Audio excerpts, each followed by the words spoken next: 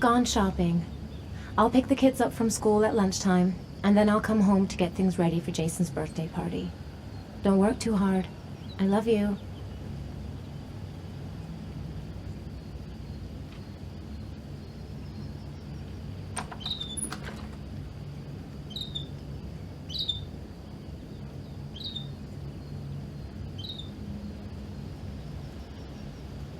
I better take a shower and get dressed before I go downstairs.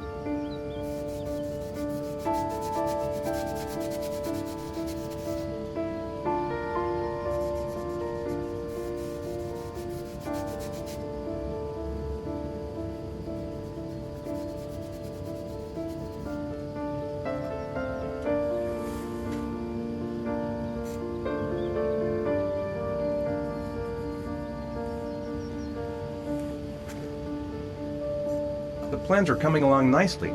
Should be finished by Monday.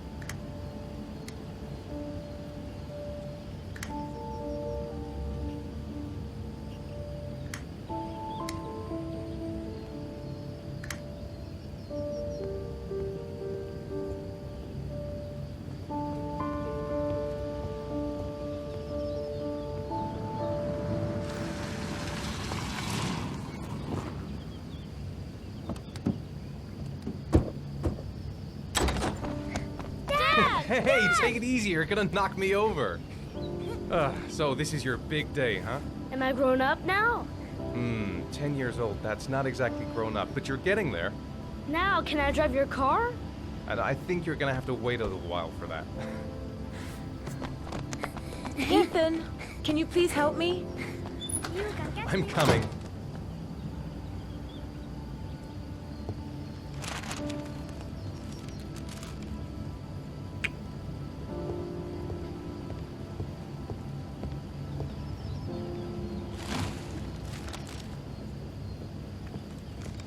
They've been so excited since this morning. I could hardly keep them in line in the supermarket.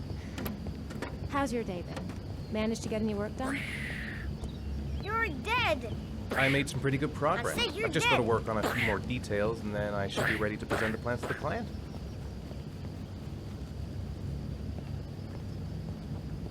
Ugh, I've got a billion things to do. It'll never be ready before Jason's pals arrive. Can you please help me? There should be plates in the living room cupboard. No problem, leave it to me. That door is always sticking. Give it a big tug.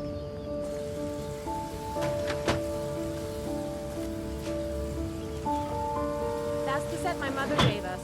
Be careful, okay? Don't worry, I wouldn't want to be responsible for a diplomatic incident with your mother.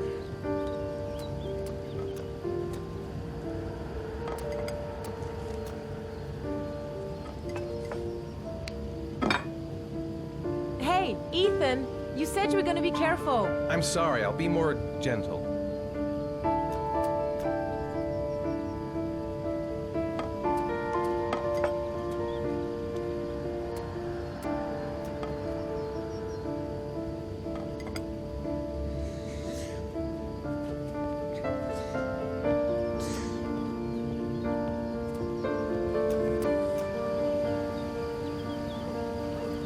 That's it, I'm free as a bird.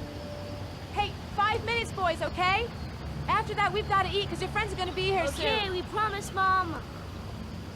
Who wants to go first? Me first. No, me me first. Easy, fellas, you can both have a turn. All right, Jason, let's do the helicopter.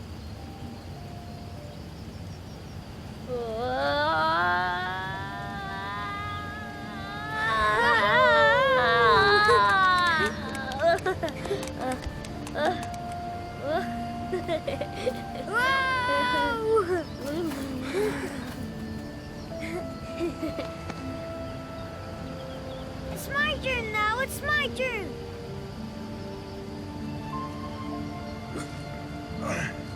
Okay, Sean, get ready. Here we go.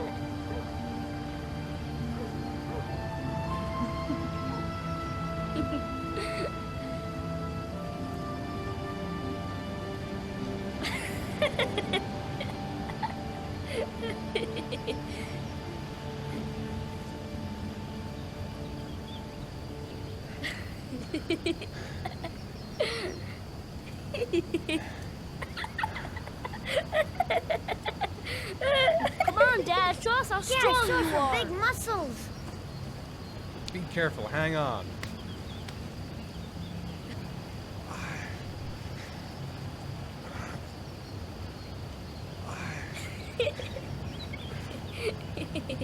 Ah.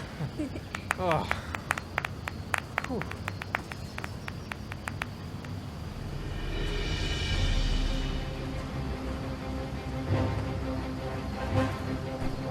This time you're done for. You're gonna pay for all your crimes, evil one. Ah, surrender, weakling. Say your prayers.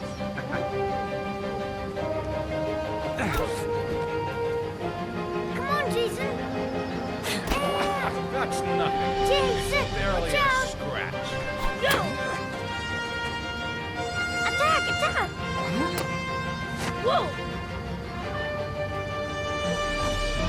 Whoa! Come on. Yeah, Jason! Ha! Continue. Watch out. Yeah! Ha! Ha! Go, Jason. Yeah. Yeah, good. Yeah. Whoa! Go! Yeah! I got you. Yeah. Yeah! Ha! Ha! Food's ready, kids. You coming in? We're coming!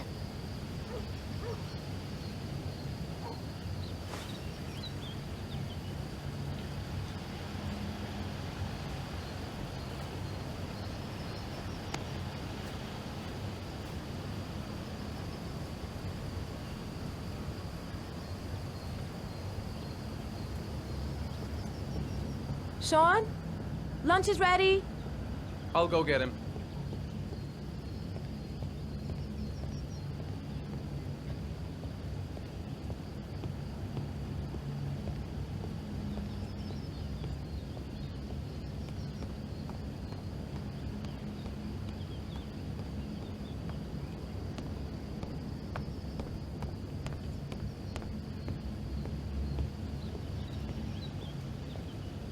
Sean? What's up? It's Merlin. He's dead. He's dead and it's all my fault. No, it's not, Sean. Of course it's not your fault. I'd give anything if you could come back to life. You know, Sean, there's some things which just have to happen. Even if you don't want them to. It's not fair, Dad. It's not fair. I know.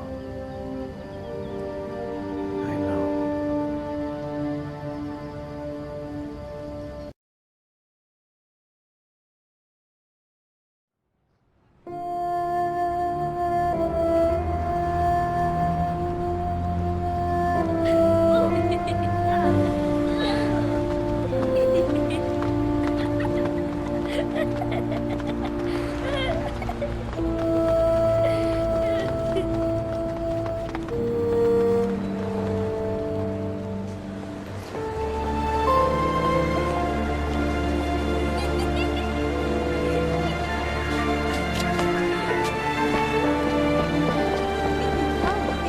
I'd like to have a quick look at some shoes for Sean.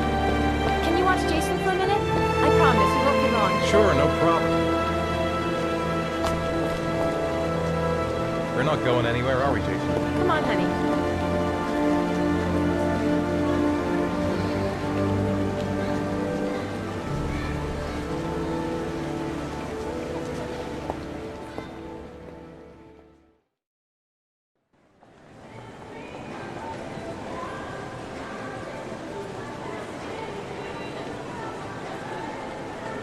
Jason!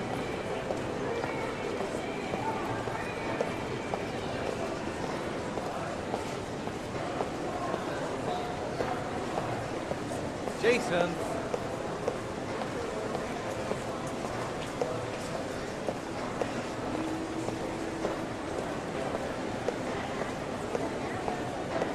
Jason!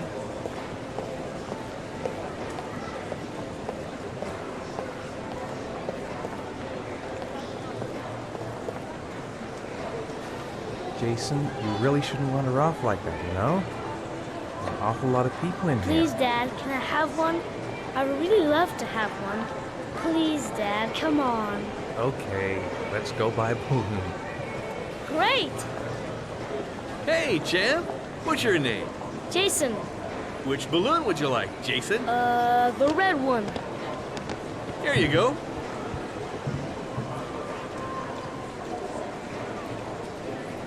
That'll be $2, sir. Jason, wait for me. Wait for your dad, son. It's really crowded in here. Keep the change.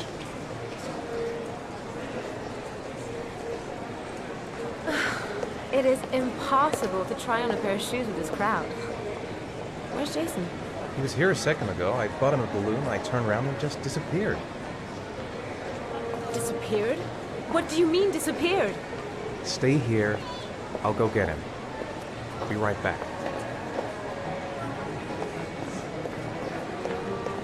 Jason!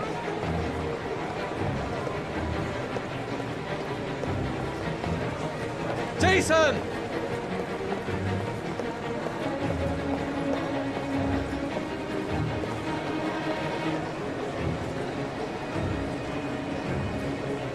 Quick, I need to go downstairs now or I'm gonna lose him in the crowd.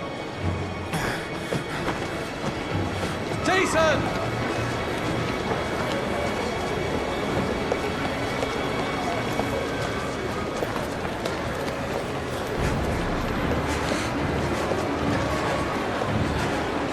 Jason!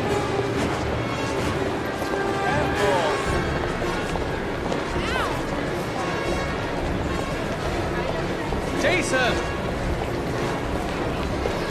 Watch it. Jason!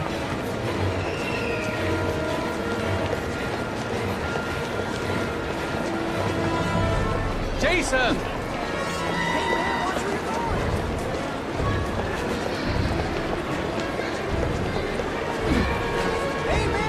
Jason, God, you really had me scared there.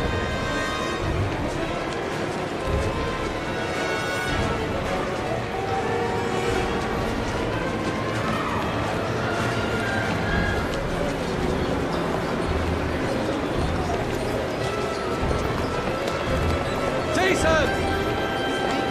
Nuts? What's your problem? Jason!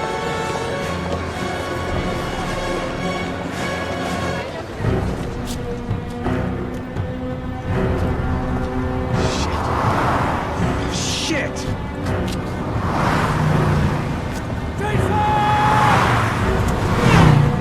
Dad!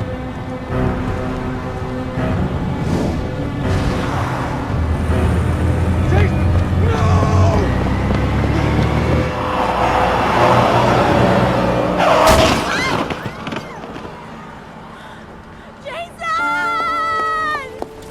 Jason! Oh my god, no! No! No, Jason! Oh my god, no! No!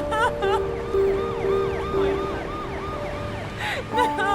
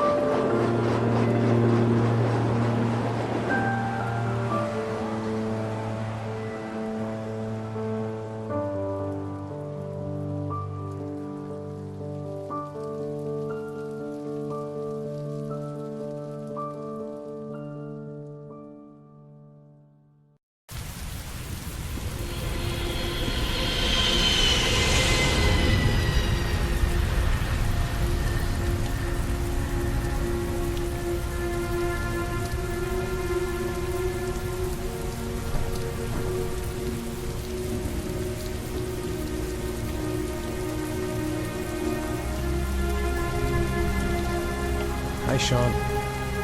Hi, Dad.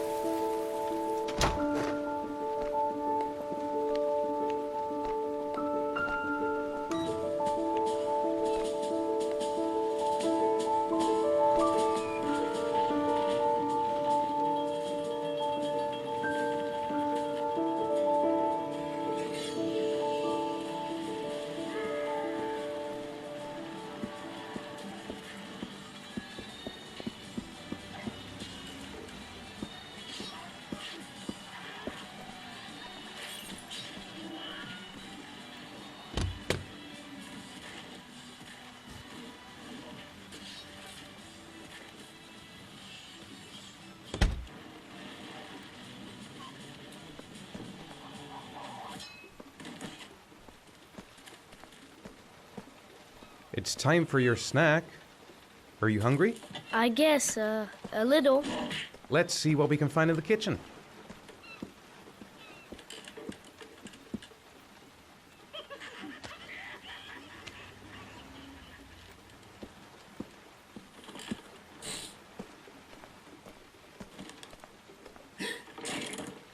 Here, Sean. Here's your snack. Thanks, Dad.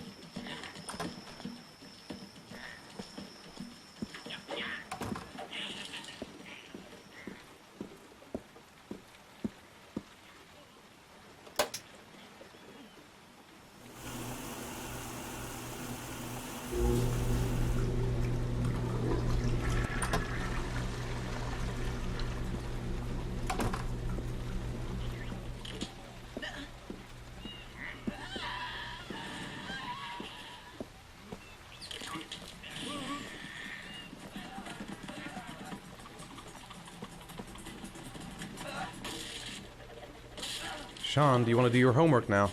Please, Dad, let me watch TV a little while longer. We'll do it later, okay?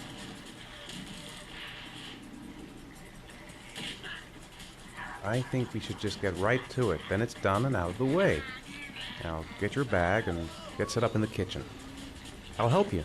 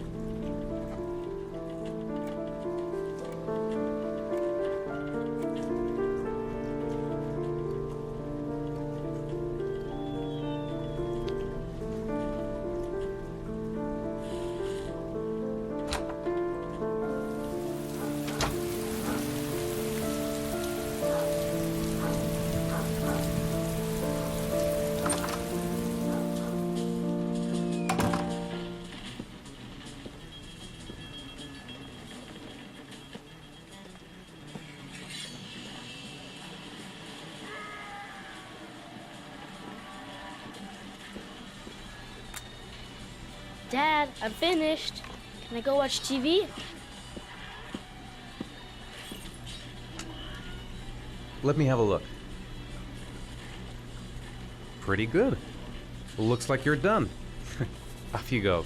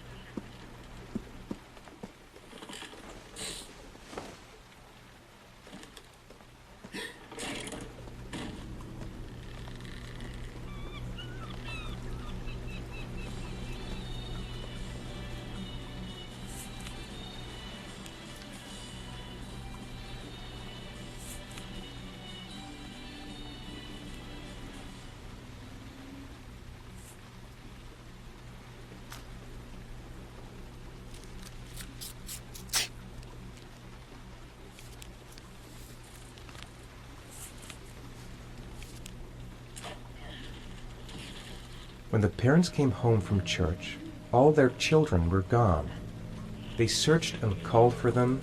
They cried and begged, but it was all to no avail. The children have never been seen again.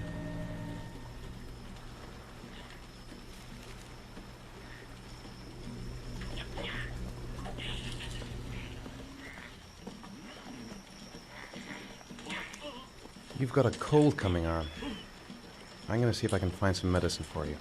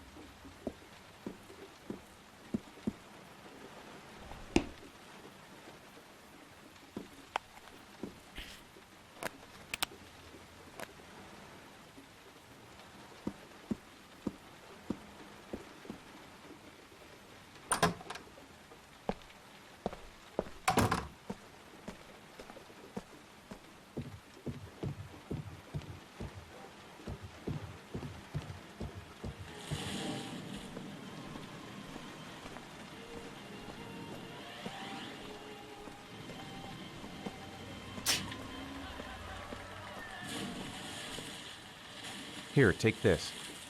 It'll make you feel better. Thanks, Dad.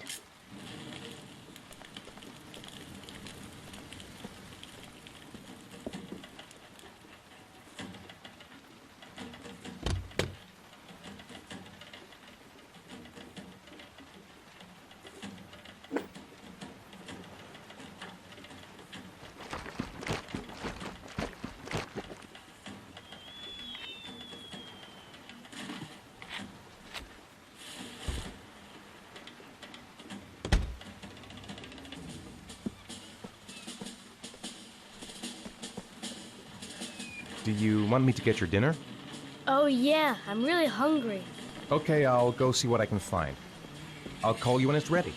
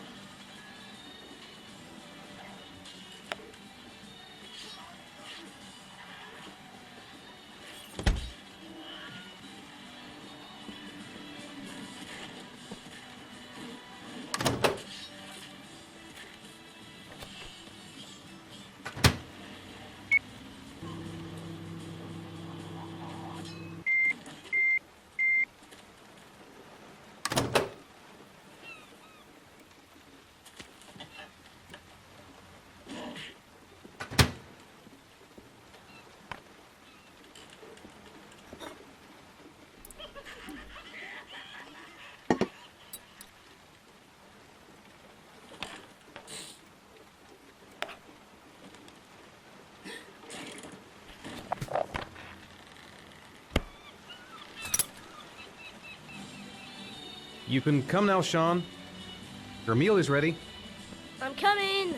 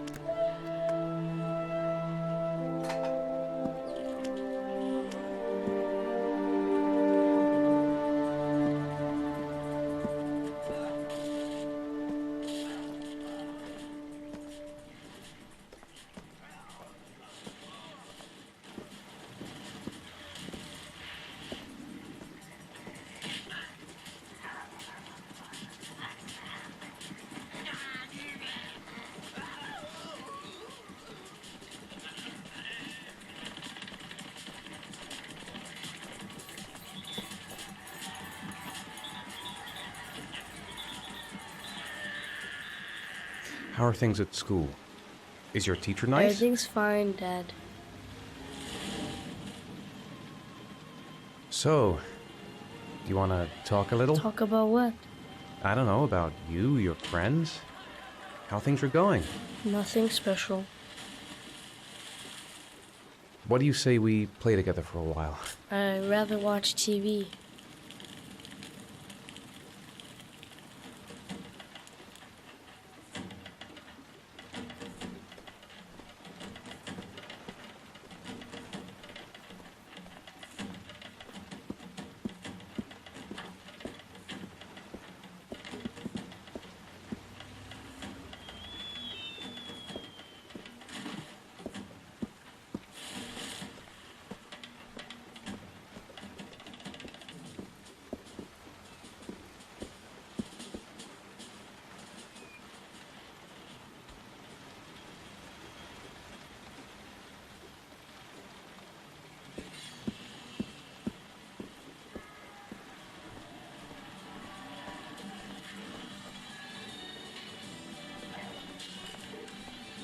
Come on, Sean. It's time for bed. I'm not tired yet. Can I stay up a little longer? Now, that's not very reasonable, is it? You have school tomorrow.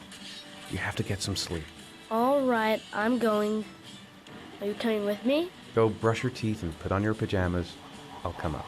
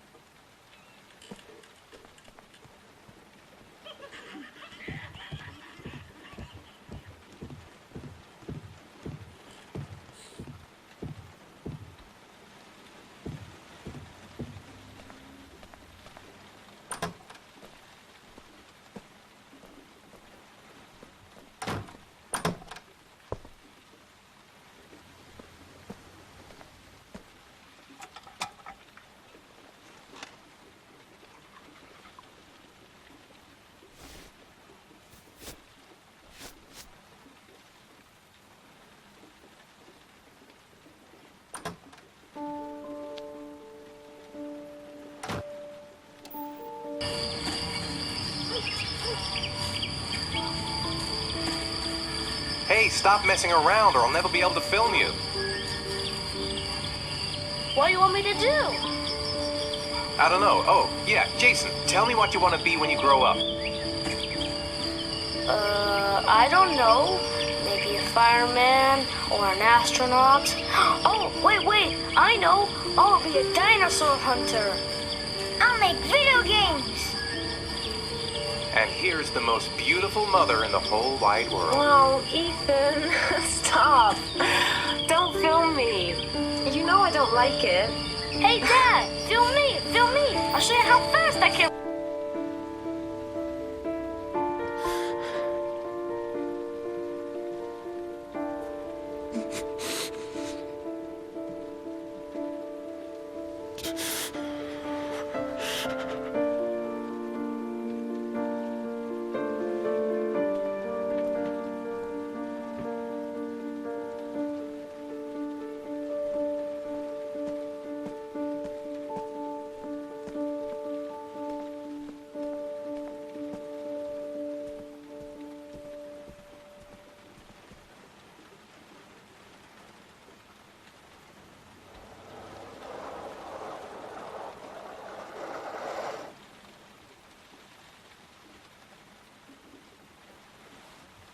Good night, Sean.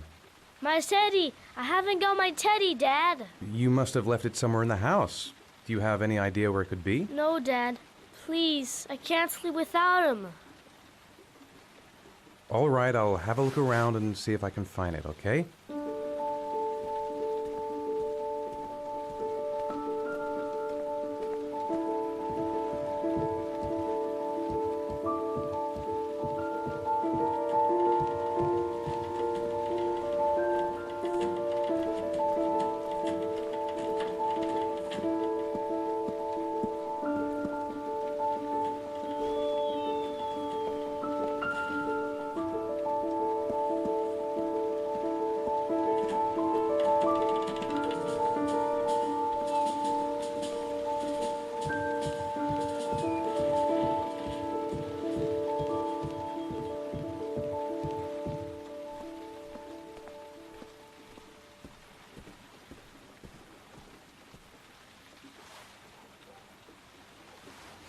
Thanks, Dad.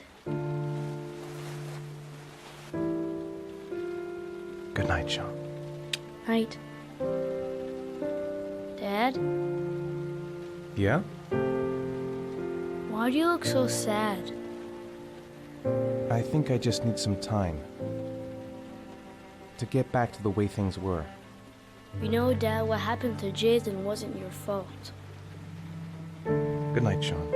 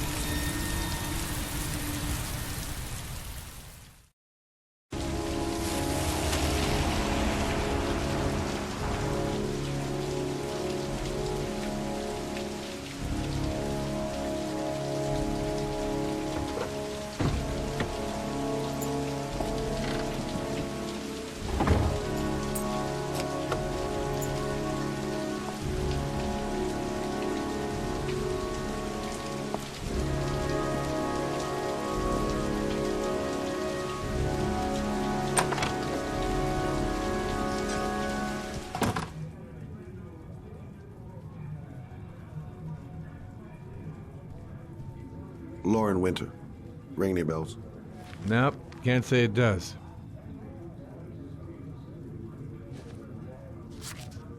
Oh, that Lauren Winter. 3rd floor, last door on the left at the end of the corridor.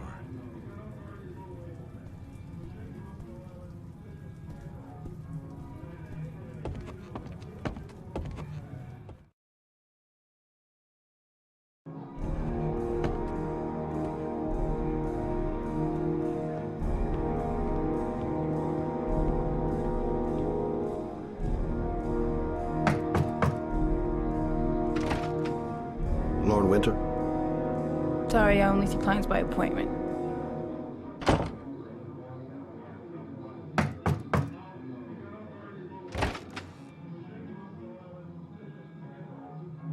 It's $50. I don't kiss and I don't do any weird shit. Fine by me.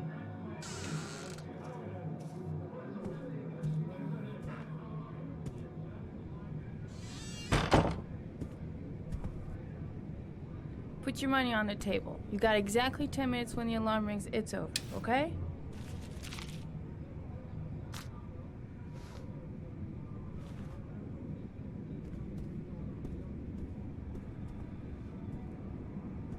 You should take your clothes off. We ain't got all day. Actually, I'm not a customer. Shit, a cop. I should've known. What you want, a freebie? Is that it? My name is Scott Shelby. I'm a private detective. The families of the victims of the Origami Killer asked me to investigate the murders. I came here just to ask you some questions about Johnny. I already told the police all I know and I have nothing to add. Leave me alone. I understand, Lauren. I know what you're going through. Oh yeah?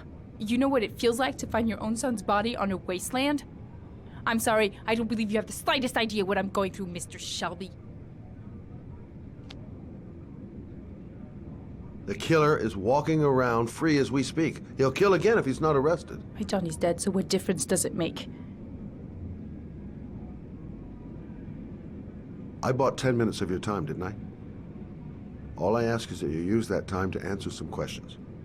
You want to pay me to tell you about my son? Is that it? You can buy my body, Mr. Shelby, but my son is not for sale. Get out of here. Get the fuck out!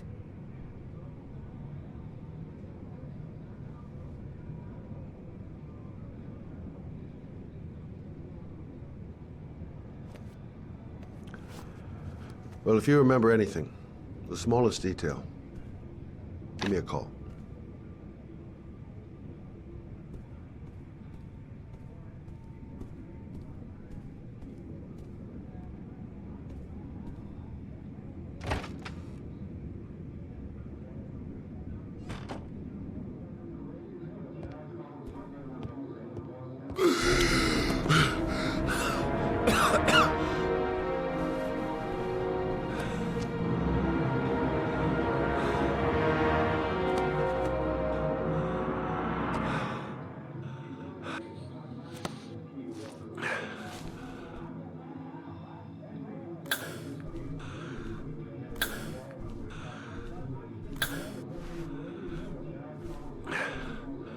Lauren!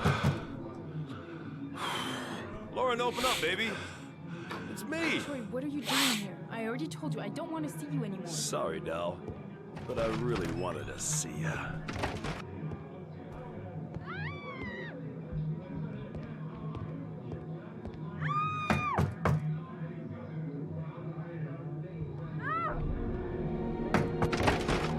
What do you want, asshole?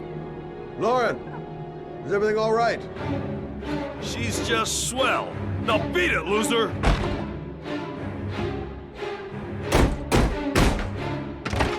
You again? If you're looking for trouble, you found it.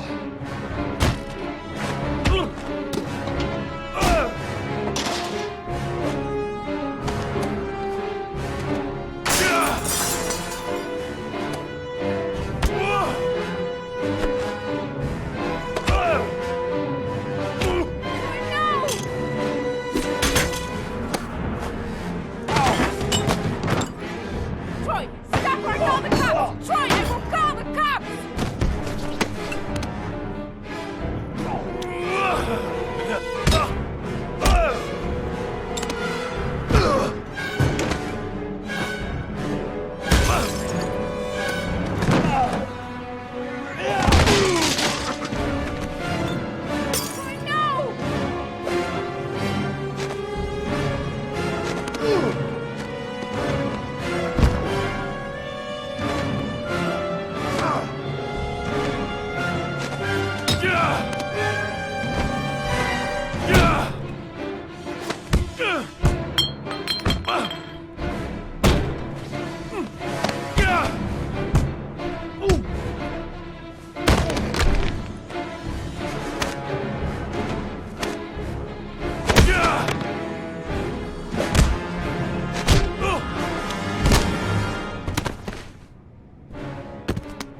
I'll see you again, asshole.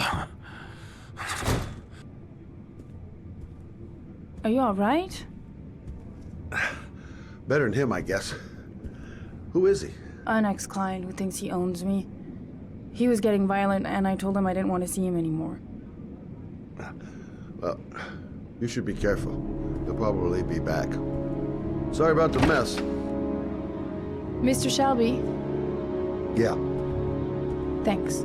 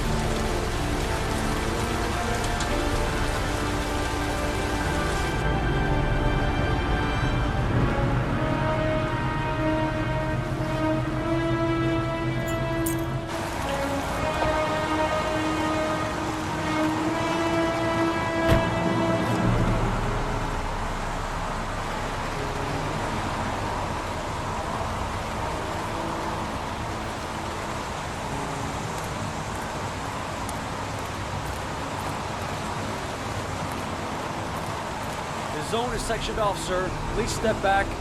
Agent Norman Jaden, FBI? You got a badge or something, Mr. Jaden? Yeah. Yeah, of course.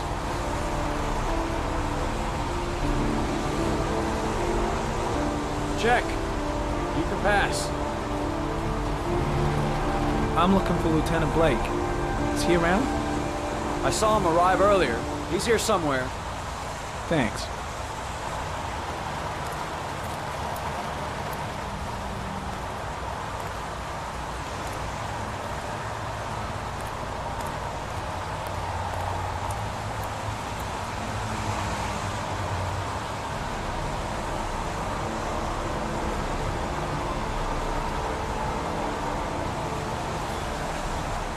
Video memo recording, Agent 47023, Norman Jaden, Tuesday, October 4th, 2011. Time is 8:14 a.m.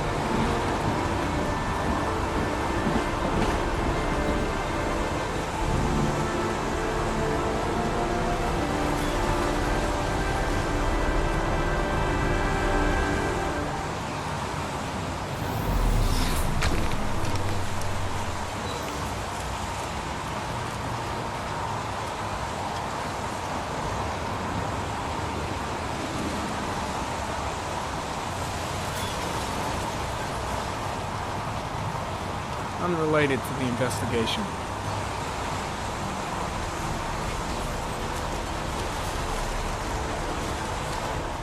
I'm looking for Lieutenant Carter Blake.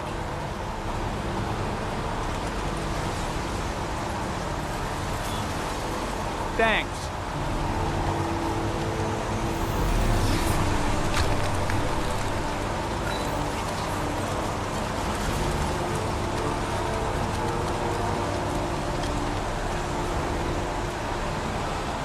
Hey, you there! What are you doing?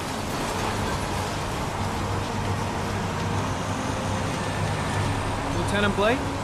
I'm Agent Norman Jaden from the FBI. I went by your office this morning, they told me to be here. Now, if you're looking for rain, dead bodies, and highways, you come to the right place. Mike, will you tell that asshole with the bulldozer to stop for 5 minutes? I can't hear myself think here. Right away, Lieutenant. Well, are you coming, Jaden? So, what happened?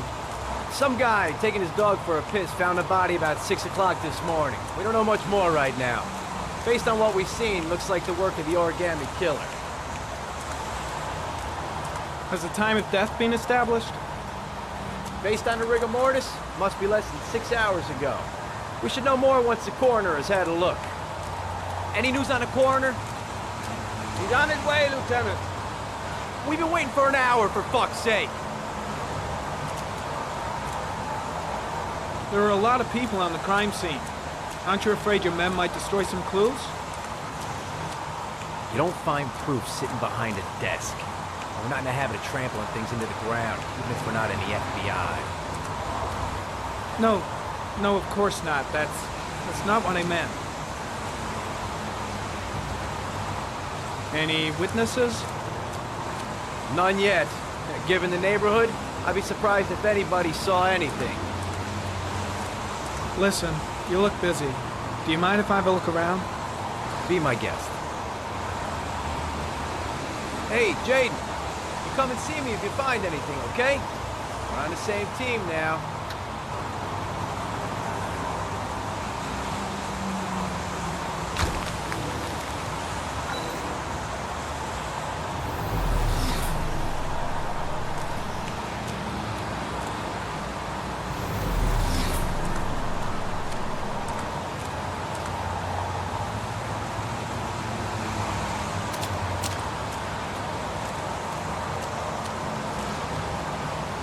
Some orchid pollen. The concentration of pollen in the air is quickly decreasing because of the rain, but it gets higher in the direction of the body.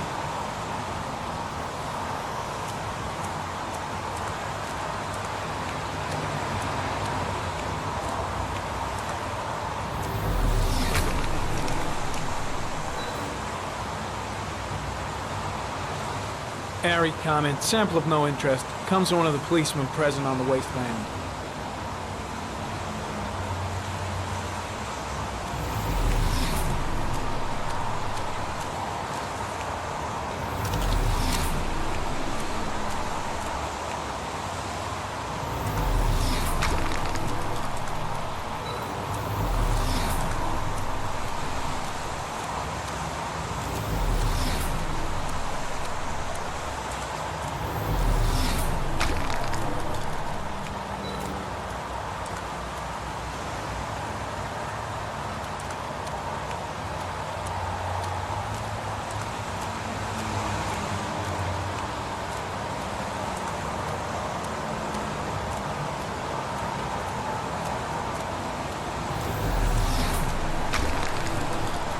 Ari, comment. The pollen particles disappear in the tall grass.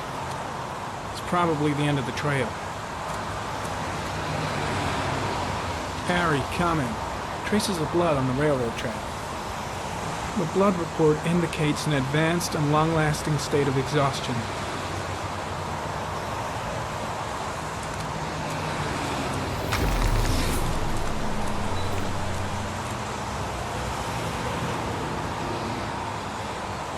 Footprints continue just after the pollen trail. There's a good chance that they're the killers.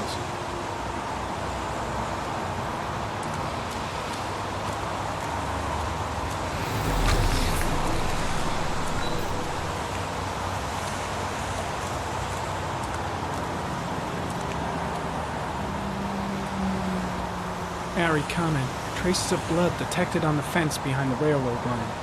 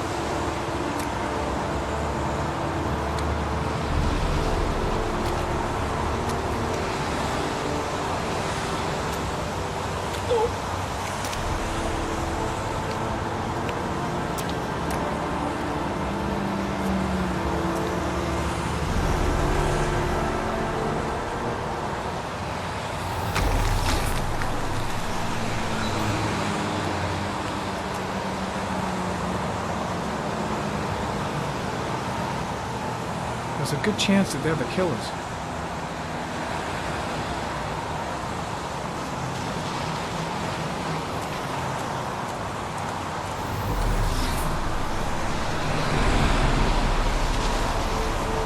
Harry, comment. Tire tracks on the side of the road behind the railroad line. It may be the killer's car.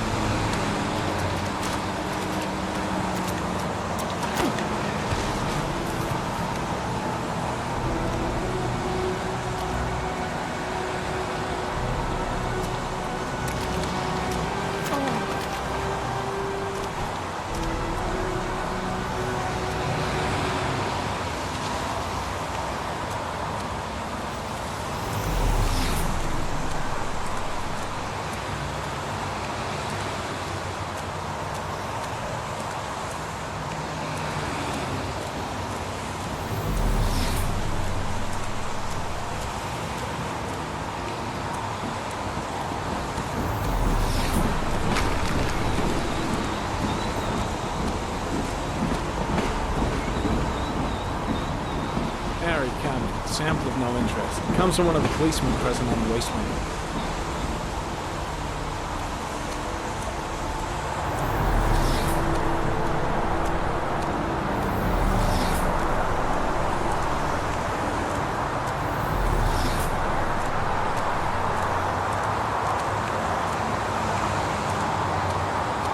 Pretty chilly, huh?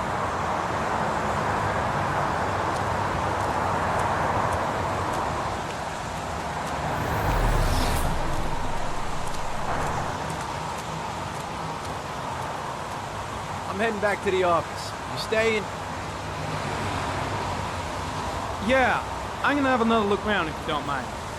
Take all the time you want.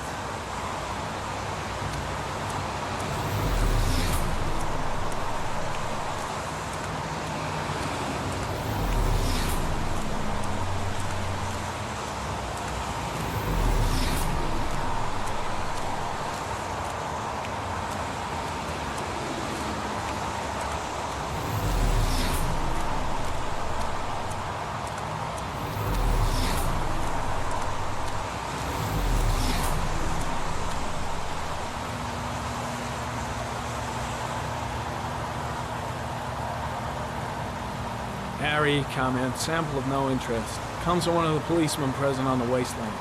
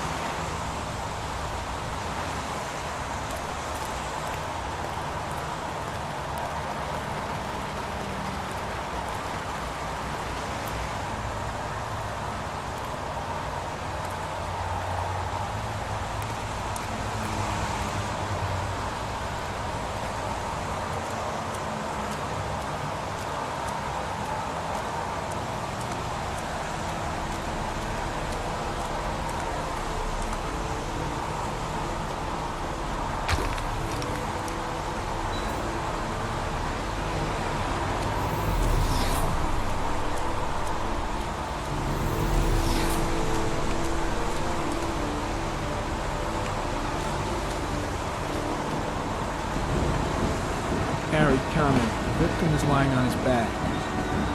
No visible signs of violence.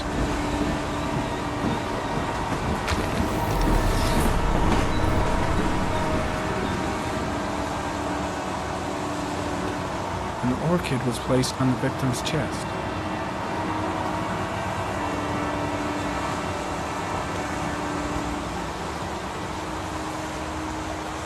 A small origami figure in the right hand. Fingers were probably closed after the time of death.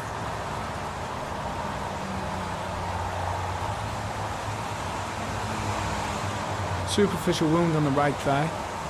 The blood is identical to that on the fence.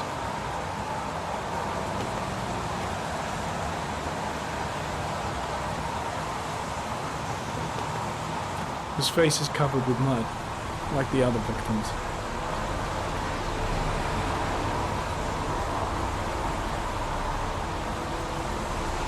The victim is Jeremy Bowles, declared missing 5 days ago.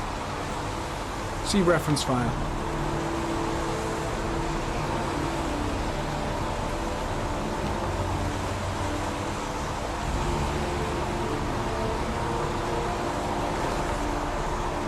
Think I've seen all there is to see.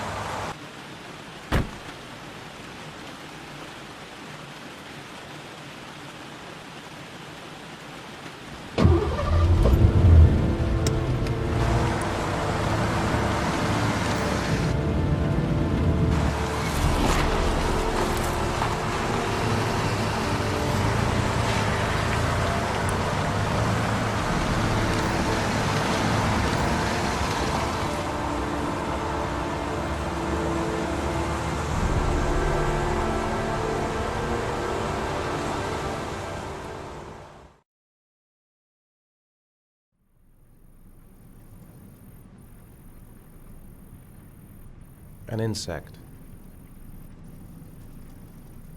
A wolf's head.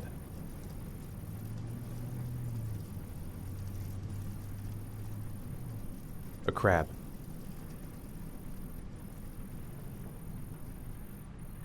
Death. Death.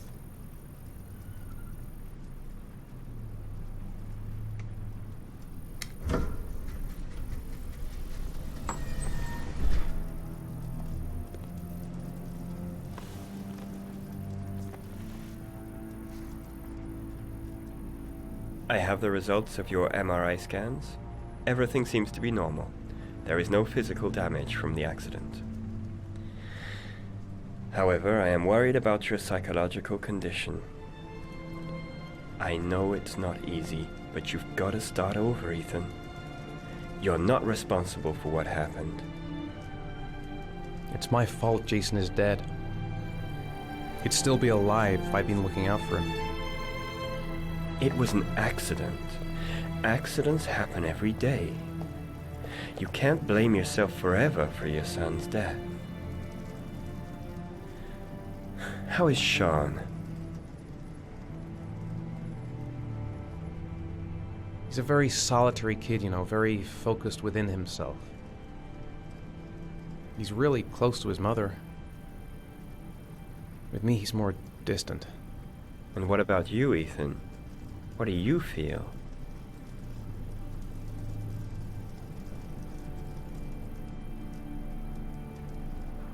I no longer want to live. I have no reason to continue. Not even for your son, Sean. I couldn't save Jason. Sean doesn't need a father like me. Is there something else you wanted to tell me, Ethan?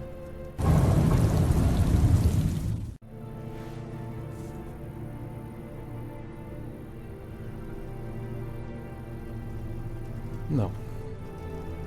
No. That's the end of this session.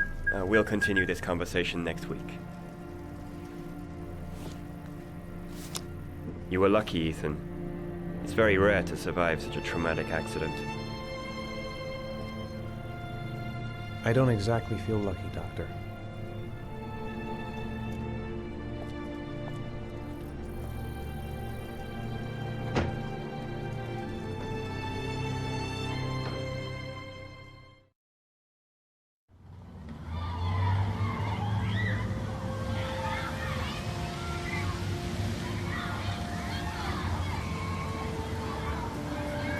How did things go at school today? The teacher yelled at me for being late again. She's gonna send me home the next time it happens. I'm sorry about that, Sean. Next time, we'll really pull it together, okay? Aren't you gonna go play with the other kids? I don't feel like it.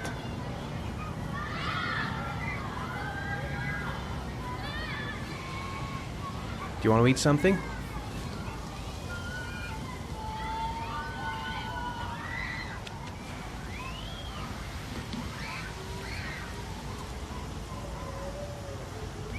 I haven't been on a seesaw in a long time.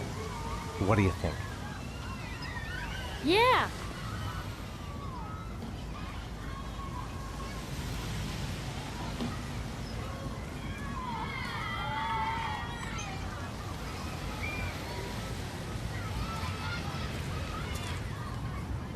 Come on, Dad, make me fly!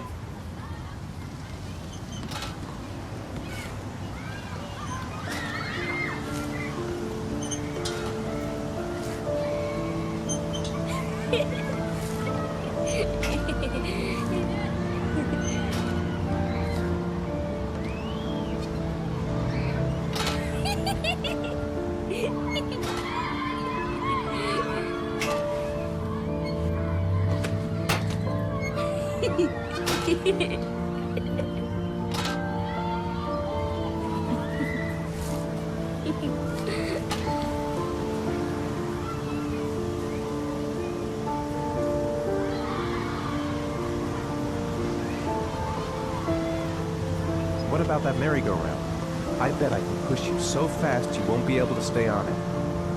Great!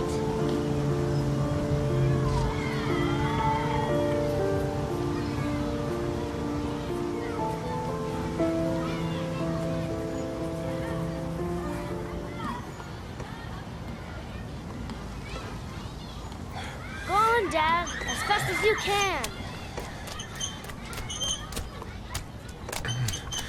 Faster! Faster! Come on! Faster, faster!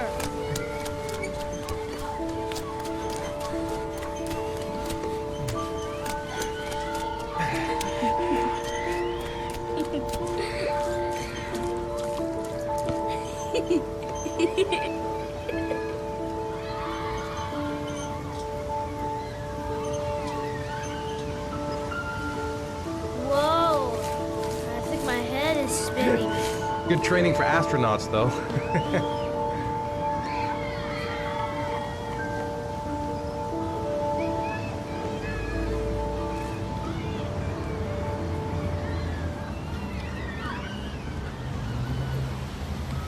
I'd like a packet of strawberry-flavored Chewies, please. Thanks. Hey, I got you some Chewies. I hate strawberries. Thanks. It was nice of you anyway.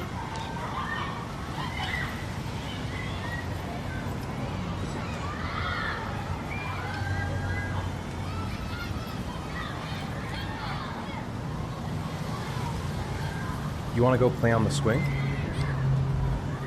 I'll push you. Okay.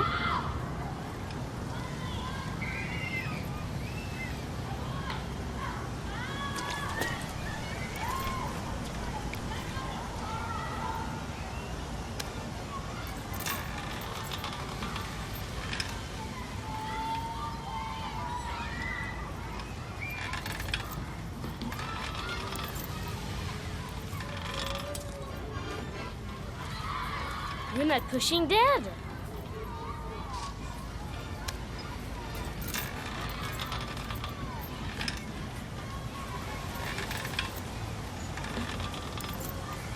Come on, Dad. Higher.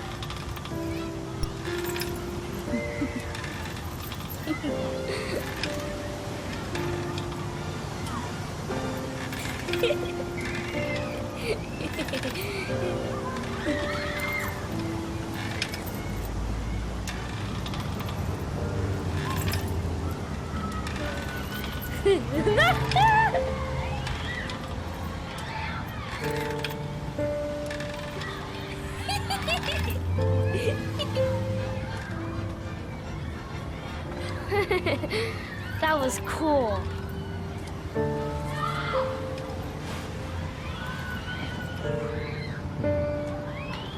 Looks like rain's coming. I think we better go. Okay.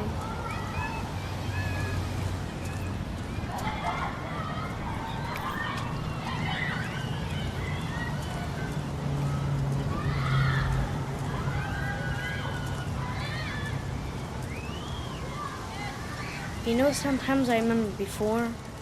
I mean, when Jason was still here. Sometimes I wish everything could just be the way it was before. Me too, Sean. Me too.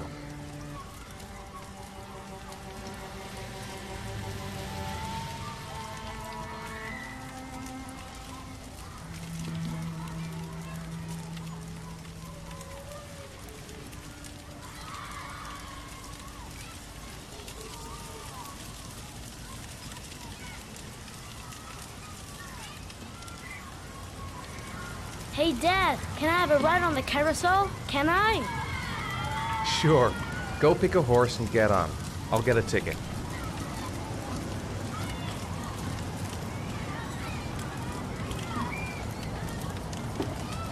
One, please. That's $1.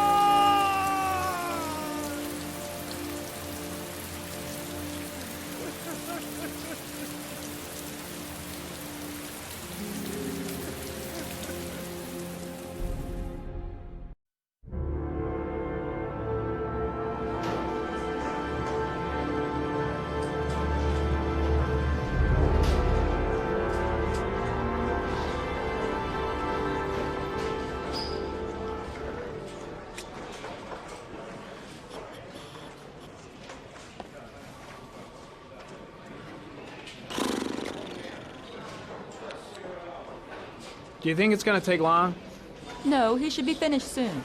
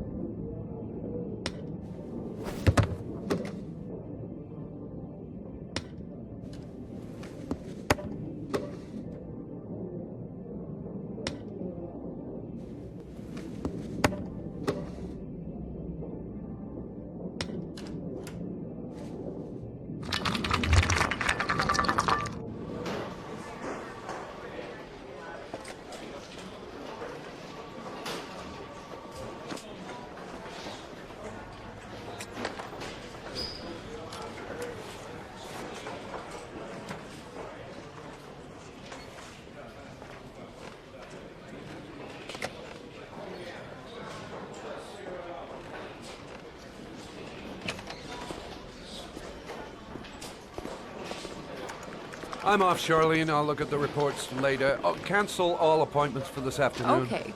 Oh, Captain. Agent Norman Jaden from the FBI is here. Jaden, of course. We've been expecting you. I'm in a bit of a hurry. Do you mind tagging along? We can talk as we walk. Yeah, of course. I wanted to introduce myself before getting started, but perhaps there's a better time. No, it's fine. We just have to get to the press conference. We have them every day now. Believe me, it's not always easy finding something to tell them. Fortunately, today we had some news. Have you met Lieutenant Blake yet? Yeah, we met this morning. He has his own methods, but he's a good cop. I'm sure you'll get on well together.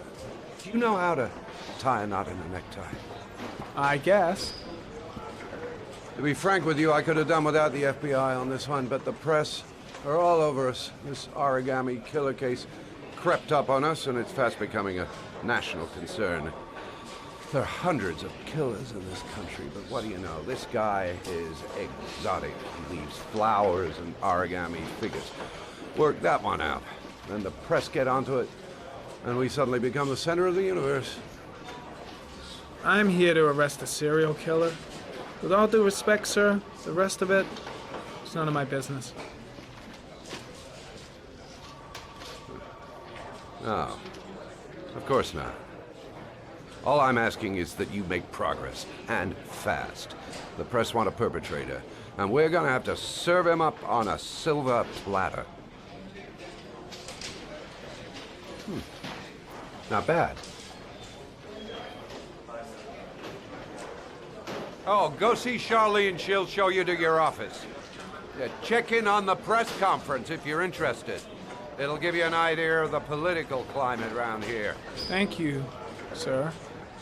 Welcome to the club, Jaden.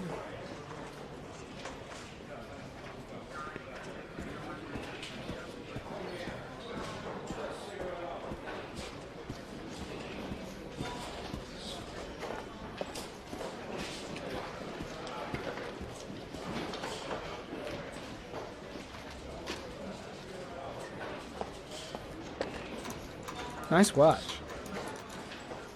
Oh, it's the present we offer to our new lieutenants. We bought the same model each year for the past 20 years for each promotion. It optimizes everybody's time, and it's the kind of thing that always goes down well. You can contribute to our fund if you like. We're still a few dollars short. Congratulate Larry on my behalf. I'll be sure to do that, sir. Captain Perry said you could show me to my office? Yes, of course. Follow me.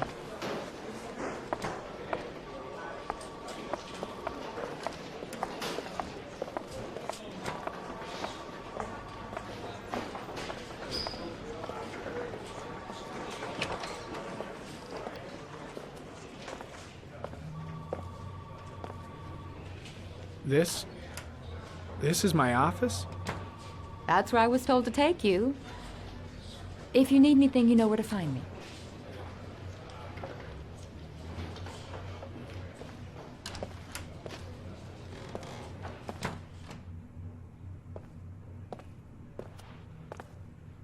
Okay, time to work.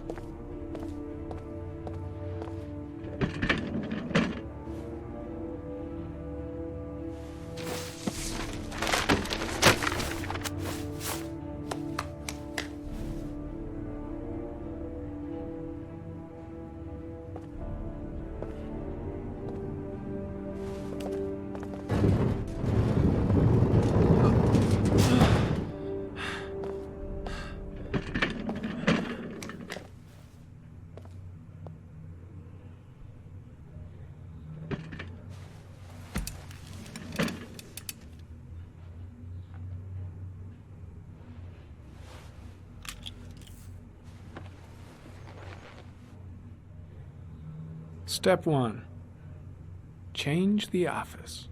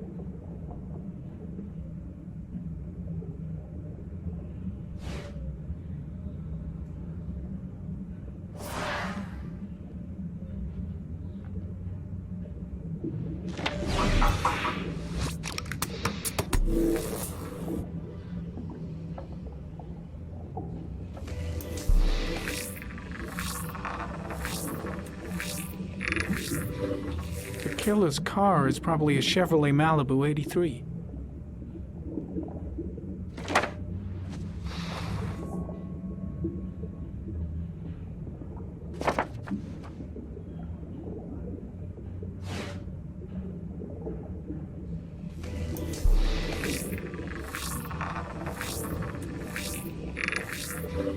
No prints or specific clues. Nothing much to go on. Just one origami store in town.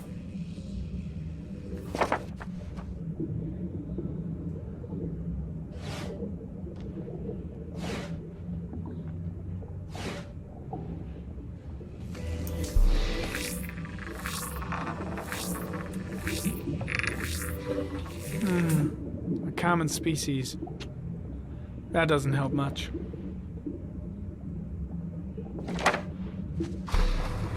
The orchid is a common species. It can be found at any flower shop.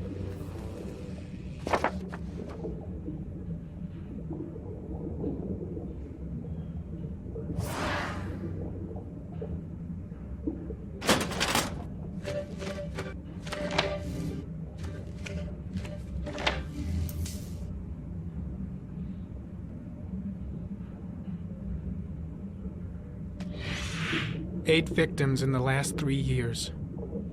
All boys, aged between 9 and 13. No signs of violence. The victims disappear from public places in broad daylight. No one notices anything.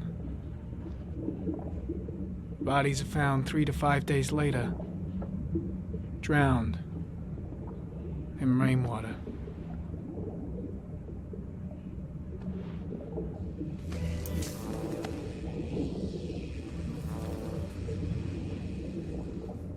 There is always a railroad line adjacent to where the bodies are found. And all the victims disappeared in the fall.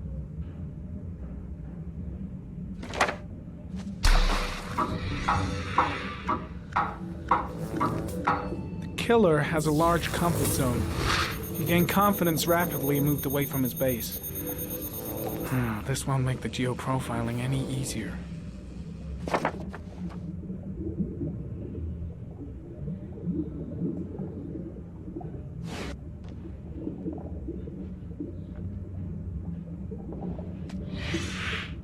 Always the same ritual.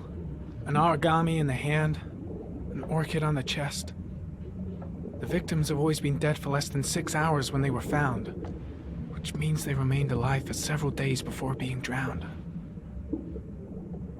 Over 3,500 people questioned. Over 100 suspects interrogated. Not a single lead to go on.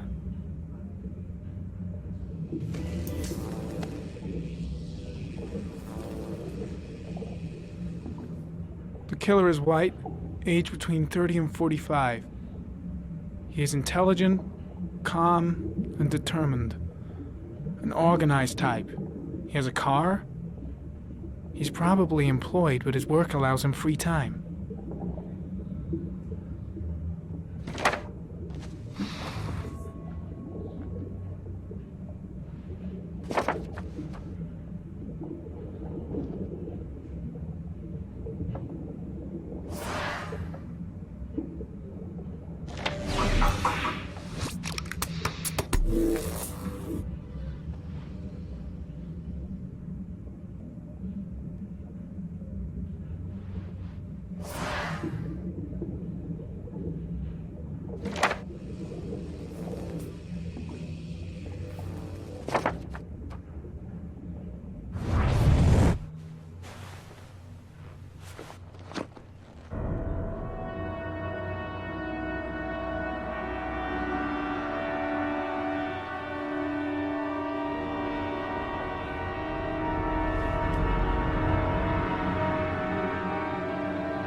Here we go again. I better go wash my face.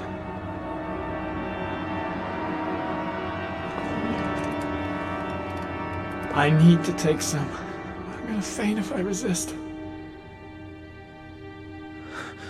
It's all right.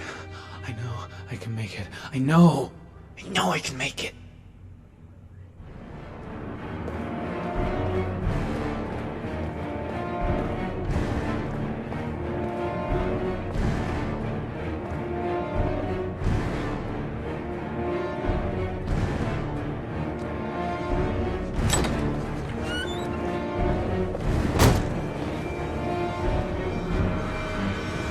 Is everything all right, sir?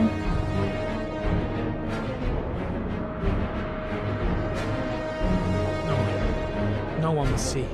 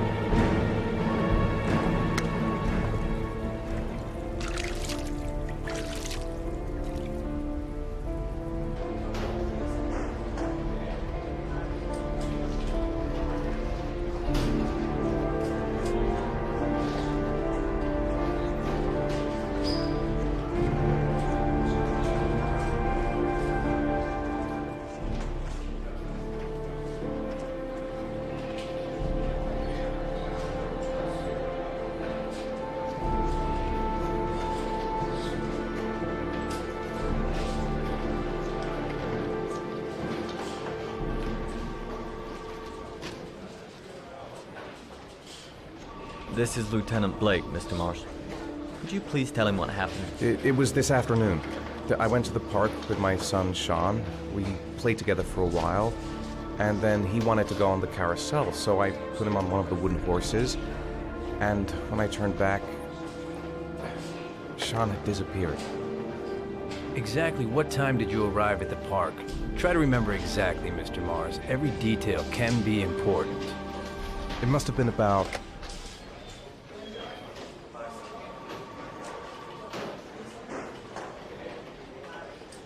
4:15. Yeah, that's it, 4:15. I remember exactly because I looked at the clock in the park when we arrived. What was your son wearing when he disappeared? He was wearing a coat.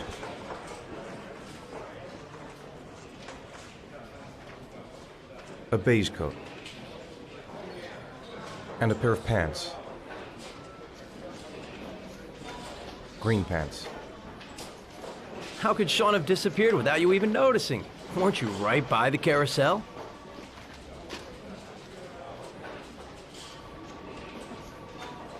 I can't remember exactly. It all happened so fast. You say you took your son to the park after school, but you didn't report him missing until 8:15. Why did it take you so long to contact the police? I searched the whole neighborhood for him. I thought he couldn't have gone far. Did Sean have any particular difficulties, Mr. Mars? Anything that might have caused him to run away?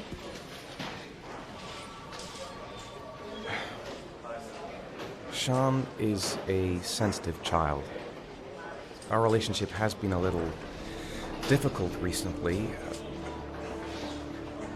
Everything okay at school? Any particular problems between you and your wife? My wife and I have been separated for the last 6 months. But Sean would not have gone off without telling his mother or me. All right. That's all the questions I have for now. You're free to go, Mr. Mars. We'll continue to look for Sean overnight. We'll contact you if we have any more questions. Do you think the origami killer... Listen, your son's probably just run off and he'll turn up in a couple of hours. But what if it is the origami killer? Well, then we have about 4 days to find him alive.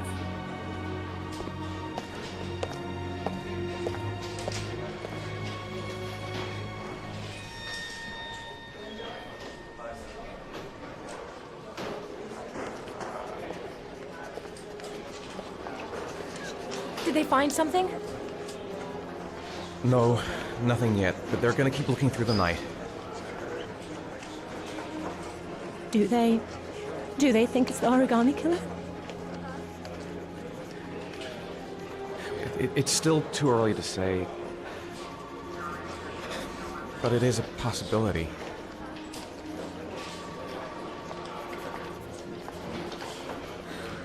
What happened, Ethan?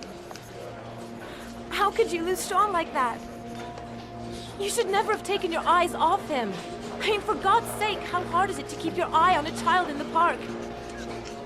Why did you leave him, Ethan? Why? Wasn't it enough losing Jason?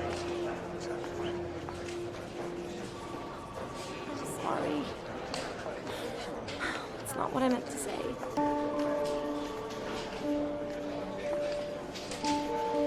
I miss him so much.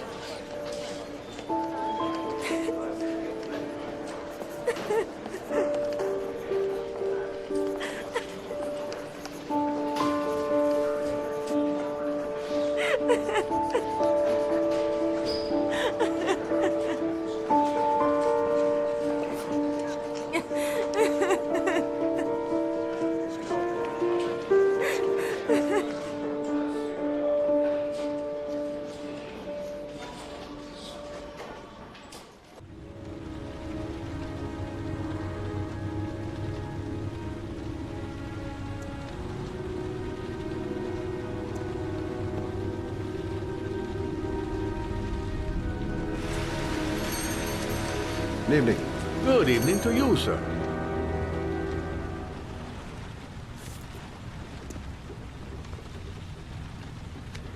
Can I help you, sir?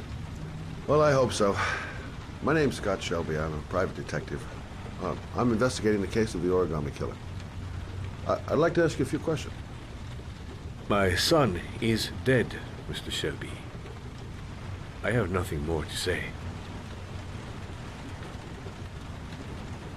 I also lost someone I loved. I know what you're feeling. Then you will understand that I do not wish to talk about it. The killer has kidnapped another victim. A 10-year-old boy. Like your son, Risa. I have 4 days before we find his body on a deserted stretch of wasteland. No one did anything to save my son. Now, would please to move along, sir. Oh, do you sell inhalers? I'm all out, and at least I won't go away completely empty-handed. In the back of the store, to the right. Thanks.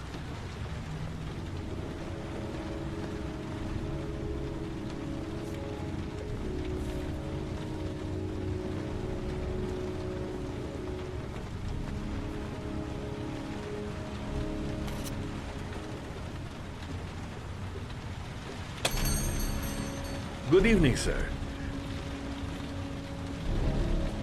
Are you looking for something in particular? Give me what you got in the register. Don't fucking try anything. Open the register, you dumb fuck.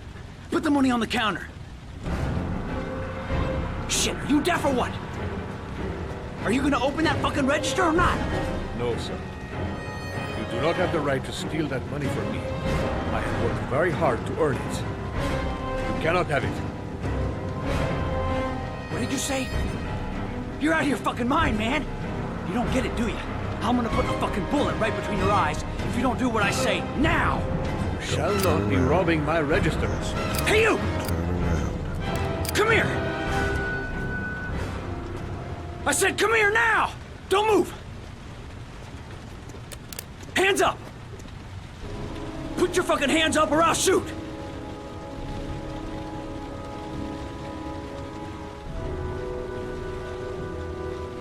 Don't panic. Let's just stay calm.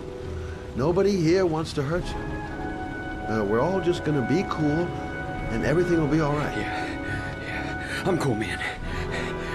Everything's gonna be all fucking right.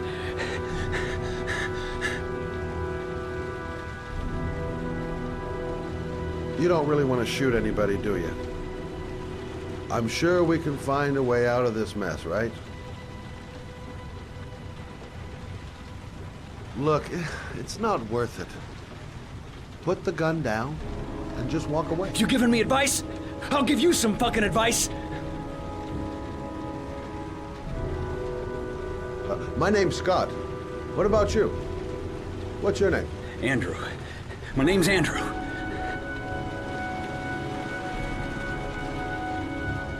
Do you have anyone you care for in your life? A girlfriend, maybe? A family? Yeah. A little girl. I got a little girl. Her name's Jessica. What would Jessica think if she saw you here? Ask yourself, what would happen to her if things go wrong? You haven't done anything serious yet. If you put the gun away, we'll forget about what just happened, and that will be the end. Just walk away. Nothing serious. Shit, man! What the fuck do you think I'm doing here? Nice try. For a second there, you almost had me believing all your shit. And now, give me the money.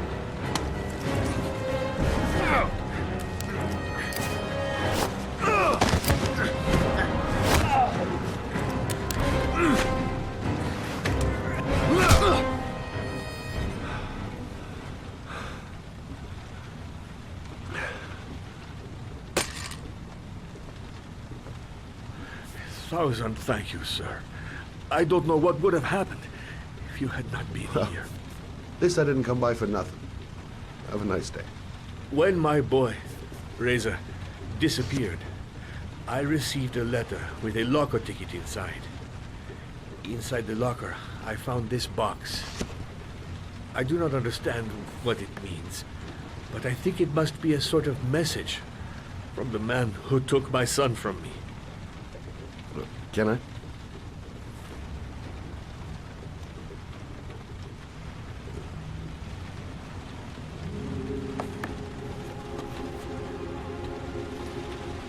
Please, take the box if it can be of any use to you at all. It did not help me to save Reza, but maybe it will help you find the other little boy.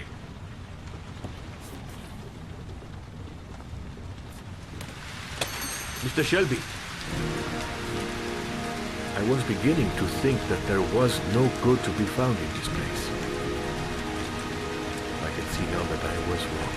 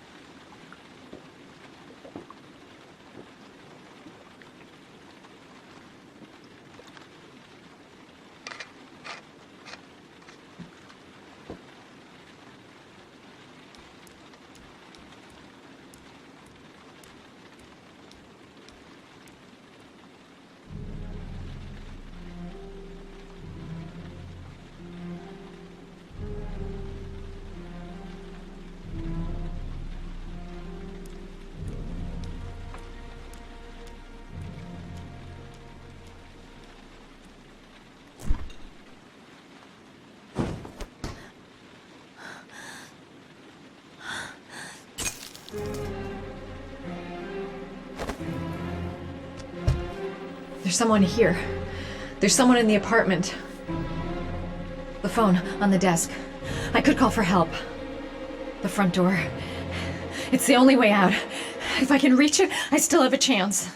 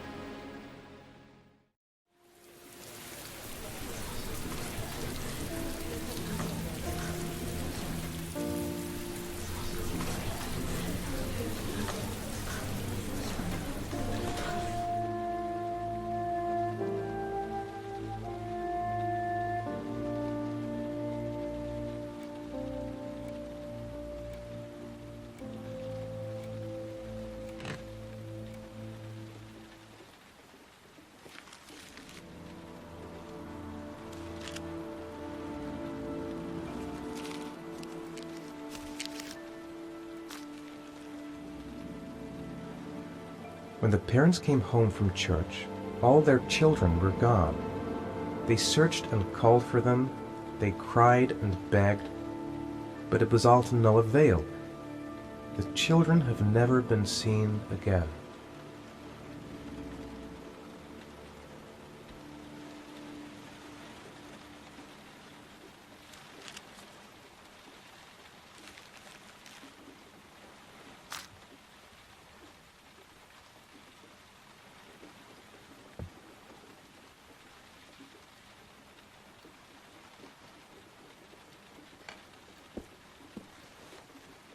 I have to get out of here and find out what this ticket is about.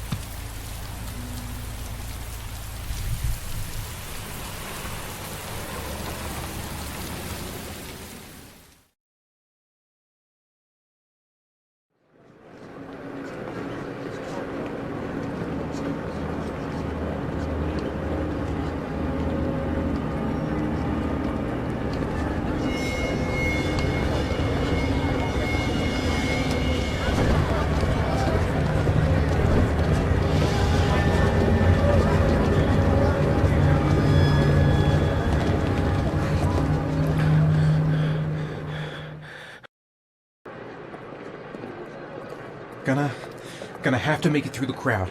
I can't take crowds. Just can't handle it.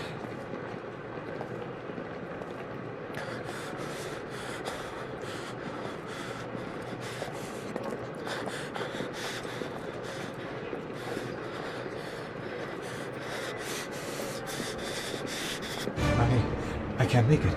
Too many people. Too many people.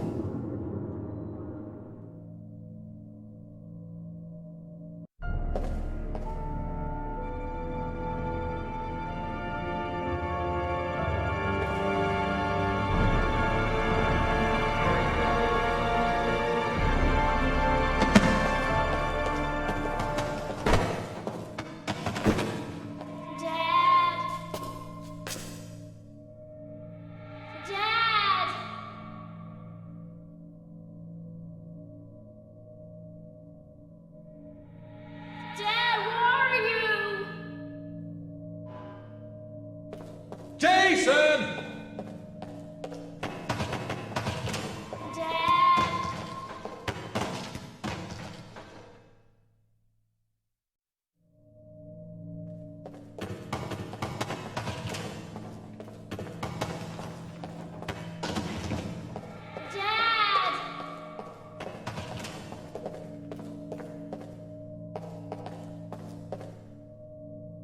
Jason!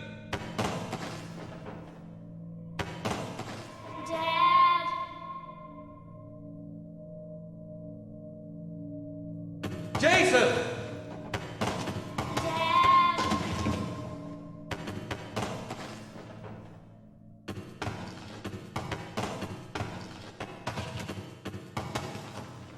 Jason!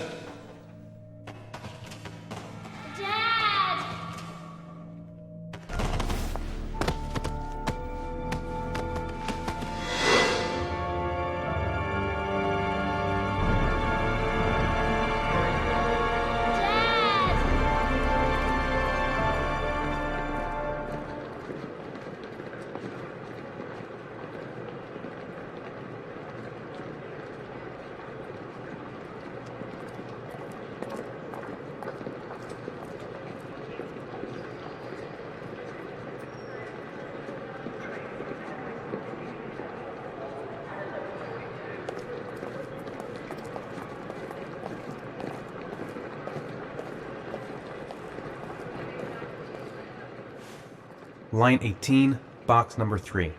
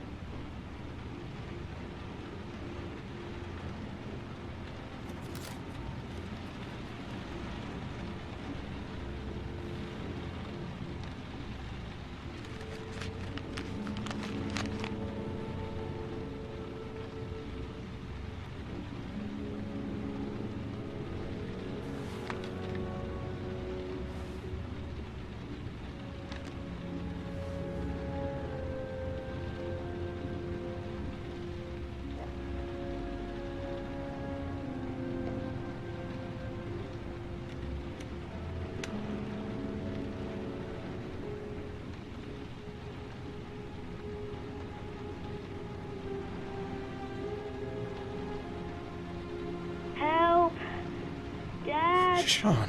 Where are you? I'm so cold. Dad! Dad!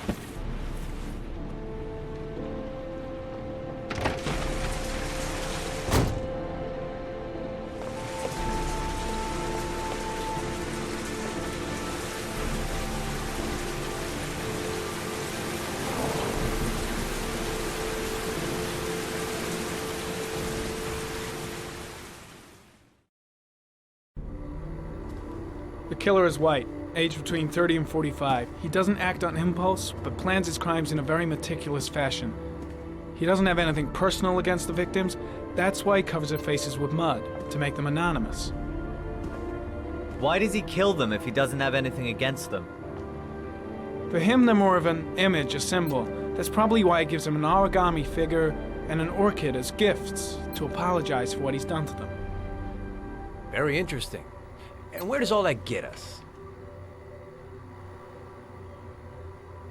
The best way of tracking a predator is to be familiar with his behavior. That may be true in novels, but there's a child's life at stake here. Continue, Jayden. Then I studied the geographical distribution of the murders. Generally, a killer commits his first murder near to where he lives, so he has a safe place to flee to if any complications arise. The more confident he becomes, the further he roams from his base. By analyzing the locations where the victims disappeared, I was able to isolate a zone where the killer might live. And what size is this, zone? For the moment, about 10 square miles. Oh, great. Must be 10,000 people live in that sort of area. You gonna question them one by one? The more clues we get, the more we can reduce the zone. We can then cross-check it with our list of suspects and identify the killer.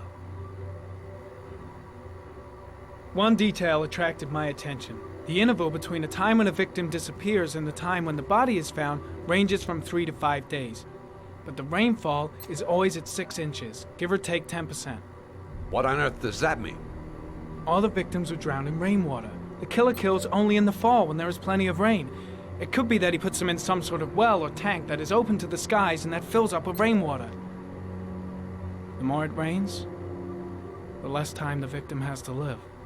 So what's next?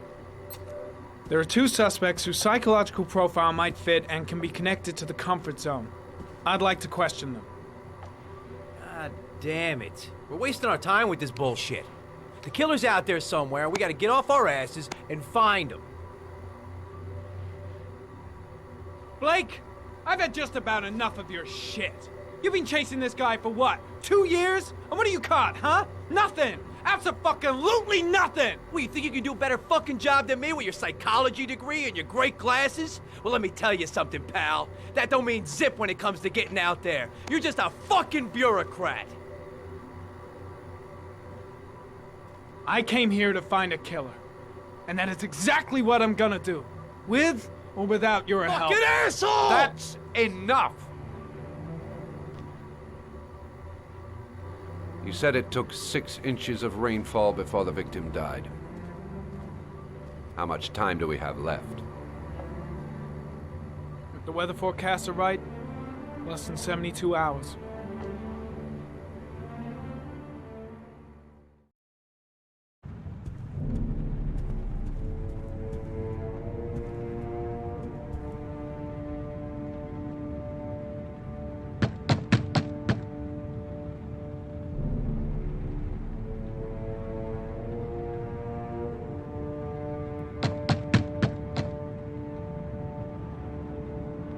No answer.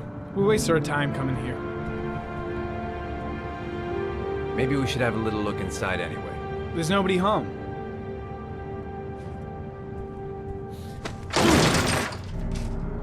There is now. I'm not sure that's entirely legal. Call the cops.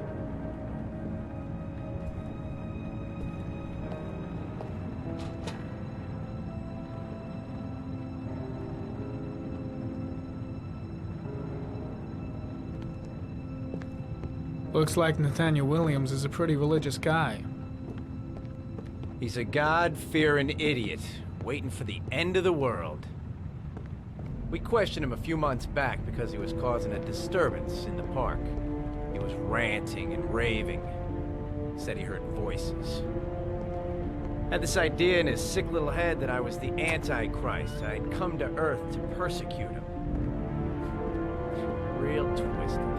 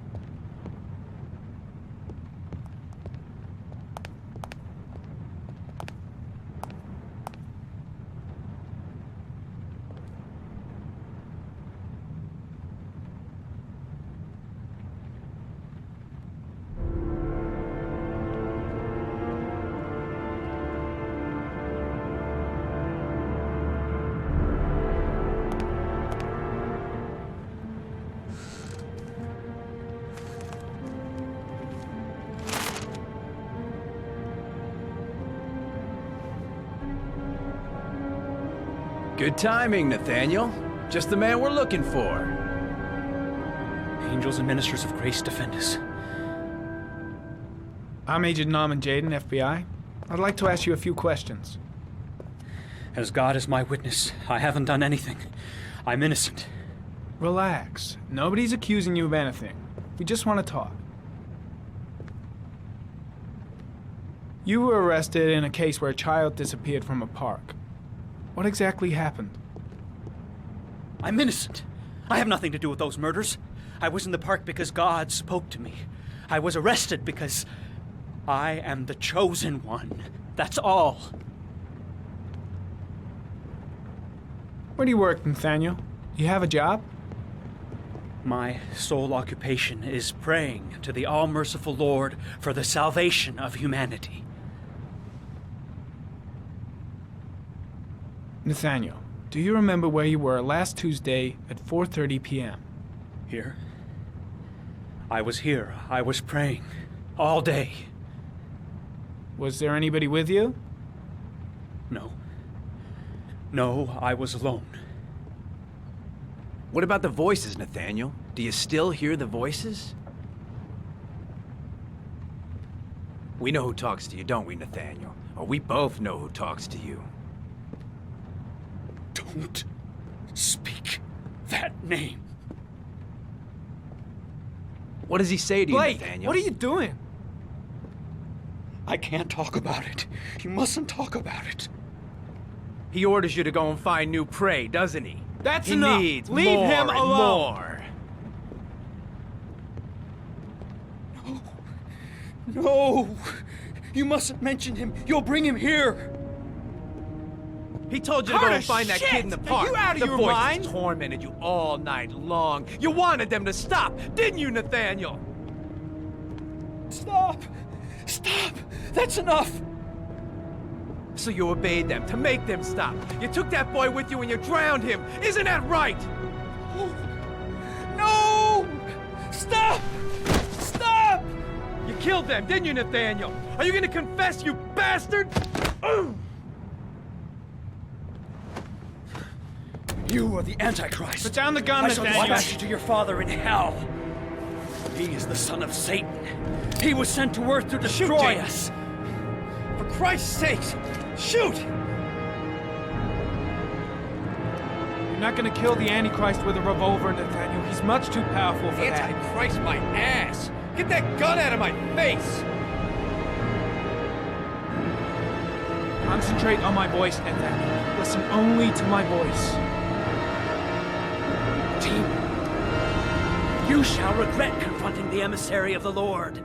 You shall know divine power. Keep calm. Everything is gonna be fine, Nathaniel. Christ all-powerful, defend us in our battle with the forces of evil. Protect us from the cunning and wiles of the demon. May God Almighty manifest the power of His empire, and may divine power cast Satan and all the other spirits that prowl the world in search of souls into the darkest depths of hell.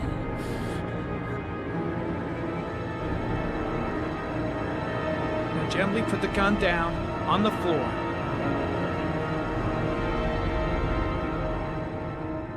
Back away, slowly.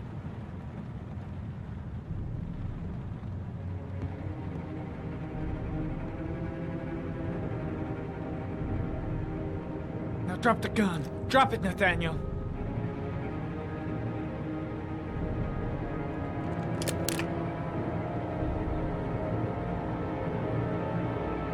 Put your hands on your head. Turn around.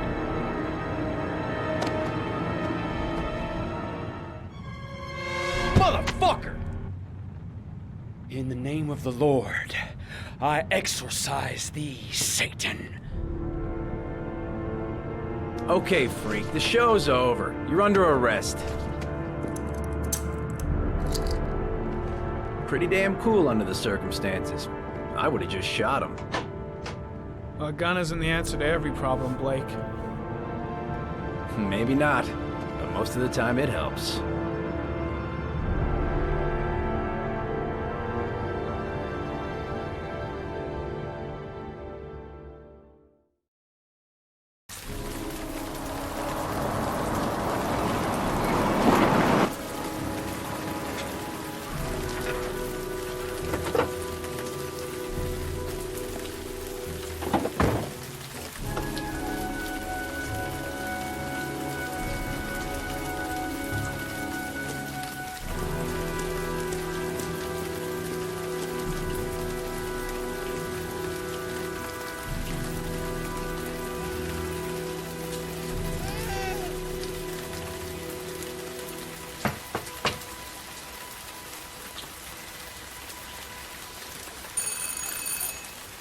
No answer. Baby screaming inside. Not a promising start.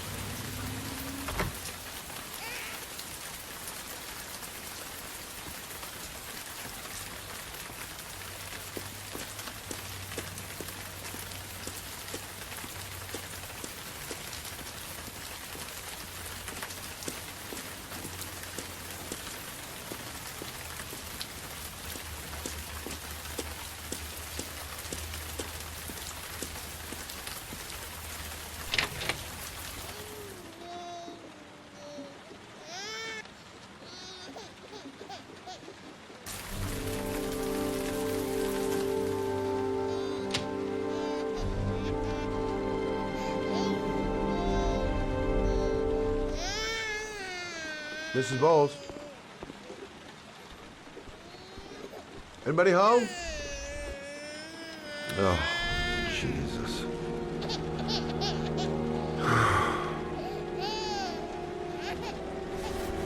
Wait a minute.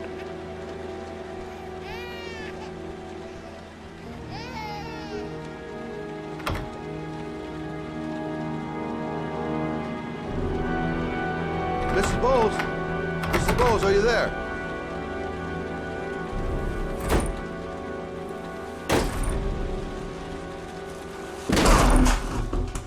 Oh, shit.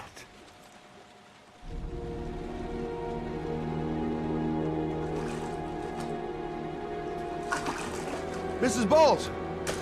Mrs. Bowles, can you hear me? Wake up! Wake up!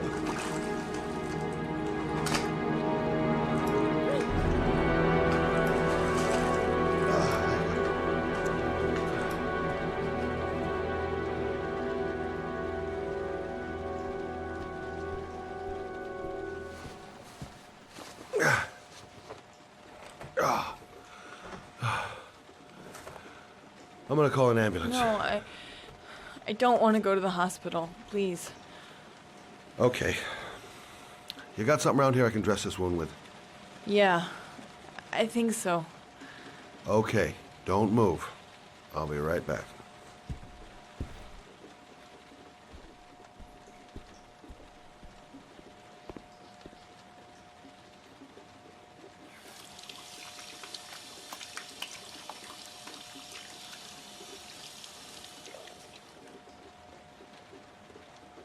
Let's see. I need this, and this, and this.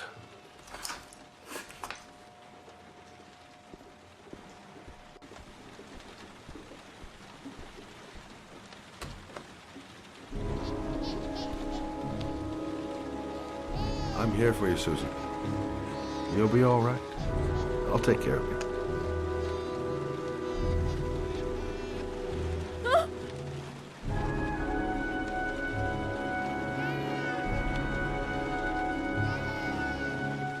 Stay with me, Susan. Susan, do you hear me? Susan, stay with me. Can you hear me? Stay with me. Okay, come on.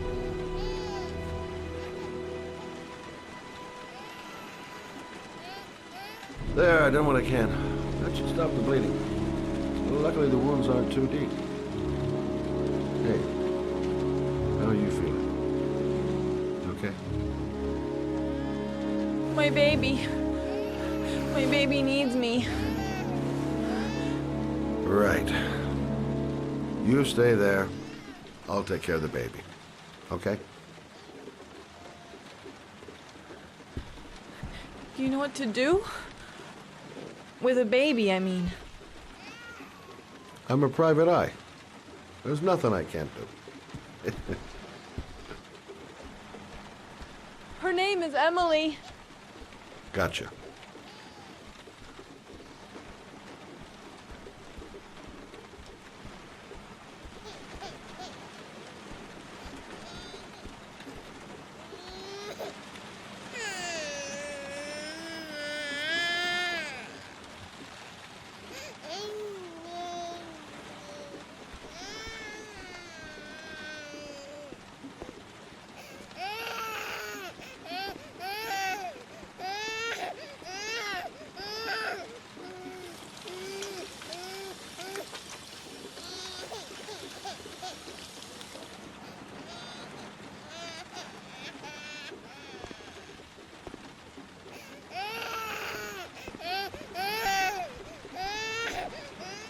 Hi there, Emily. So, what seems to be the problem, huh? Oh! Going by the smell, I got a pretty good idea.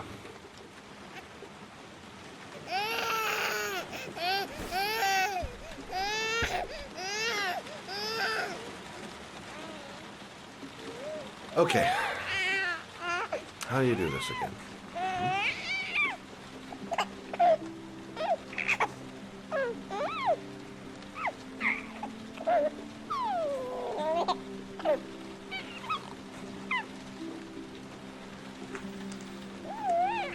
No, brother, that's not the right way. Okay. Let's start again.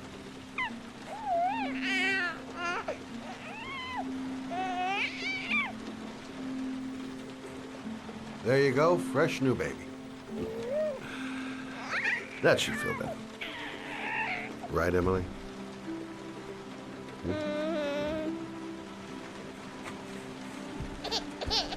Hey, what's the matter? I thought we solved the problem.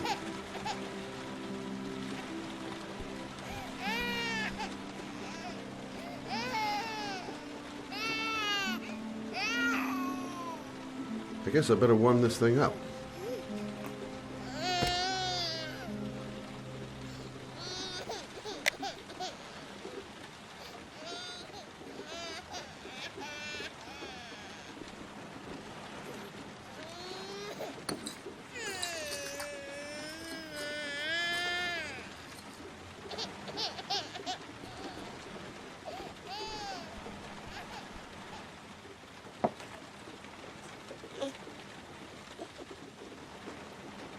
Emily, are you hungry?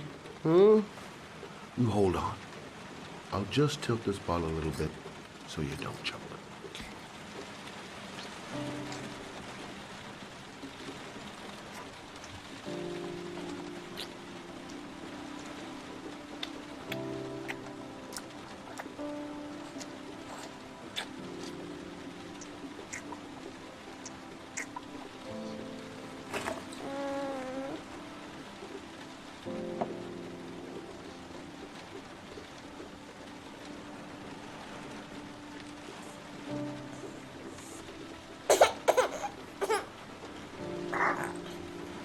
Oh, good job, Emily. Hmm? You're feeling good now, right? Now, I'm gonna rock you very gently so you can have a nice little snooze. Okay? All right.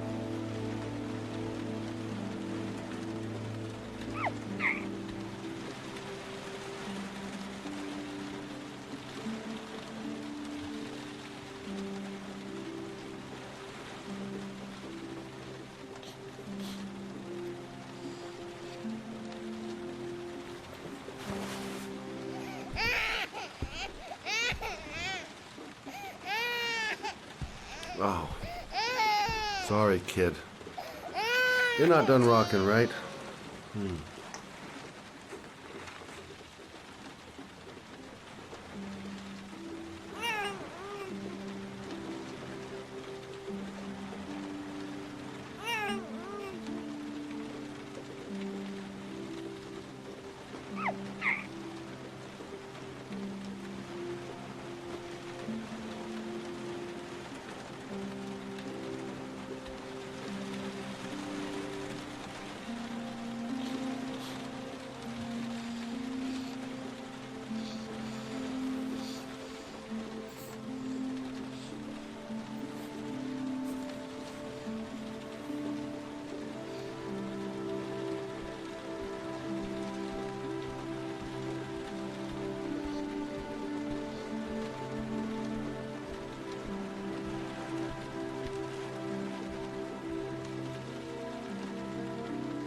Thanks for looking after my baby.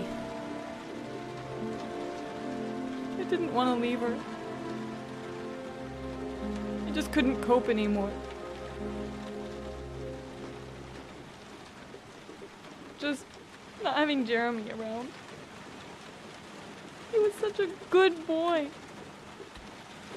Can't understand why anyone would want to hurt him. Do you take care of this baby on your own? Doesn't Jeremy's father live with you anymore? He disappeared. The day after Jeremy. I don't know what happened to him. Maybe he couldn't take it.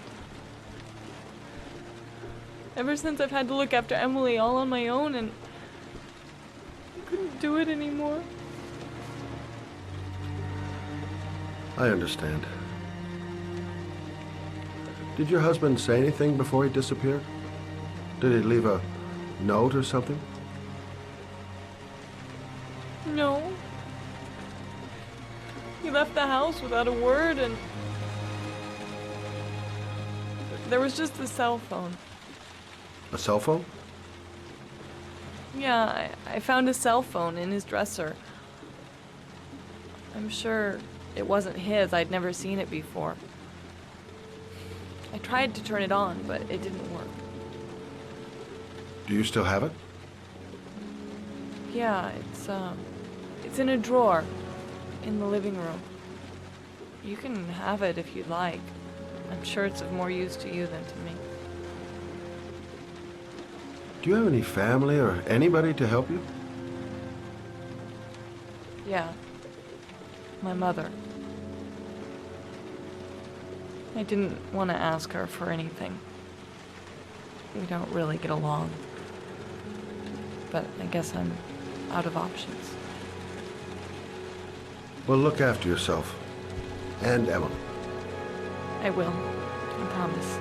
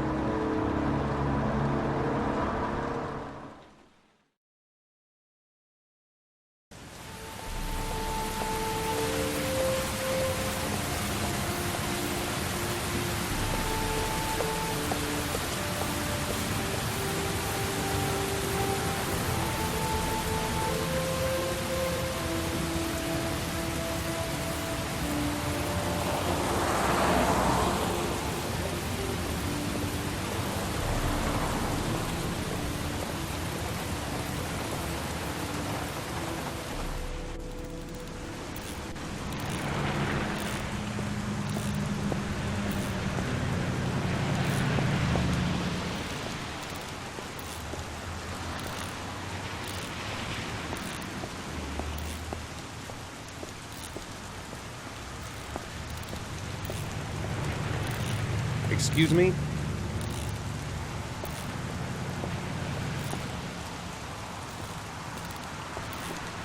Hey! Oh! Huh. Sorry. Didn't see you. What can I do you for?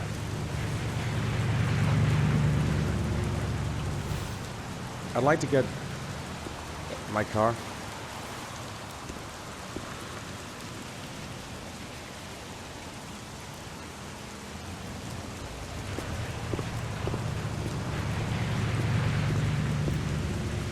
Hey, you're a pretty patient guy, you are. That car's been there for 2 years.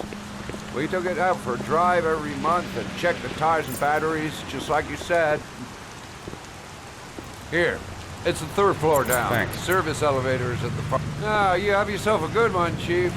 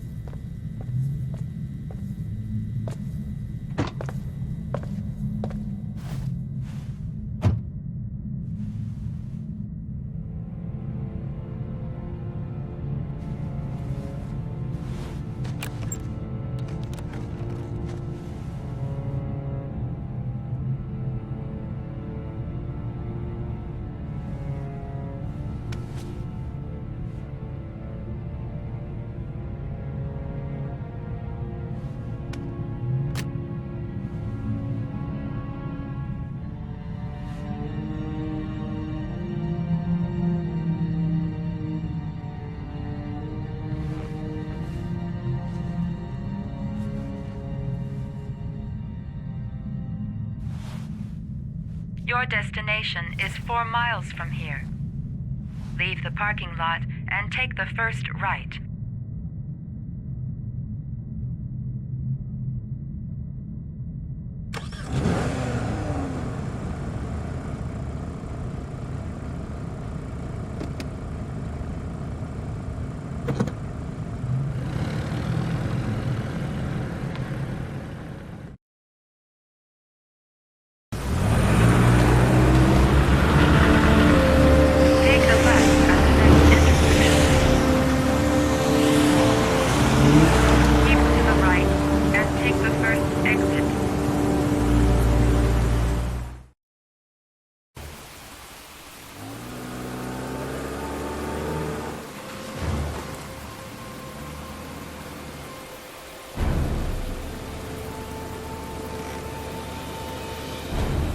Have reached your destination. Are you ready to show your courage in order to save your son? Listen carefully. Take the highway and drive against the traffic for 5 miles. If you haven't reached your destination in 5 minutes, you will have failed. I can do it. I'd do anything to save my son. If I succeed, I'll get more letters from the hangar. It's my only lead. No turning back now.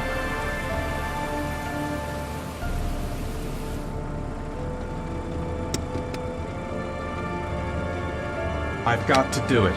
For Sean's sake. I have no choice.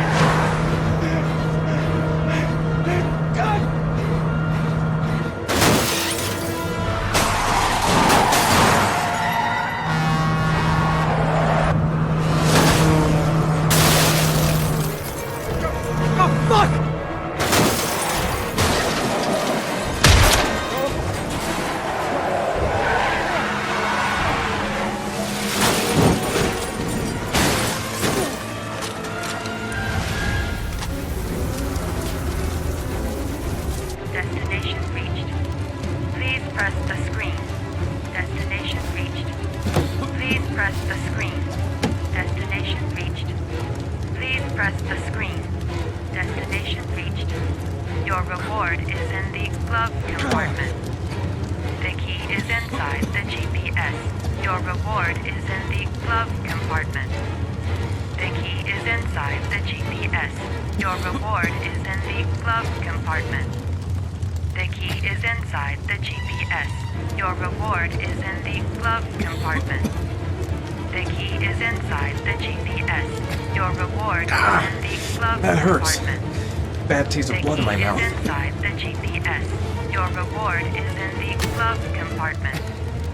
The key is inside the GPS. Your reward is in the...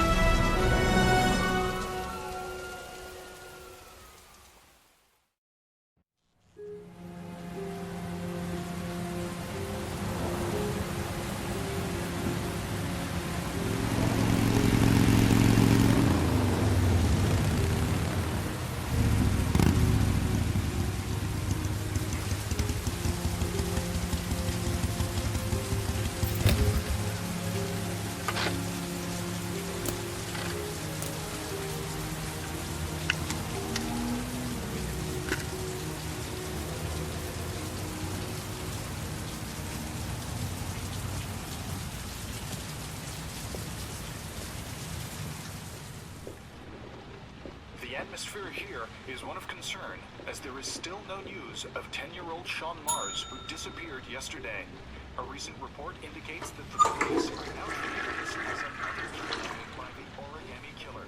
If this information is confirmed, he may still be alive, as the previous victims were all killed Hello 45 there, days sweetheart. after their abduction. What can I do for you? Time is running out fast. I'd like a room. Investigators trying to find For you?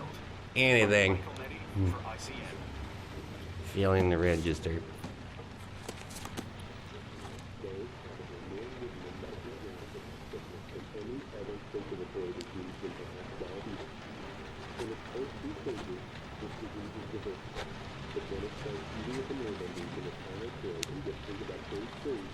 Madison Page, 27, single.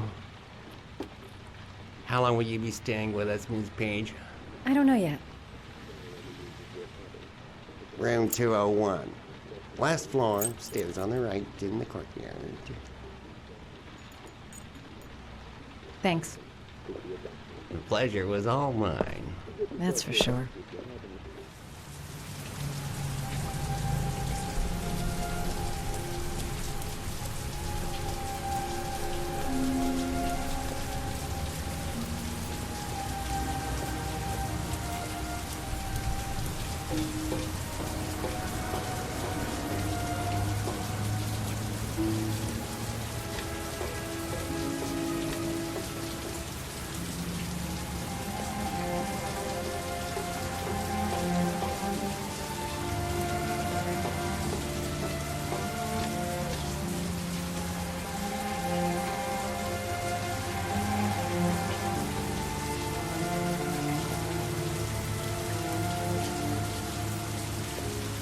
Sir? Are you all right? I'll call an ambulance. No ambulance. You're badly hurt. You need a doctor. Please, just help me to my room. It's number 207.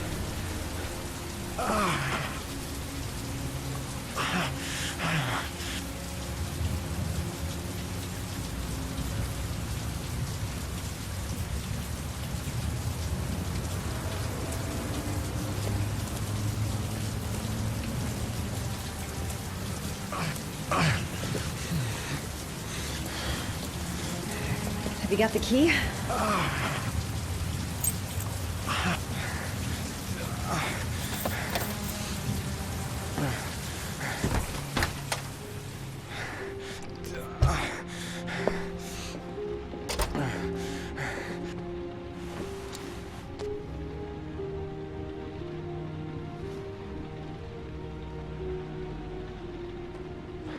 You're really in bad shape. You should see a doctor. Must have one, maybe two broken ribs. It's not fatal. But it's sore as hell. Your head is bleeding. It looks deep.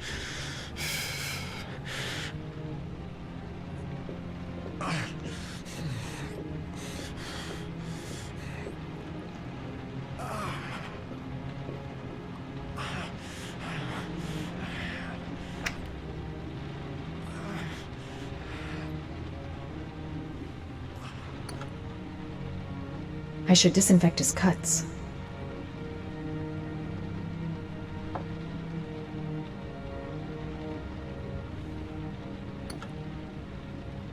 I should disinfect his cuts.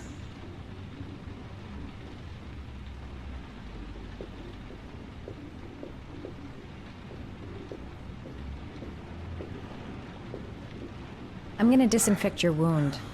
This might hurt a little.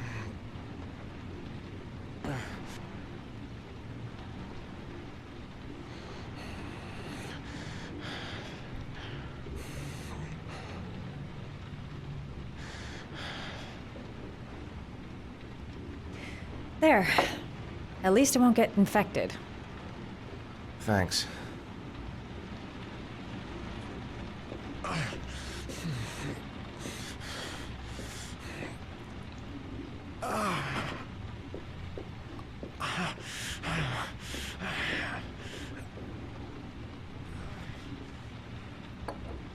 Paraphenol anti-fever. Administer only in cases of high fever.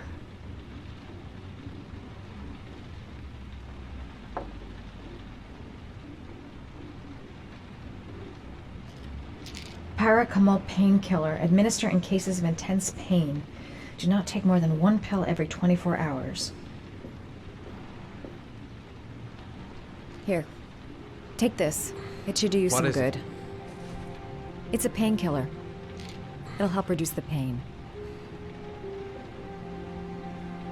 It says on the box to take 1 every 24 hours. I don't think it's a good idea to exceed the dose.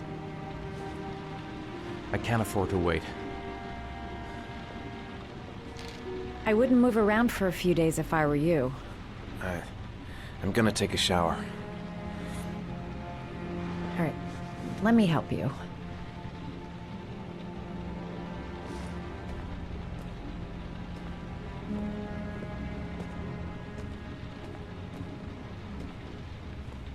I'll wait here until you come out. Let me know if you need anything.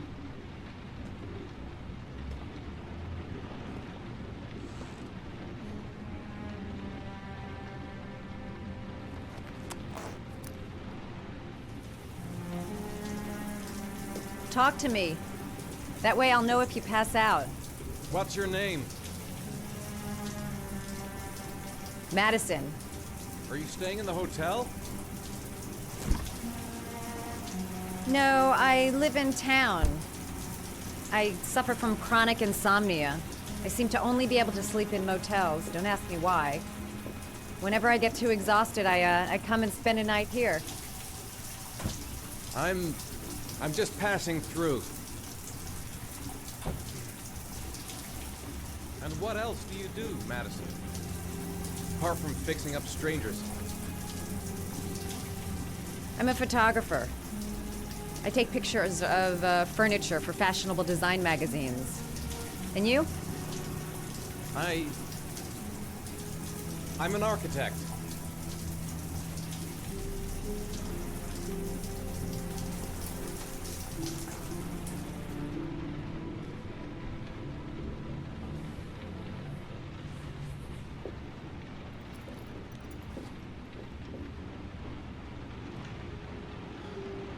Thanks for staying.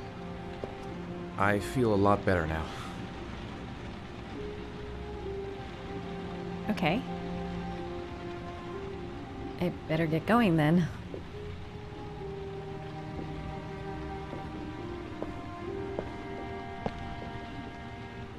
By the way, you never told me your name.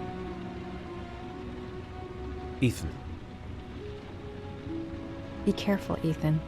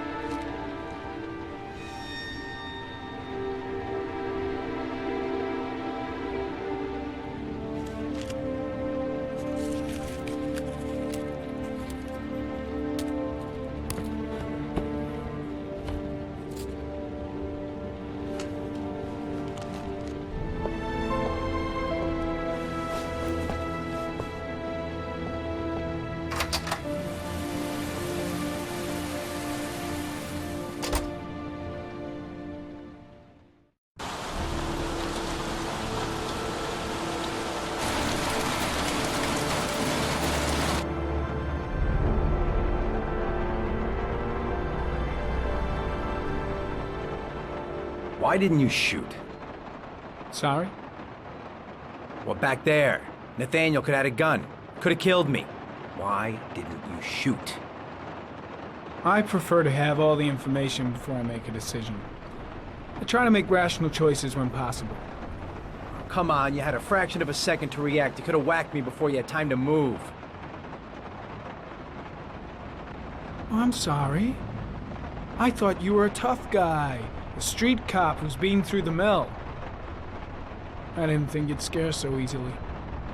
Why don't you fuck off, Norman?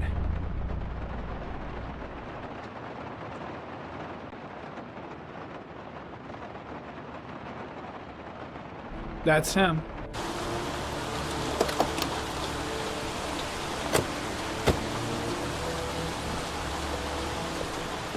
Miroslav Korda? Yeah? Lieutenant Carter Blake, I'd like to ask you some questions.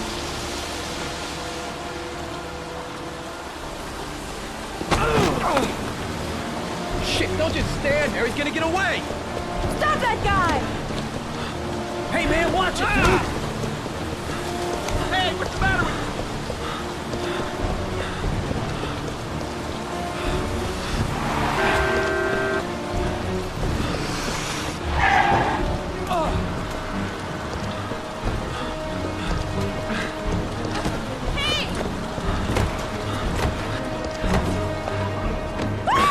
Hey, watch it, man! Hey, watch it!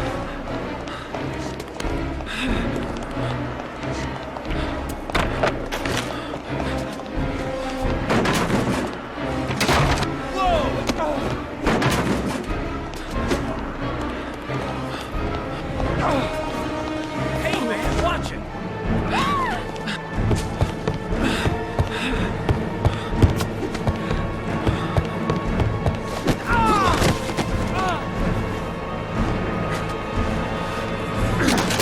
Hey, man, what you got?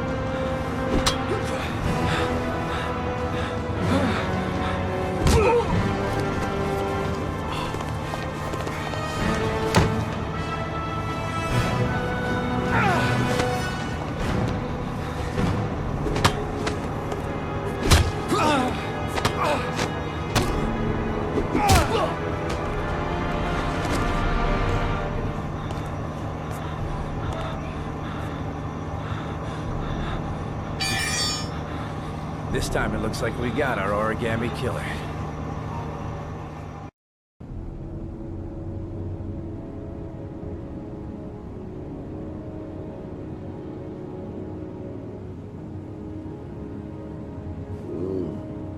No.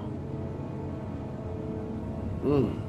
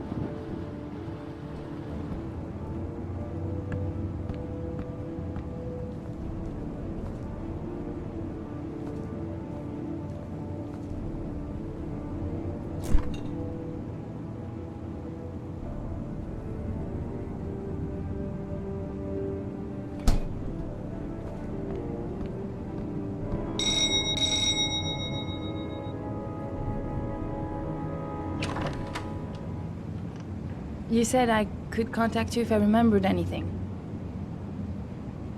Can I come in? Sure.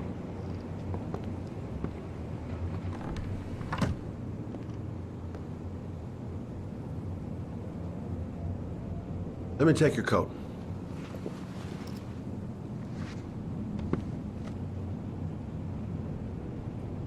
Please, take a seat.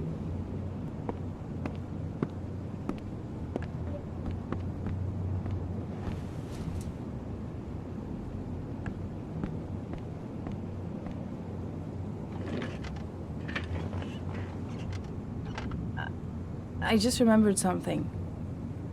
Maybe it's not important, but a letter arrived in the mail the morning Johnny disappeared. A letter? What kind of a letter? It was addressed to Johnny's father. I don't know what was inside it, but he read it and then he left.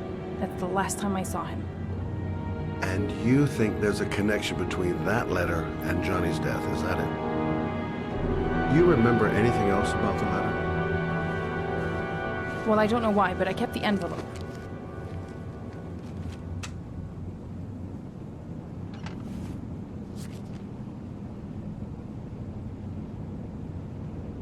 It was mailed in the Carnaby district, the day before Johnny disappeared.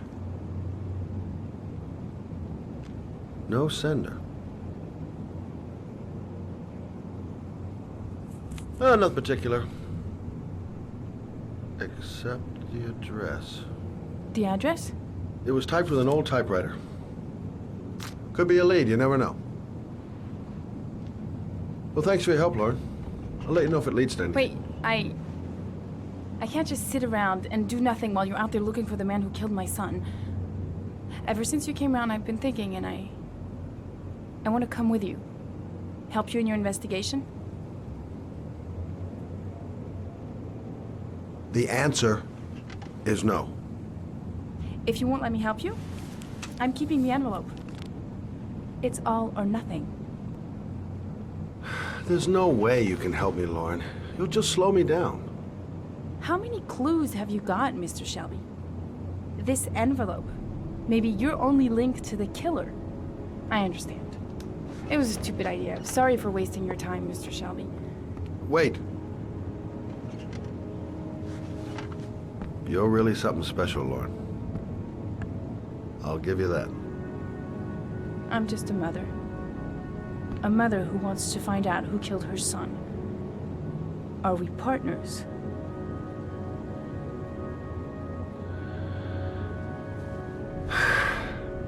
We're partners.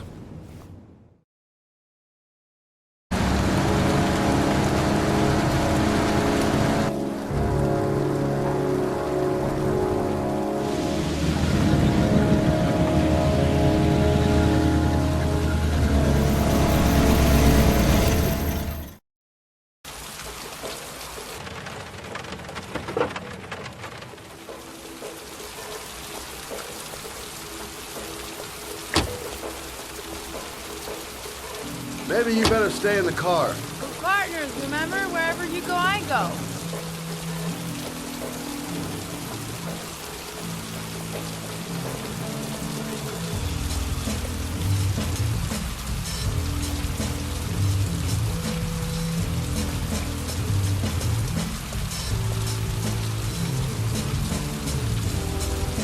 What are we doing here?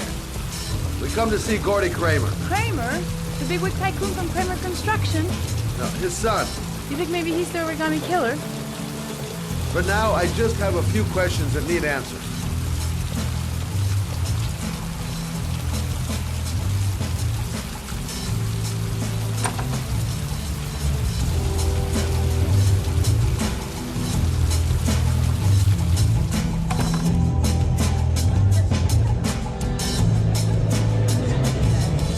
What a joint! Kramer must be loaded. What do you think he paid for all this shiny crap? We'll discuss Kramer's decor another time. Are we gonna be here long? This place gives me the creeps. I'm gonna go find Gordy Kramer. You stay here till I come back. Okay? Okay, just let me know if you need me.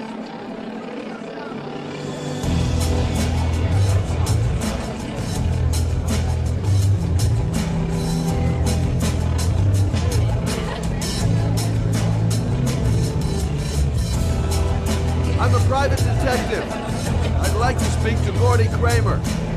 Gordy hasn't seen anyone. Beat it.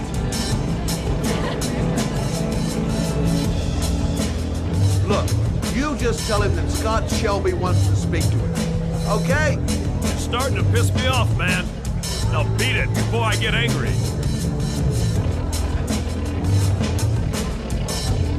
If I want to see Gordy Kramer, I'm going to have to go about it some other way.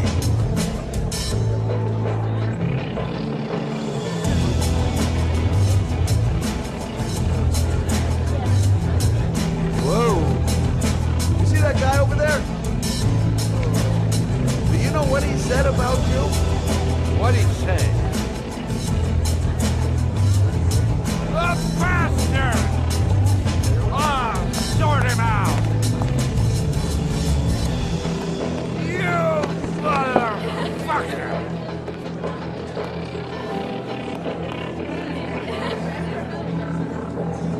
What are you talking about, my brother? You big monkey in a cheap suit? You're thinking, oh, you're a big man. I'm a bigger man. Ah, you should know. Hey, Ooh, monkey, I'm talking to you, big ape. What are you saying about my monkey?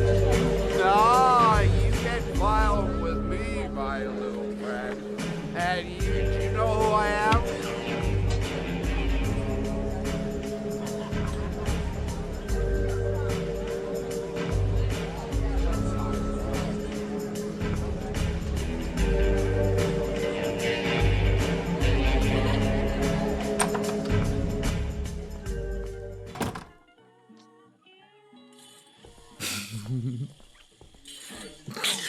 Mr. Kramer? Shh! This is the best part.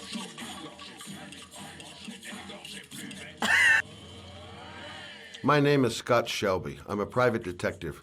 I'm investigating the case of the Origami Killer. I'd like to ask you a few questions.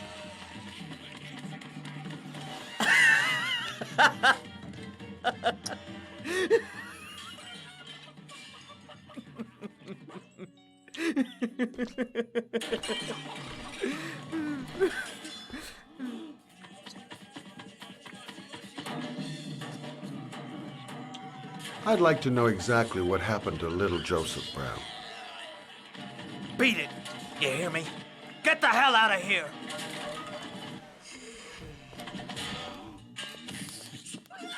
What do you want?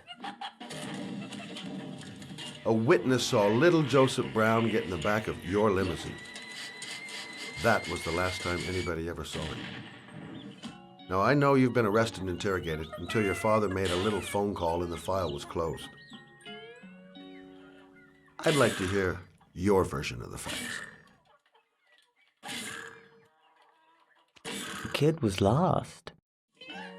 I just offered to drive him home. The police arrived, I explained the misunderstanding, and I was released. End of story. Nothing to get excited about, right?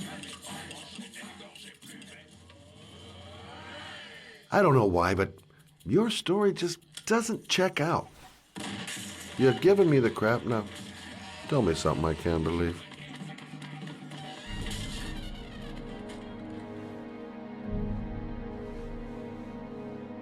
Very well. I'm the Origami Killer.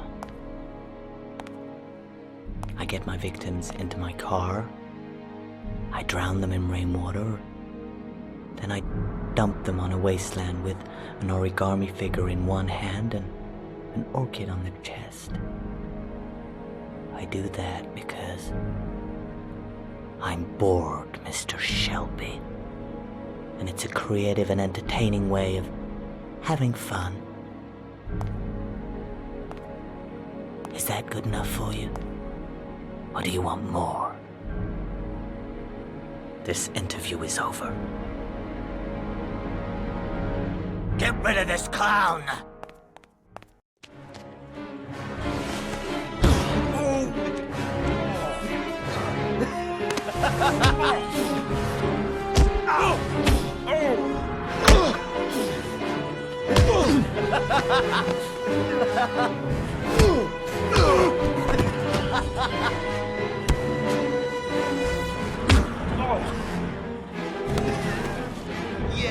Thanks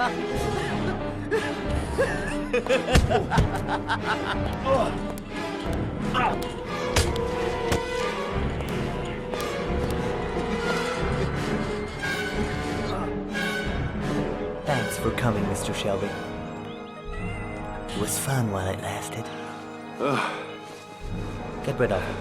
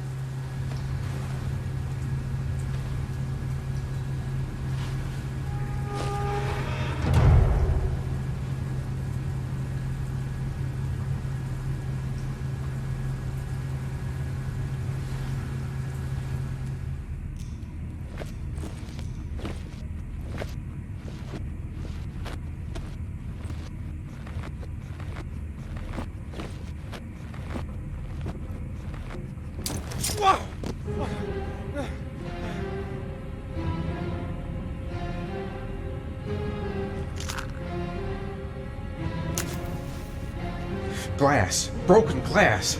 Sharp as a razor. Impossible to go back.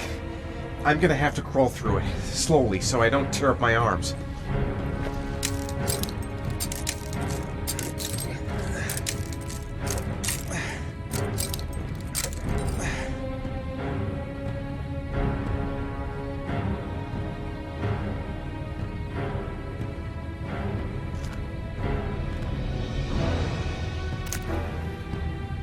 match flame.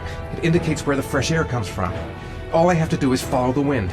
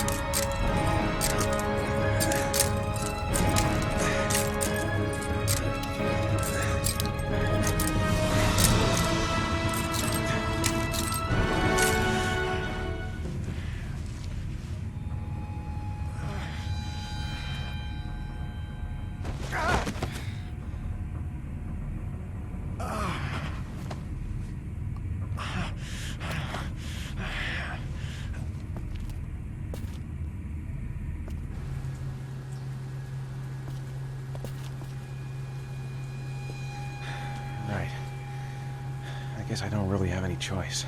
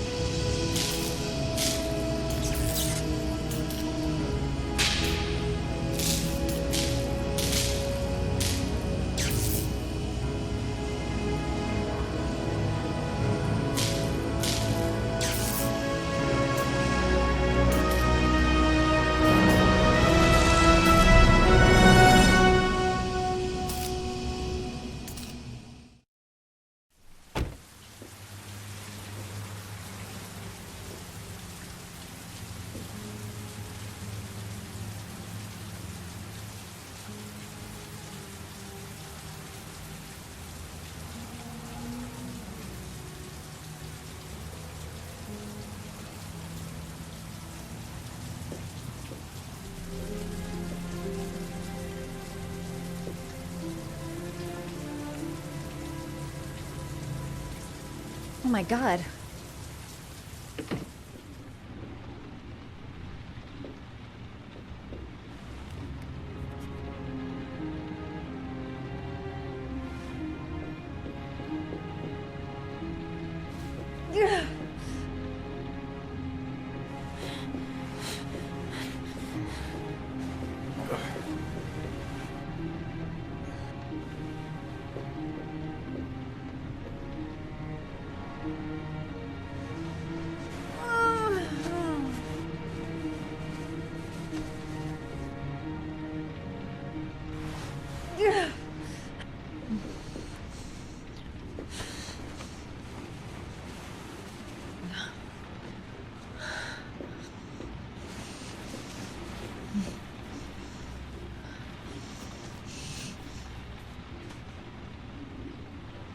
Ethan. Ethan, can you hear me?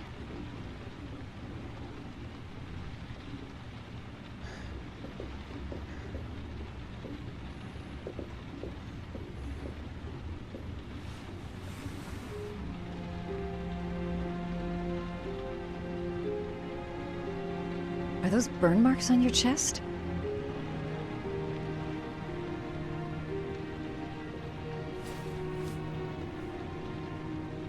You've got a hell of a fever. I'm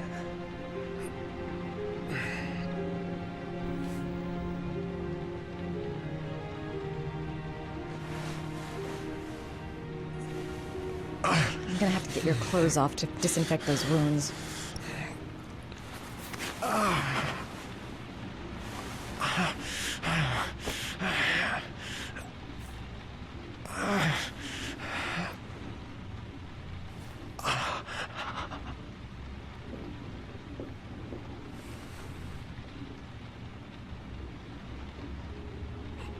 Those are serious burns. I don't know if I can do anything for you.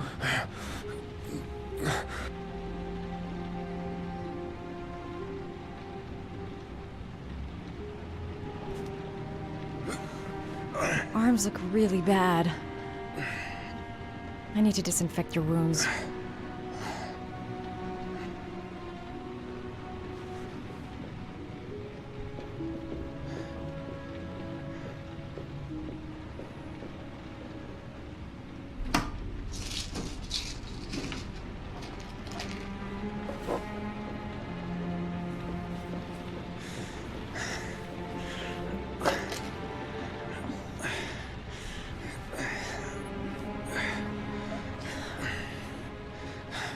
I'm no doctor, but I'll do what I can.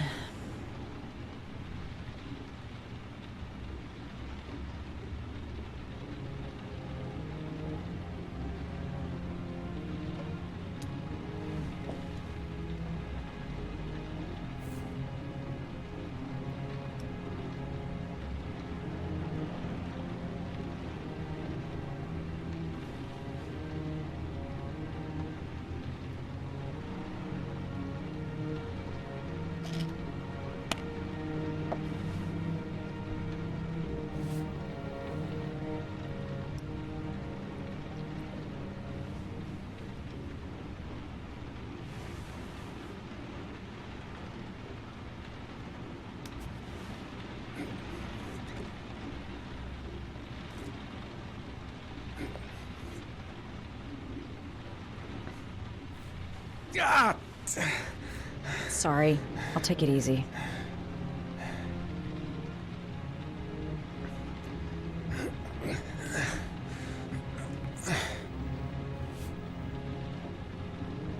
That should ease the pain.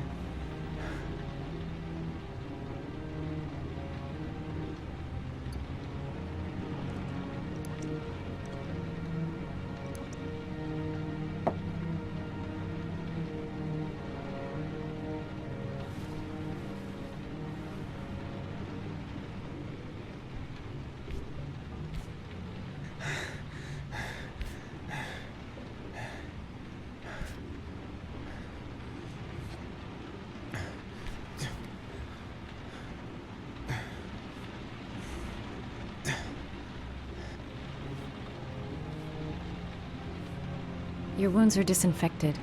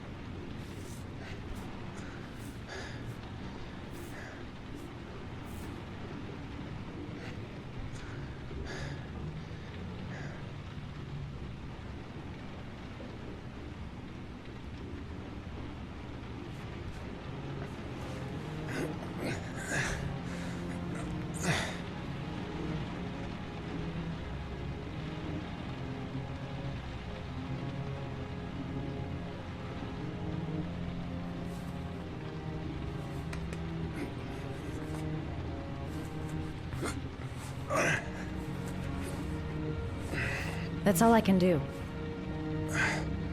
How do you feel? Ethan? He's unconscious. Now I'll just have to wait. And hope he wakes up.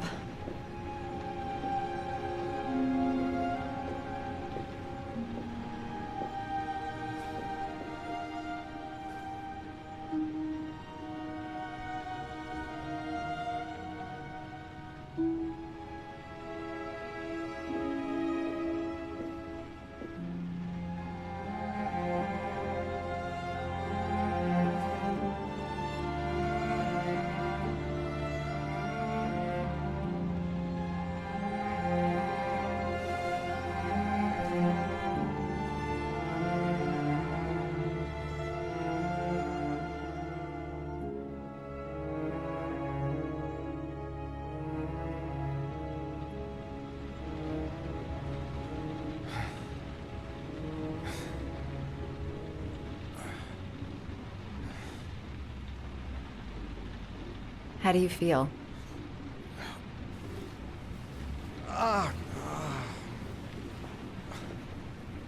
I've been better. Was I out for long? About 3 hours. Why the Guardian Angel act? You don't even know me. When I was a child, I was always the one who used to fix my brothers up when they'd been fighting with the other kids on the block. I suppose I like to play the Guardian Angel.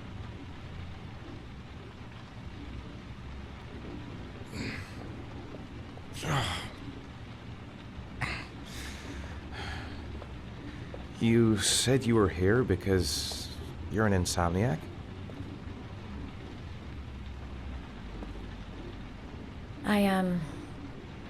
I've been going through a bit of a tough patch the last few months. It's the kind of stuff you prefer to forget. I do what I can to live with it, but, it's not easy. You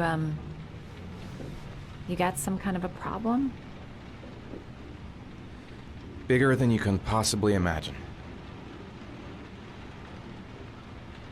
I'm sorry. I shouldn't be asking you questions.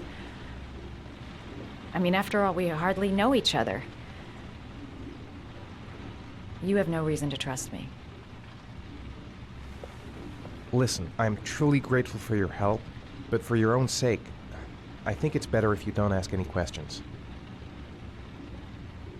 Maybe I could help you. No one can help me. You've already done a lot, Madison. Right. I'm gonna go. Take care.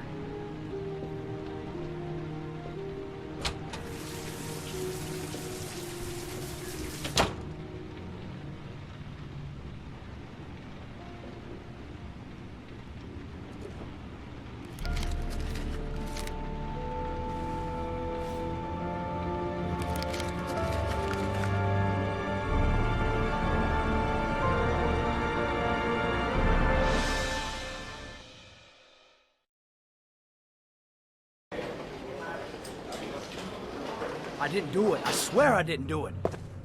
I've got nothing to do with that business. I never killed nobody. Oh, no? Then why did you run away when they came to question you? I already told you I forgot to report to my parole officer. I didn't want to go back to prison. When I saw the cops, I just bolted. I wasn't thinking straight. We checked out his statement.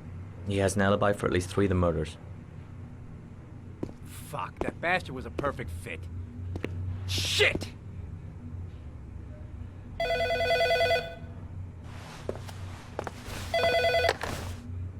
Ash? Okay. Sean Mars's mother's here. She'd like to speak with you.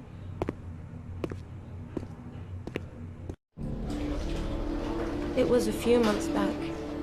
The middle of the night. It was pouring down. Ethan came home completely drenched at about 3. I asked him where he'd been. He spoke about drowning, the rain. He didn't make any sense. There was something in his eyes. As if it wasn't really him. There may be no connection, but the next day there was that announcement about another victim of the origami killer. Find my son. I'm begging you.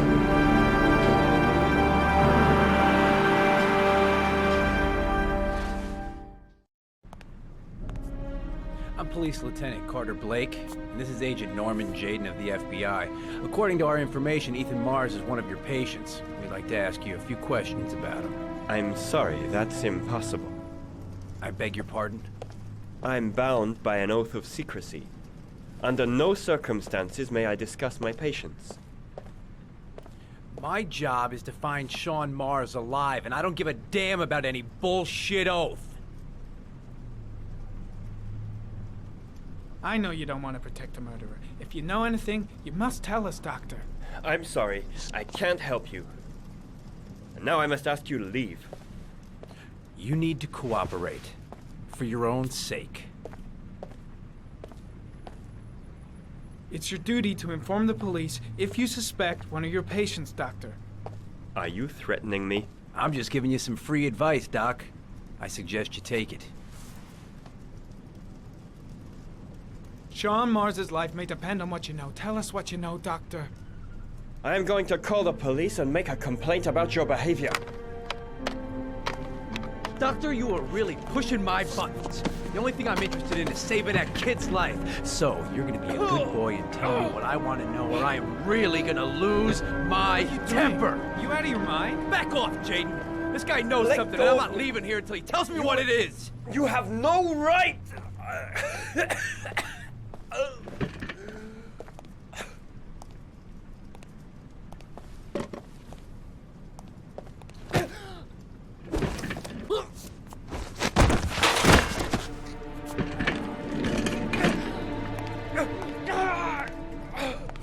Come on, Doc. There's an easy way and a hard way. It's your fucking choice.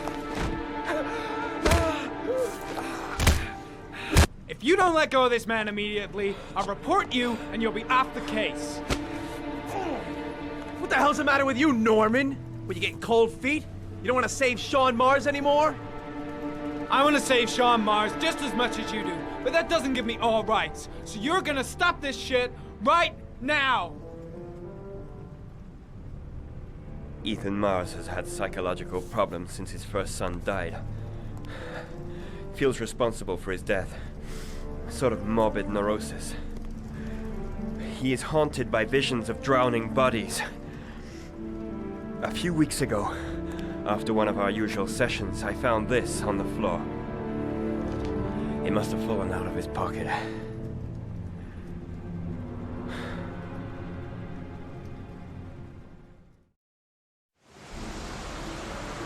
Ash, I want you to assign every available man to finding Ethan Mars. I want a man outside his place day and night. Notify all agencies to start looking for him. I want you to keep an eye on the train stations, the airports, the bus terminal. I want every cop in the city on his ass, so that if he moves, we know about it. Yes, Ethan Mars is the origami killer.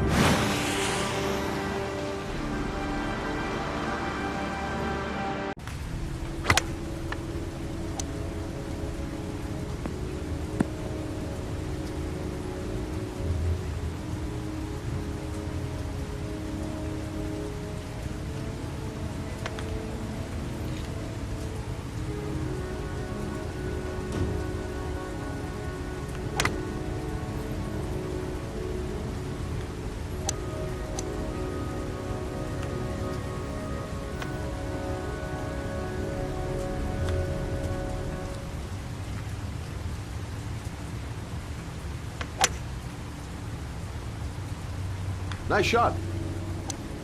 Thank you. Please come in, Mr. Shelby. Would you care for a coffee? Oh, no thanks. Do you play? I tried once, but I think the owner of the course is still looking for me. It's an interesting sport. It requires strength, but also a cool head and absolute precision. Would you care to hit a few balls with me? There's no danger of damaging the greens here. Okay. Take off your jacket. Grab a club.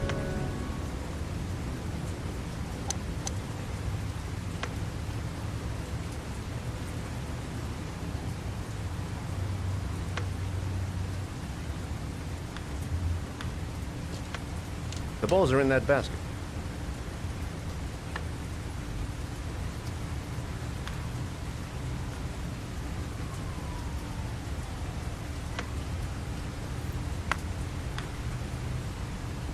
The most important thing is to grip the club correctly. When you feel ready, you swing.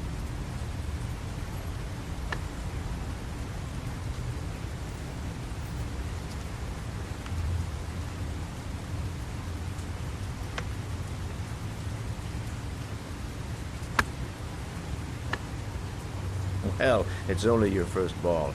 You should try to strike it a little harder next time.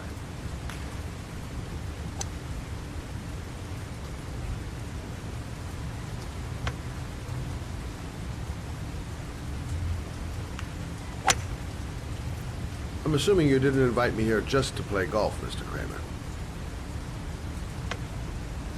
I hear you've been asking questions about my son. That's right.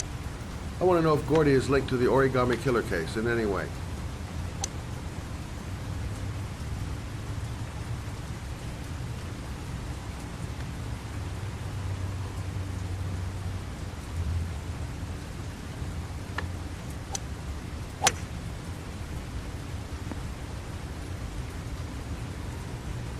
My son had nothing to do with that sordid case.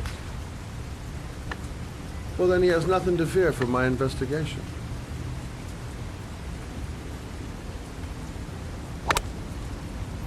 You have no business investigating my son. I told you, he had nothing to do with it.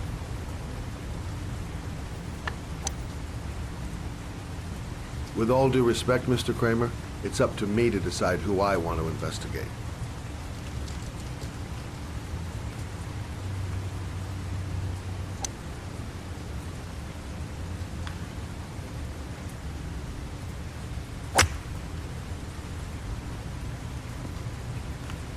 I'm an influential man, Mr. Sheldon, and I pay very well for loyalty. Are you trying to buy me? Let's just say I'm trying to show you where your interest lies. How much do you want to leave my son alone? I think you misunderstood me. I don't play that game. Don't go near my son, Mr. Sheldon. If you do, you'll regret it. Have a nice day, Mr. Kramer.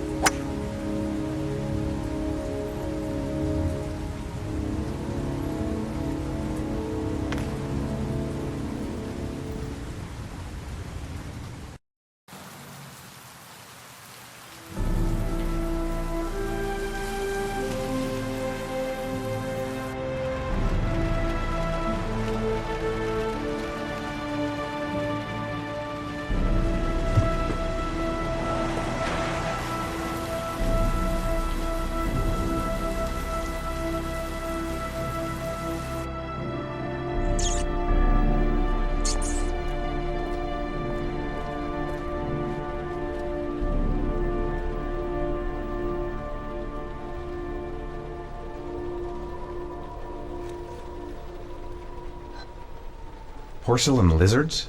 They look new, out of place with the rest of this old beat-up stuff.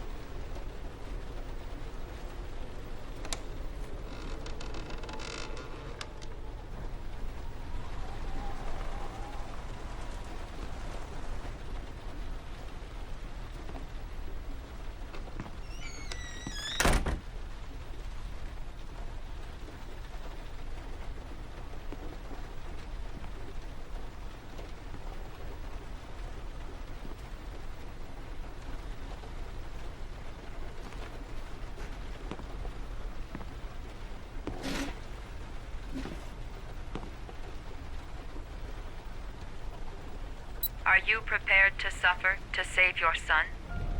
You have 5 minutes to cut off the last section of one of your fingers in front of the camera. If you succeed, you will get your reward.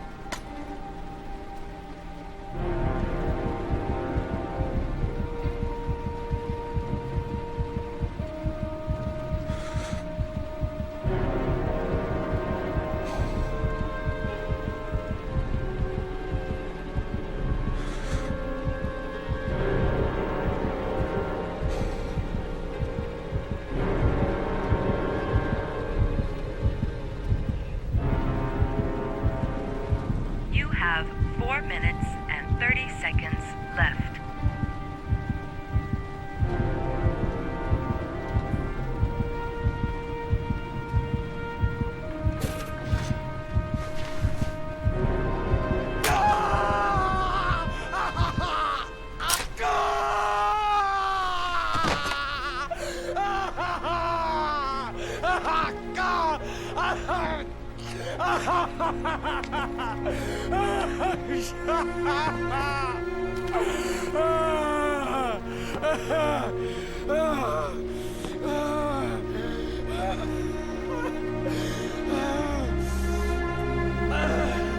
Under the desk.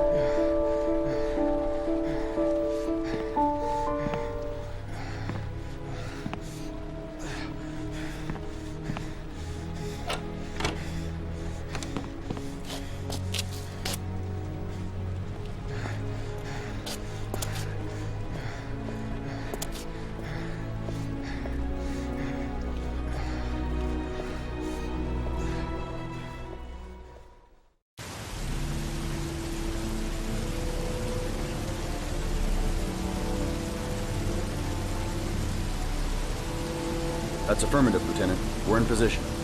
Perfect. Nobody moves until I give this signal. Is that clear? We nail him as soon as he sets foot outside. Right, Lieutenant. Lucky that patrol spotted his car. What's he doing in there? Beats me. You're the profiler, right? I thought you were supposed to be right inside the killer's head. Well, that's just it. What I know of Ethan Mars doesn't match the killer's psychological profile. I know what the jury's gonna choose between your theories and concrete proof.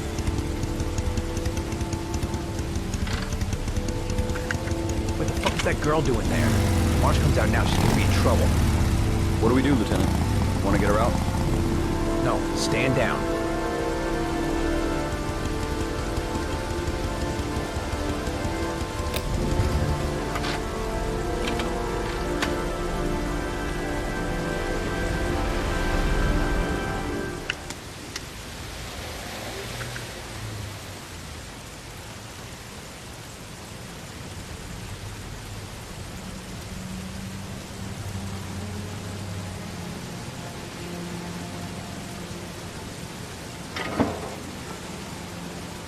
She's going inside. Maybe she lives there. Well, it's just as well. We don't want anyone hanging around if Mars comes out. Ethan, what happened? The police. They're out there. I think they're here to arrest you.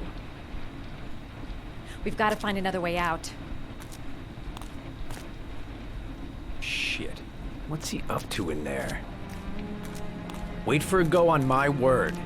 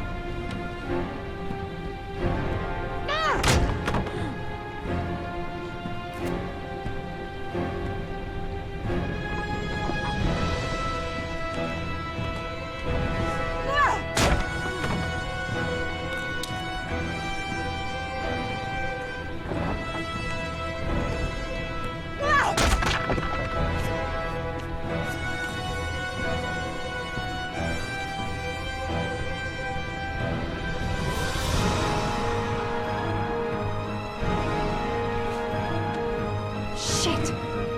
It's too high.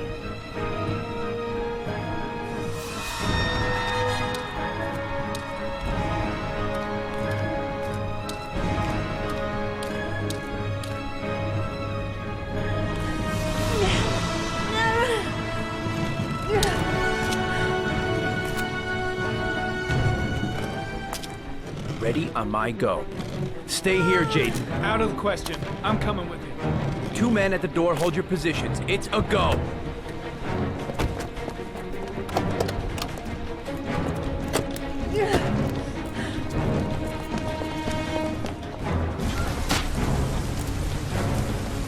Come on, let's go this way.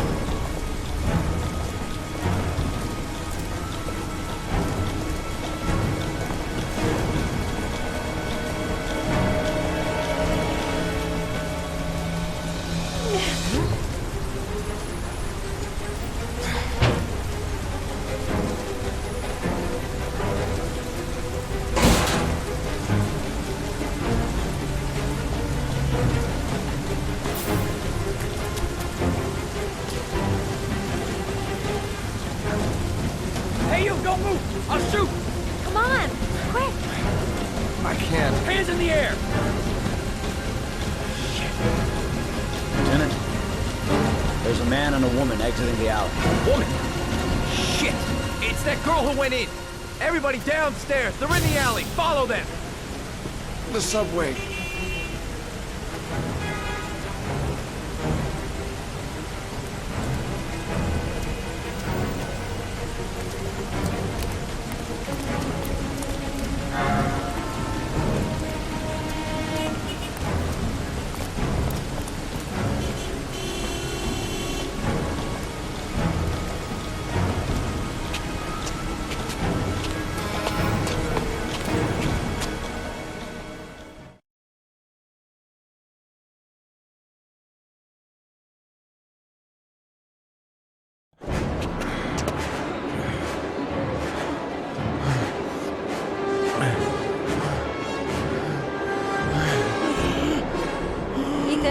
Ethan, what's the matter?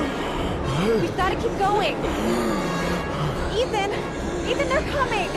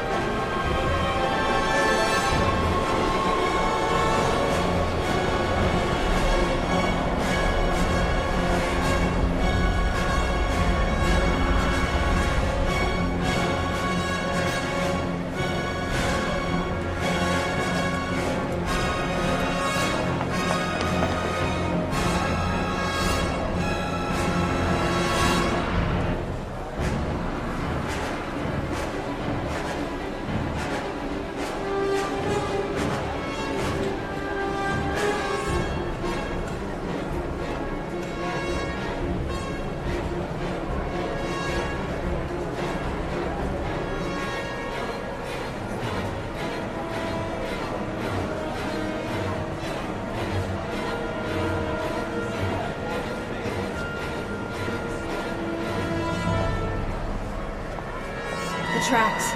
We've got to cross the tracks.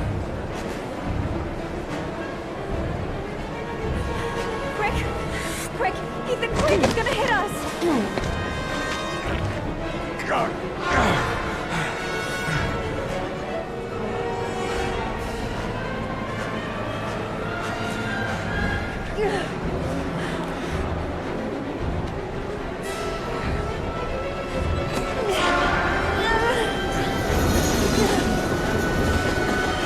We've got to get on that train, Ethan. It's our only chance.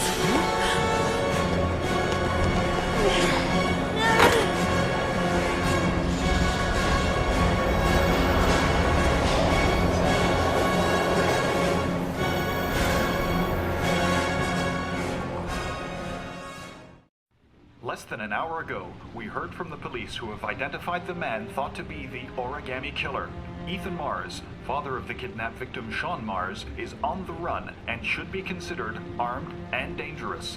A police manhunt is now underway, and they hope that they will soon be able to announce the apprehension of this dangerous lunatic.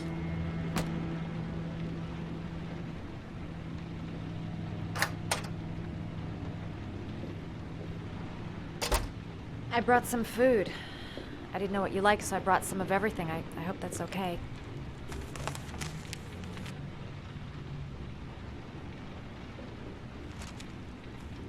Why are you helping me, Madison? You know nothing about me. You could have been killed. I don't know. I guess it just seemed like the right thing to do at the time. You needed help, I helped you. You're all over the news reports, Ethan. Every cop in the country will be hunting you. They say you're the Origami Killer. Is it true? Are you the killer, Ethan?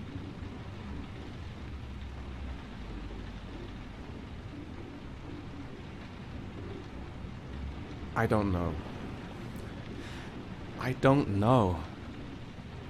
But I'm the only one who can save Sean. For your own safety, Madison, I think you should go. Go? Ethan, they're after me too. They've seen my face. I'm in this too deep to stop now.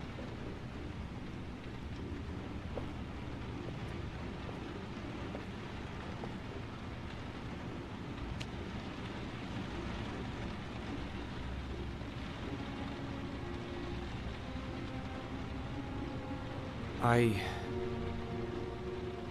sometimes have these blackouts. Times where I don't know what I'm doing. As if I'm someone completely different. The only thing I remember afterwards is the bodies. The bodies in the water. Why are you hurt, Ethan? Why were you in that apartment?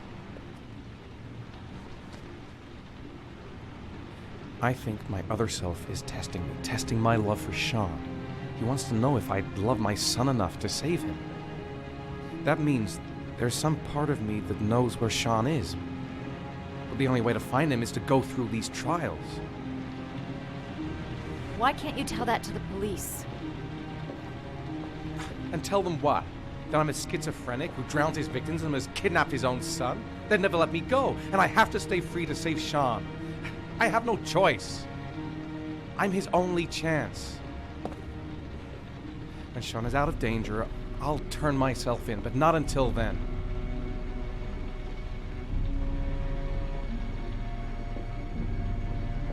You can't keep going like this. You're destroying yourself, Ethan. Finding Sean is the only thing that matters.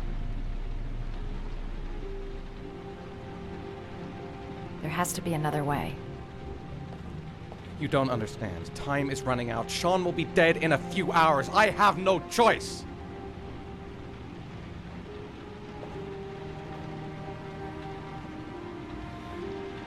Please, Madison, leave. Forget everything that's happened. There is nothing more you can do for me. If you want to help me, leave. Leave me to do this on my own.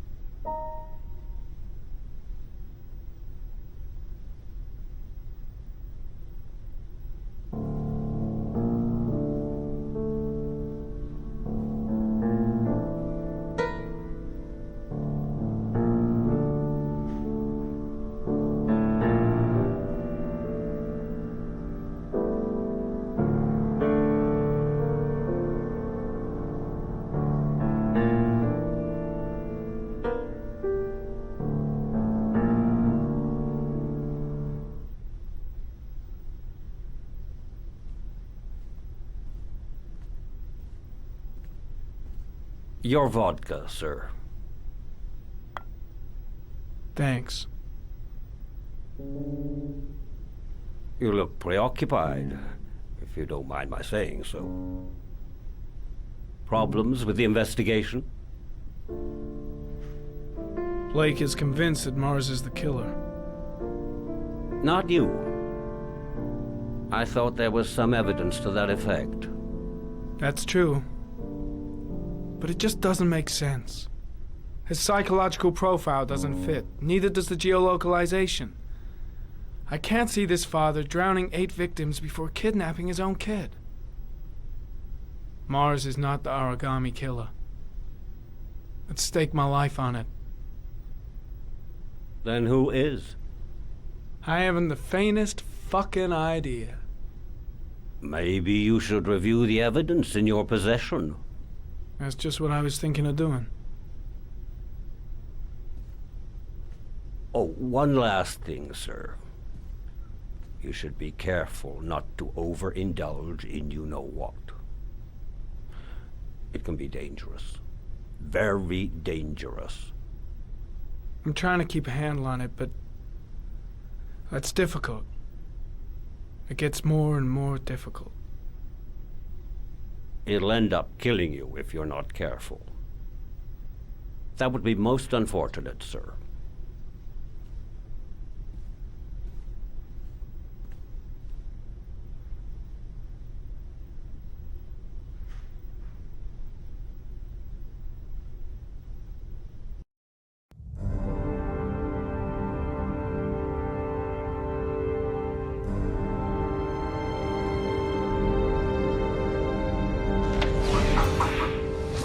Well, looks like there's something new. The video recording from near the park on the afternoon Sean Mars disappeared. I doubt there's anything on it, but you never know.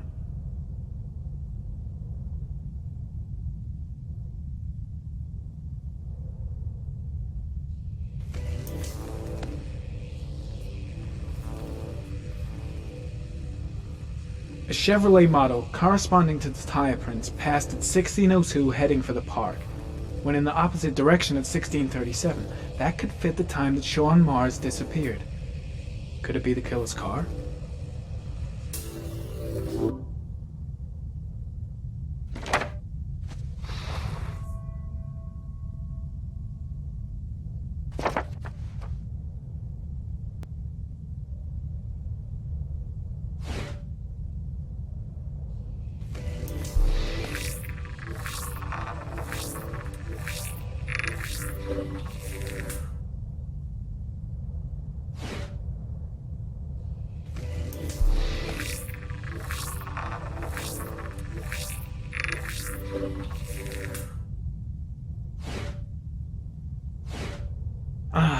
Pity we can't see the driver's face.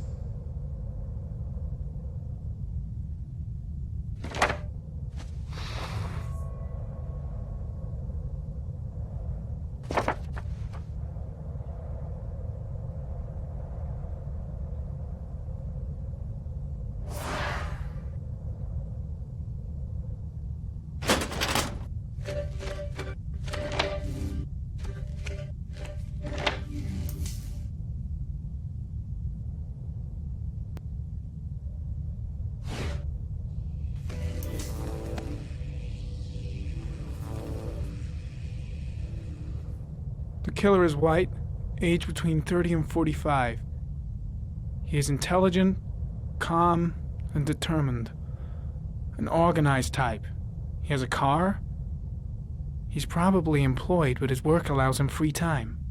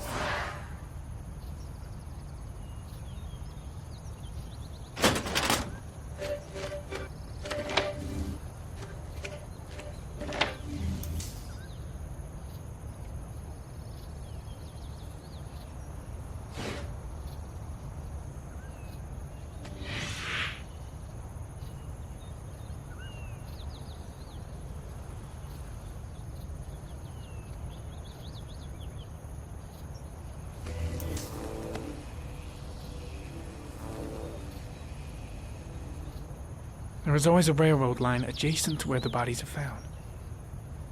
And all the victims disappeared in the fall.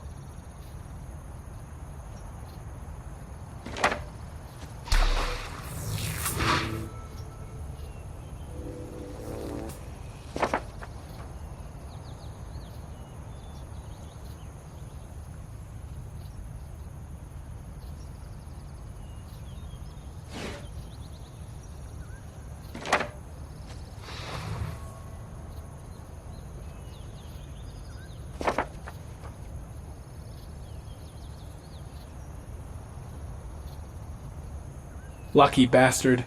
Another few seconds and I'd have seen his face on the video.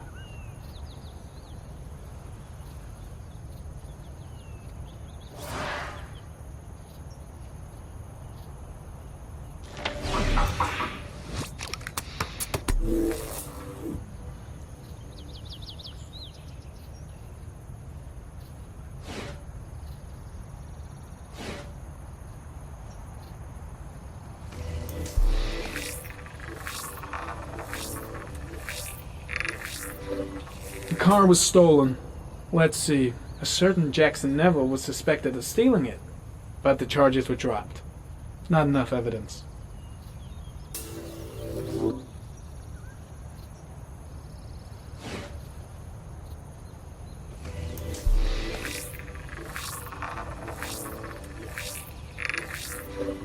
Jackson Neville, aka Mad Jack, involved in several cases of buying and selling stolen vehicles. Considered to be very dangerous. This guy might have provided the killer with a car. It's a pretty slim lead, but it's all I have right now.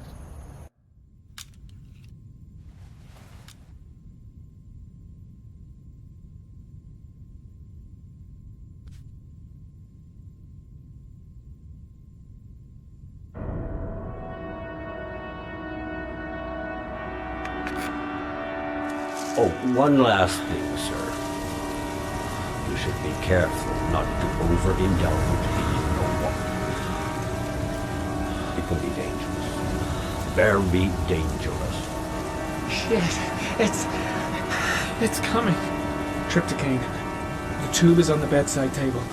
All I need is to take some, and the pain will go away. I should resist. This is gonna kill me.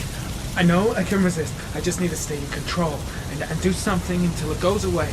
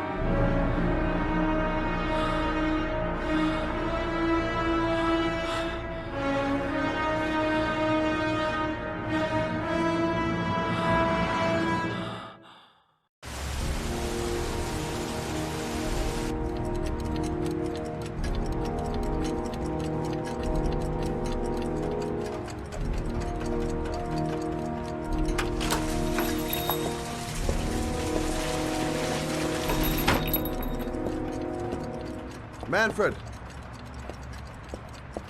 Manfred! Anybody home? Hi there, Manfred. Who is it? Scott. Scott Shelby. Do you remember me? Scott? This is Scott! Oh, yes, of course. Well, good to see you. How long has it been? Oh, about 10 years, I guess. At my age, time means nothing anymore. I repair clocks, but I try to forget about time. Well, how about you? Are you still with the police? Oh, no, I quit. I'm a private investigator now. This is Lauren. She's a friend. Hello. Oh, hello, young lady. Well, this calls for a celebration. I've just the thing. Wait there. I'm sure I saw a bottle of scotch around here somewhere.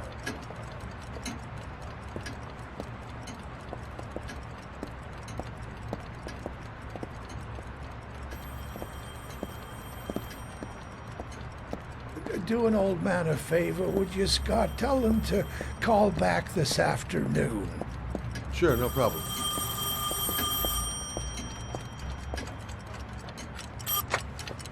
Hello? Yeah, this is Manfred's. He's not available right now. Could you call back later this afternoon? Thanks.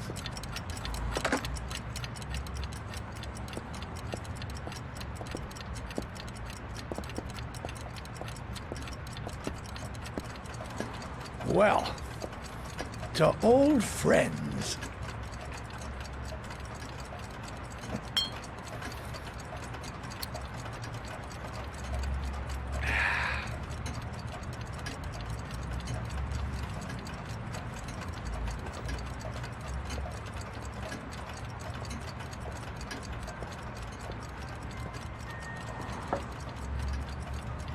Do you like it?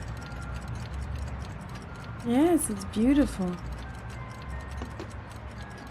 It's a Stradelli, crafted in Venice in the 18th century. It's one of my favorite pieces.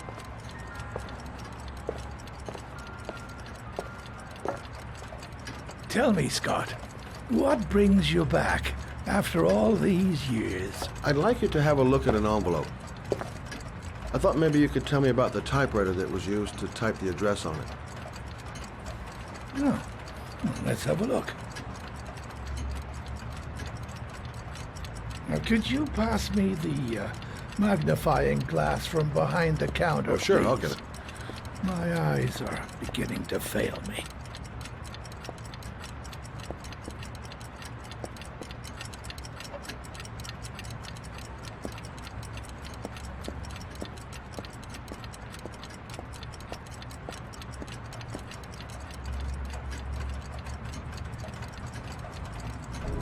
Thanks. Well, let's see what this envelope has to say for itself. A Royal 5. Yes, the shape of the T's and the F's is typical of that model. Produced between 1907 and 1924. Yes. No doubt about it. It's a Royal 5.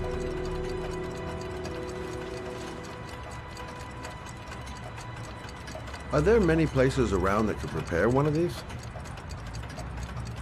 I bought the company's entire stock of spare parts for a song in '64. Well, they were going to take them to the dumpster, so I got the lot. Anybody around here who has one that actually works has been to see me at one time or another. These typewriters, are they rare? No, they're fairly common. I'd say many folks have one gathering dust in an attic or in their cellar. Do you keep a record of all your clients? Oh, yes, indeed. At least the ones who pay. Any chance I could get a peek at that? Yes, of course. I keep my account books in the office. If you're not in a hurry, I have a list of all the clients who ever bought a Royal 5 or had one repaired. Yeah, that would really help us out. Delighted to help.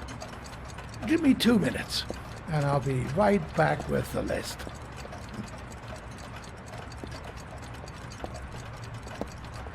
You think the killer's been here?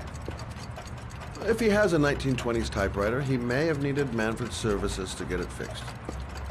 We'll know when we get the list.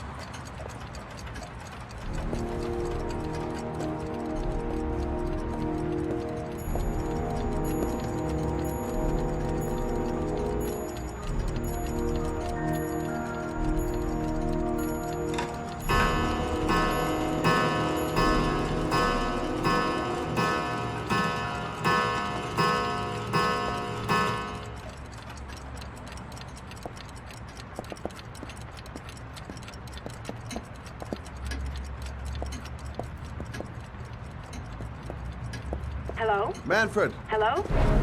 Your call is lodged, sir. A police car will be there in a few minutes. I need to know who you are, sir. Sir? Hello?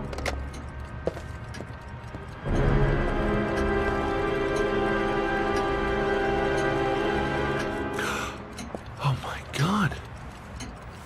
He's dead. Oh, God.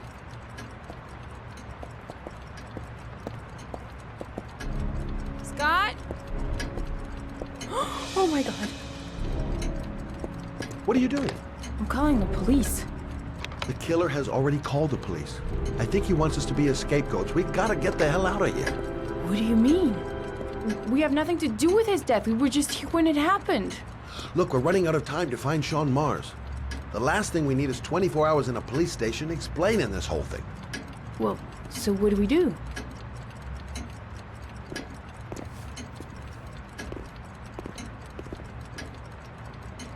Watch the front door. I'll get rid of our fingerprints from everything we touched since we came in. You better work fast. The police are going to be here any minute.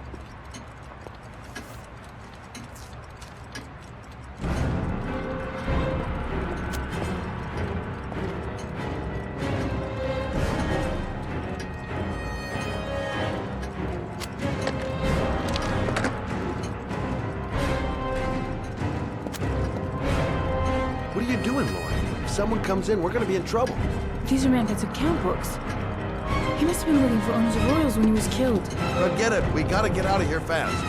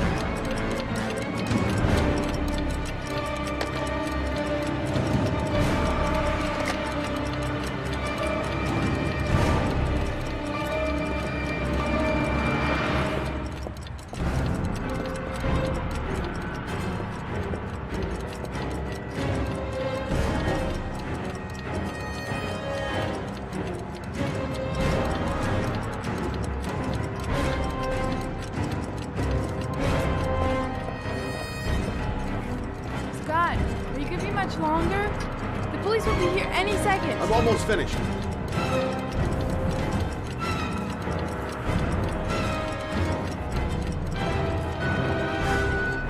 That's it. We're done. You get all the prints?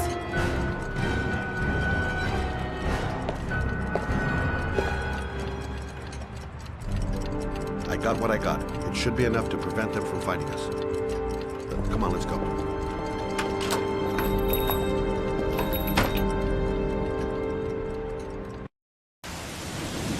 Where are we going? I'm taking you home. This is getting way too dangerous. No way. We're partners, remember? We had a deal.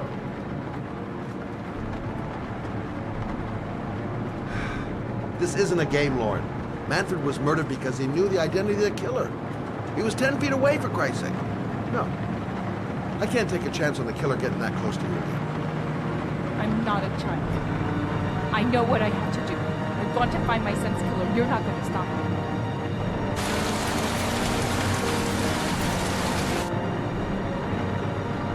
You're gonna be a good girl. You're gonna go home and let me get on with my investigation.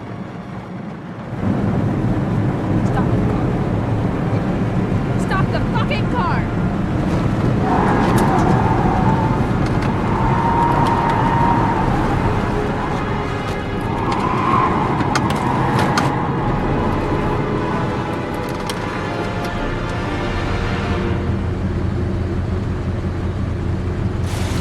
You're not gonna help me fight this bastard and kill my Johnny. I'll do it on my own.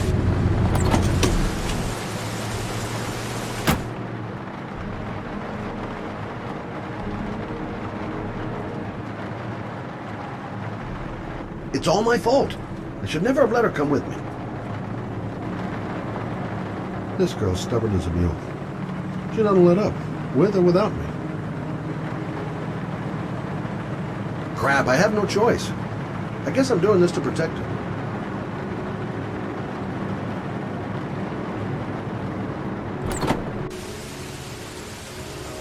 Lauren!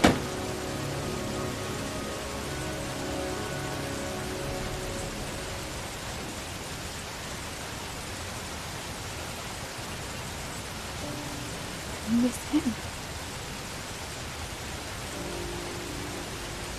I miss him so much. Do anything to hold him once again in my arms.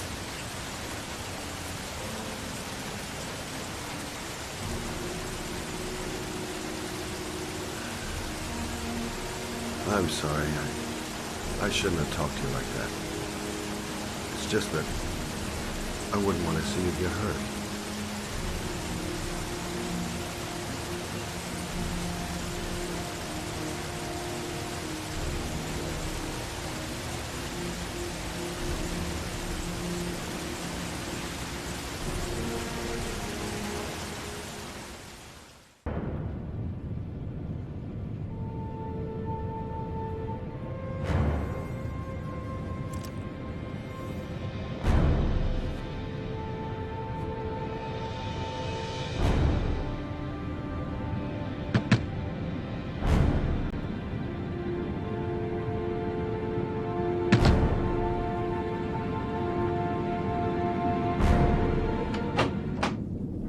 Yeah? What do you want? Oh, fuck it. I said 1,000 times that I don't want any junkies at my door. Hey! Take it easy, man, huh? Keep cool. What do you want? Dope? Money? Tell me what you need. Sure we can make a deal, huh? God! I'm gonna blow your brains out, you son of a bitch! You think you can come into my house and steal my dope? You're gonna be shooting up in hell, motherfucker! Oh, man, will you stop fucking moving?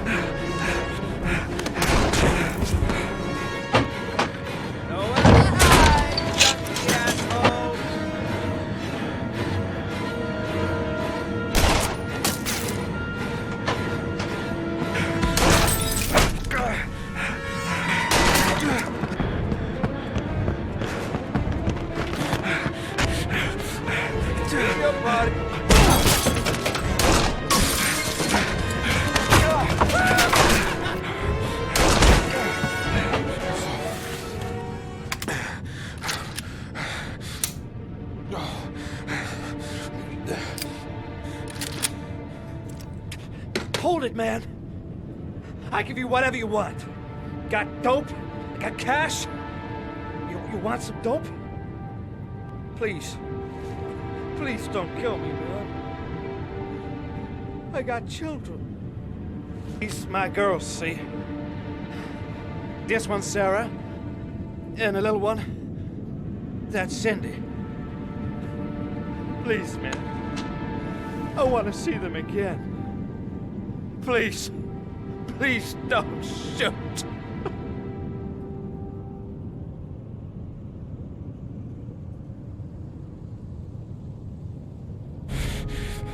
I'm a father too. But I'm no killer.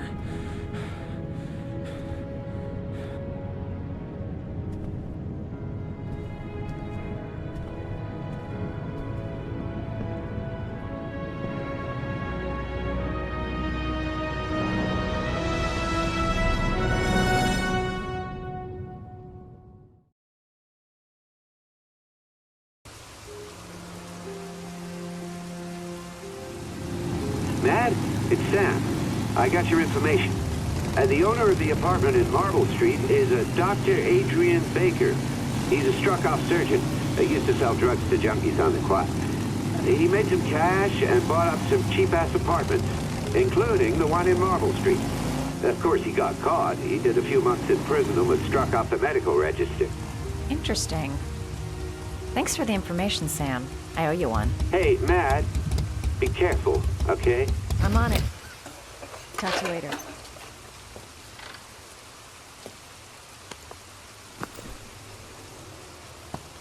The owner of the apartment where Ethan cut off his finger lives here. It's not much of a lead, but it's all I've got.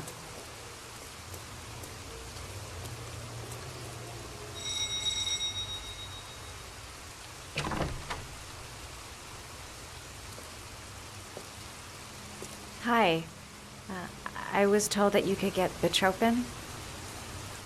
Without a prescription. Sorry, you were misinformed. Goodbye. Hold on. I really need your help here. I can pay. Well, why didn't you say so? Please come in.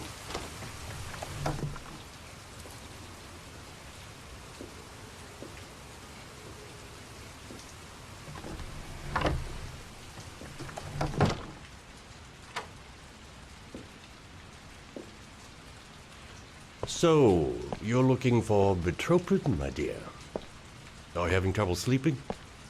How much do you need? I don't know, about 3-4 boxes. Well, no, that shouldn't be a problem. Would you like a drink? I was just about to have one. No, thanks. Well, alcohol helps take the edge off the pills, don't you think? Anyway, we should drink a toast to our first deal.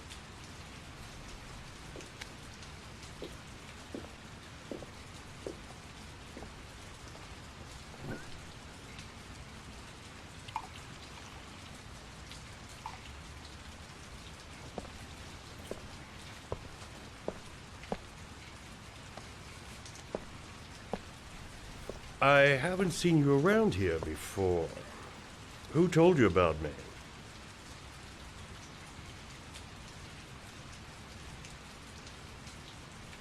I can't remember. My brain's fried with all these pills. Can't tell day from night half the time.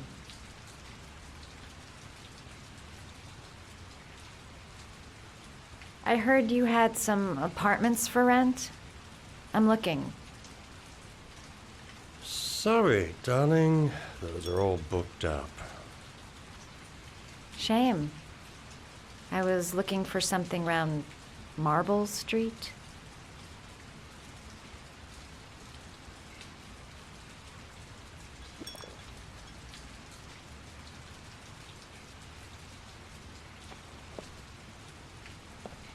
You're not drinking? I'm not really thirsty.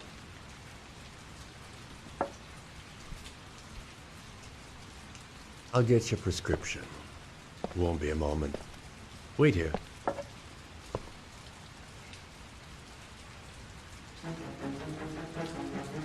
Guy gives me the creeps. I better take a look around to see if I can find anything before he gets back.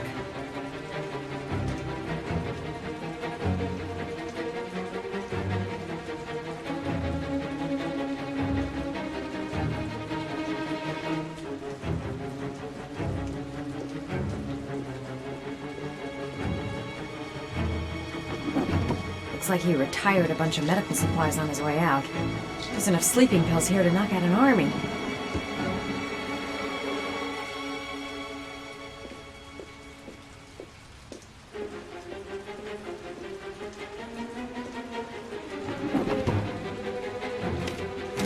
Doc seems to be interested in property, amongst other things.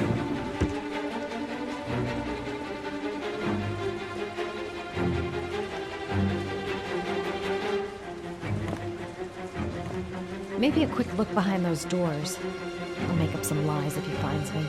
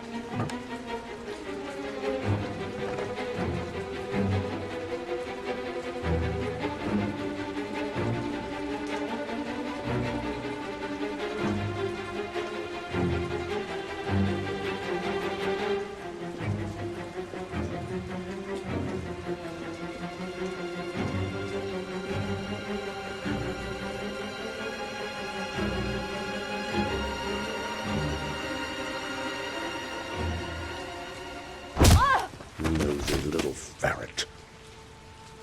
We're gonna have some fun together, my darling. I promise.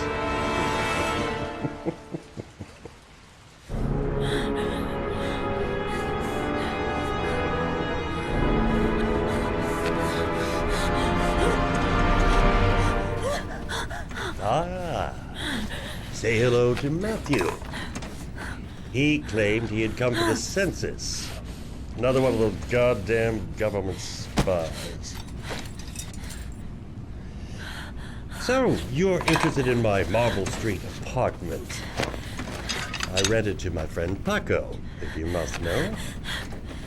I have no idea what he does there. Maybe that's where he fornicates with his dancers from the Blue Lagoon. To be honest, I don't give a damn. Just as long as he pays his rent, he can do whatever he likes. But enough with the chit-chat. I miss surgery, you see, so I take every opportunity to practice. I don't have any instruments here, so I use whatever comes to hand. I hope you won't hold that against me. Hold on. This might sting him.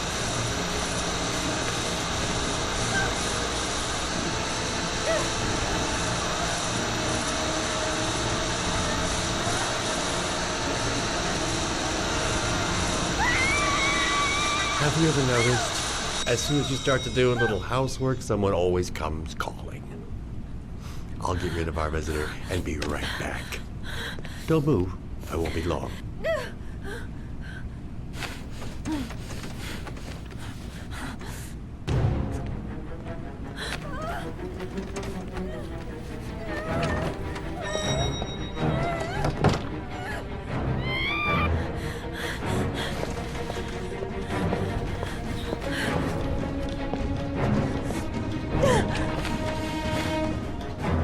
Hello, sir.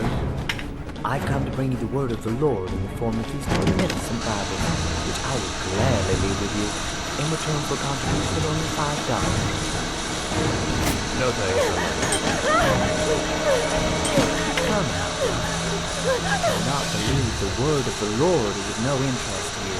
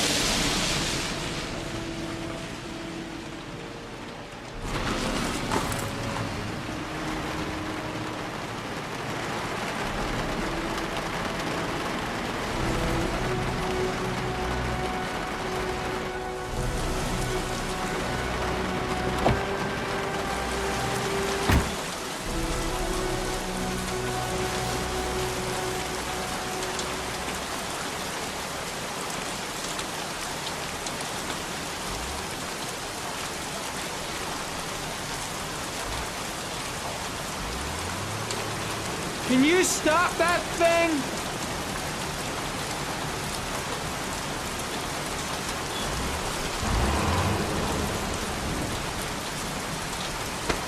Norman Jaden, FBI.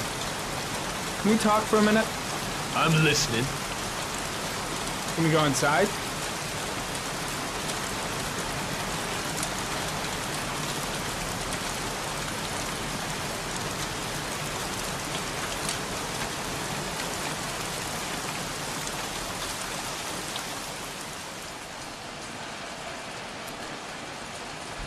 I'm looking for the owner of a blue Chevrolet Malibu 83.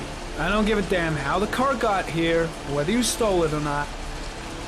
I just want to know who bought it from you. Sorry, man. Don't ring a bell.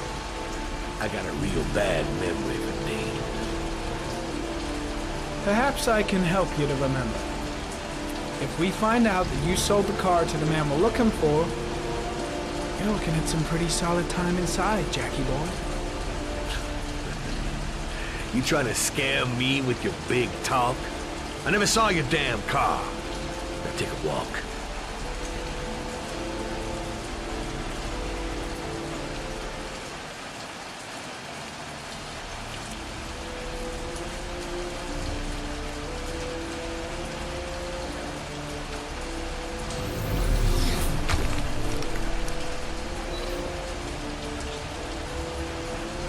Blood. Now why is there blood here?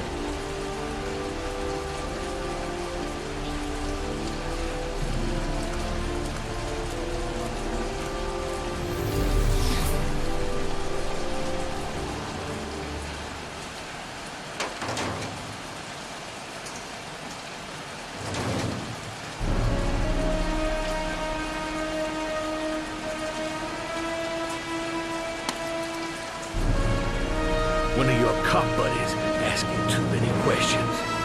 I had to solder up his little mouth. Hands on your head, pig. I ain't got time to be playing around with you. Let's just get you out of sight and finish you off.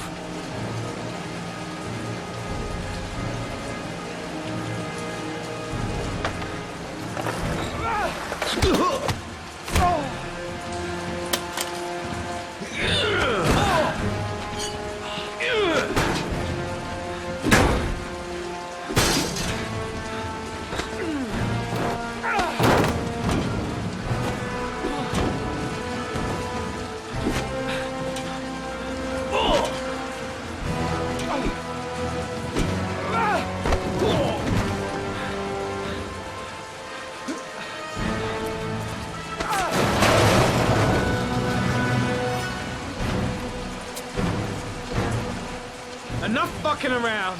You're gonna tell me about the man with the blue car. Go fuck yourself in the ass. Last chance, Jack. Make it easy on yourself. What you gonna do? You ain't got them killer eyes, so what? You gonna cuff me? Do you like fireworks, Jack? Cause I bet them gas tanks are gonna blow up real nice. Shit, man, don't mess with the gasoline. Well, just say it was an accident.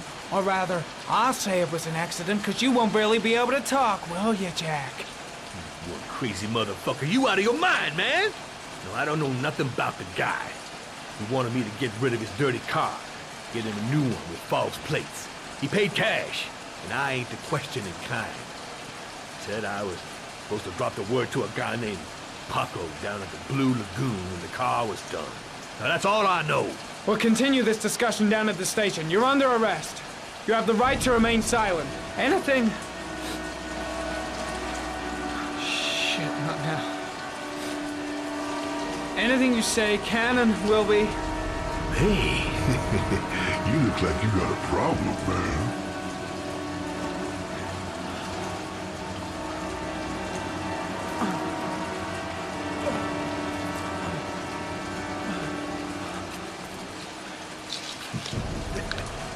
What? They letting you dope heads in the FBI now? God bless America. Now I'm gonna give you a little help with your drug problem, Mr. 5-0. Permanently.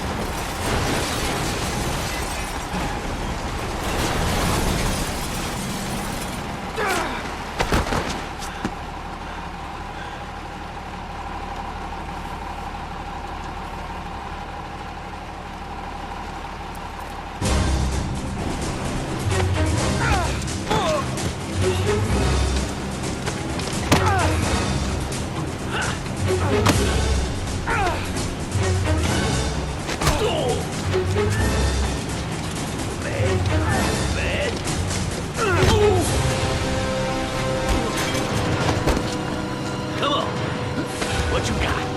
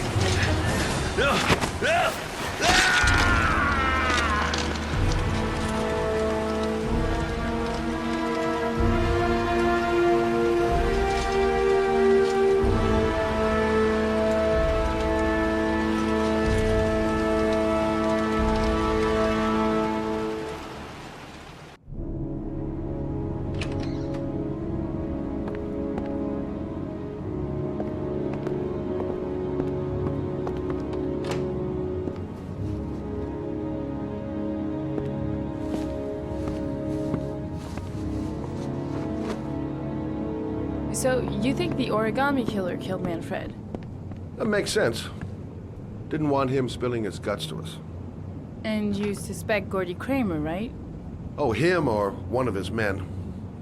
Gordy has the time and the means, not to mention the fucked up attitude to go along with it. He's only a suspect, but he's a pretty guilty looking one. Are these your files on the case? Yeah, I've been working on him for a couple of years. I built up a mountain of paperwork. Magazines about origami? You think the killer could have subscribed to one of those? If he was even remotely interested in origami in the last 30 years, his name may be in there somewhere. Trouble is, there's over 500 names. It gets us squat. I'm starving. Do you have anything to eat? Well, I'm no chef, but I should be able to make some scrambled eggs if you like. Great. I'm soaking wet. I need to warm up a little. Is it okay if I take a shower? Be my guest. Go in my bedroom. It's the next door. Oh, I'll cook up the eggs while you're under the shower.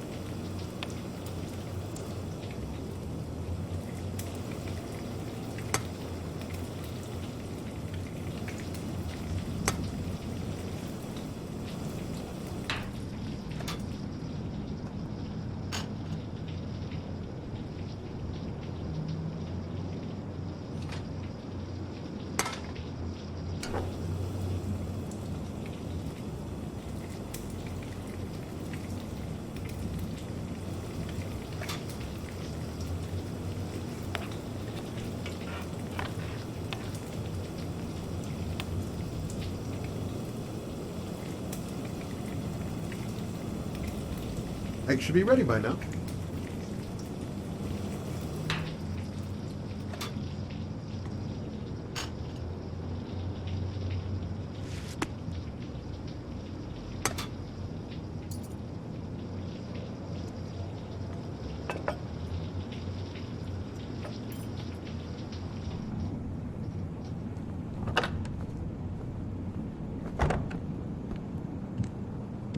I took the liberty of borrowing your bathrobe. Looks better on you.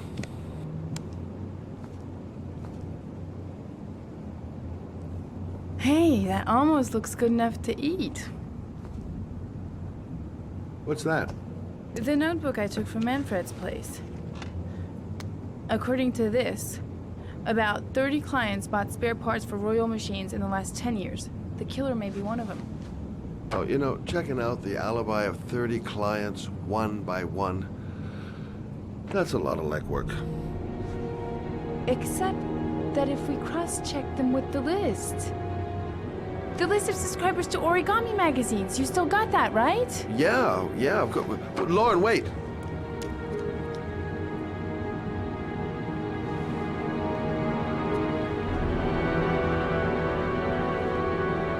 If the killer really used a Royal typewriter and if he subscribed to an Origami magazine, his name should be on both lists. Well, Lauren, I mean, that's just an assumption, but yeah, I suppose. His name is here somewhere. Help me. We're gonna find him.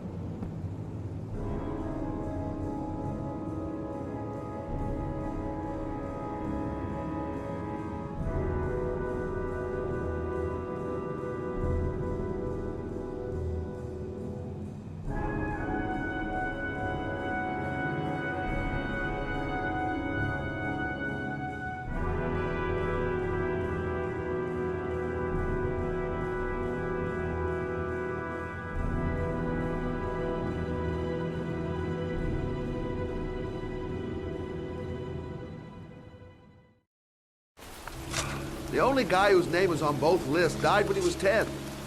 What are you gonna do now? Dig up his coffin, make sure he's dead? I know it doesn't make any sense.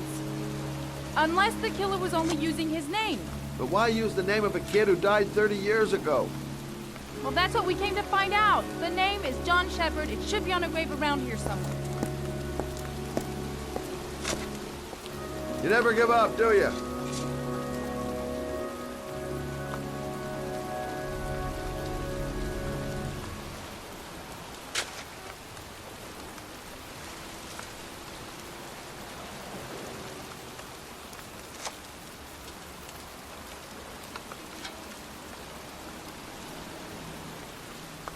Excuse me, I'm looking for... Well, don't worry about it. I can manage alone.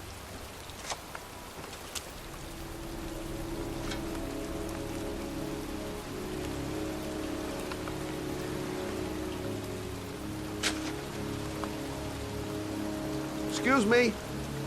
I'm looking for the grave of a boy named John Shepard. Straight ahead, a little further on. Thanks.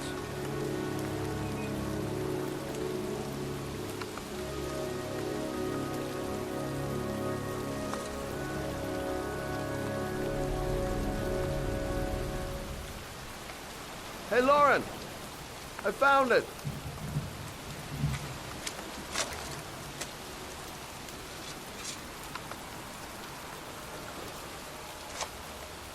Origami figures. That's one hell of a coincidence.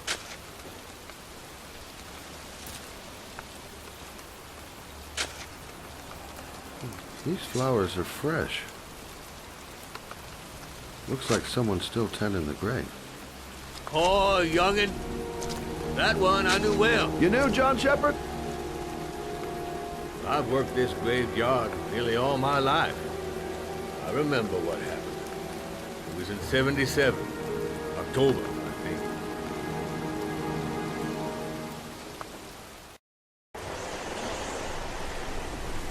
Yeah, good for nothing hoodlums. Get the hell out of here! God! Beat it! You lousy, no good brats! Come back when you're fucking Mother comes home from work. He's drunk again.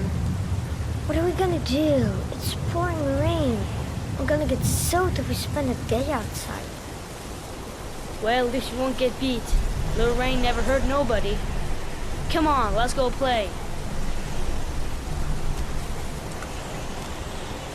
Bet you can't catch me!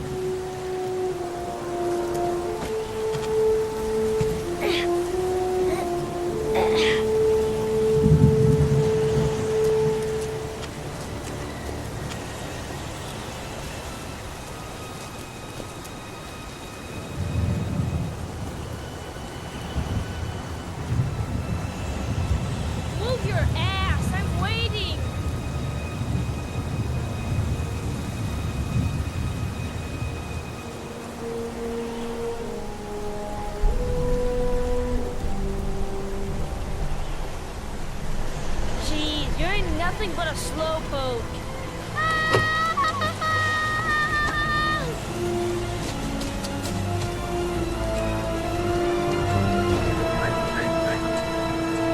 Come on! Watch your head, you dumbass. Jeez, you're nothing but a slowpoke.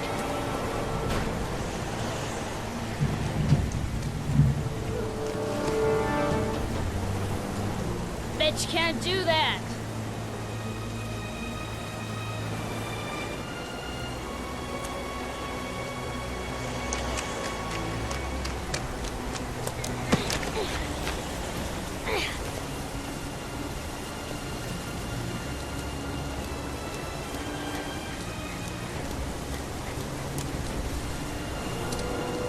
Jeez, you're nothing but a slowpoke.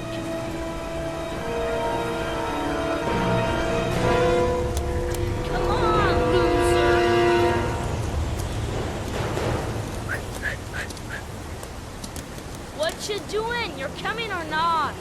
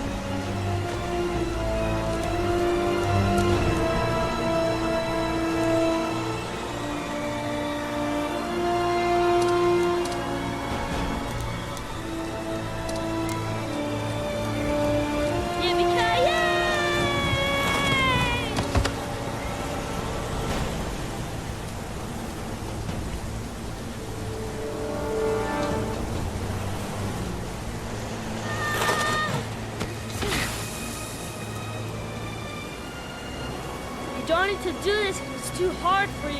No chance, I can do it all right. Just you watch.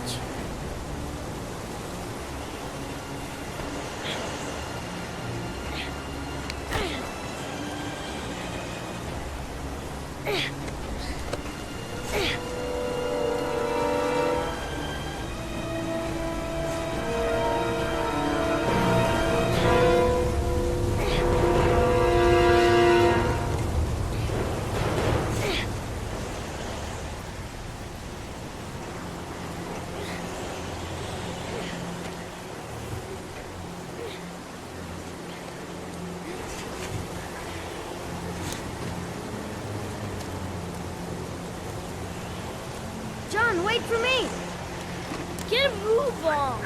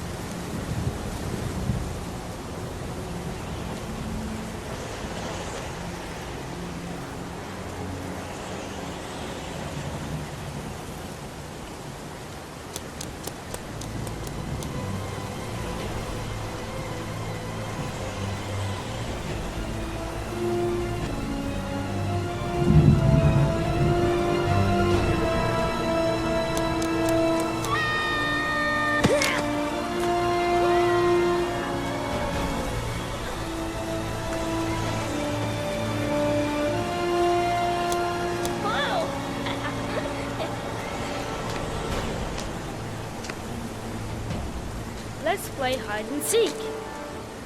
You go and count to 20 and try to find me, okay? 1, 2, 3, 4, 5, 6, 10, 14, 18, 20.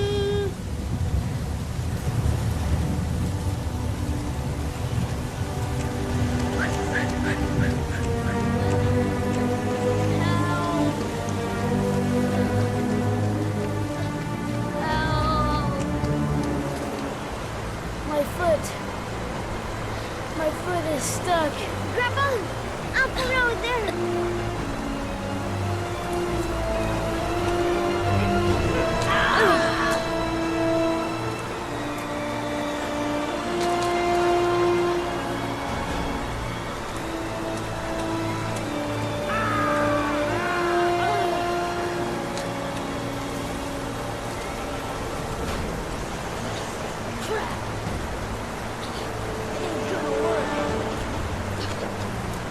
What are we gonna do? Hang on, John. I'll get help. Just hang on. Go on, hurry. I think the water's rising. I'm hurrying. I'll be right back. But the poor kid never did find any help. And his brother drowned in a pipe full of rainwater. The boy that lived, what happened to him? Well, all I know is he got separated from his parents. I think he got adopted. Well, looks like a storm's coming.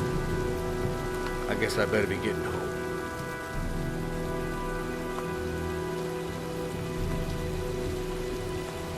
Christ, what a horrible story. John Shepherd drowned in the rain while holding his brother's hand.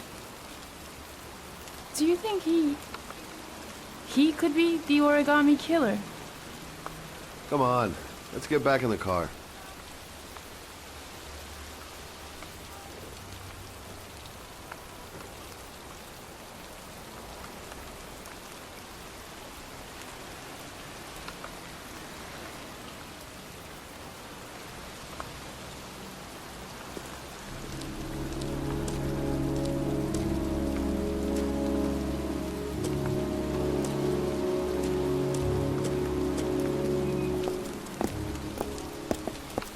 Wait, What's the matter? that man over there. Yeah?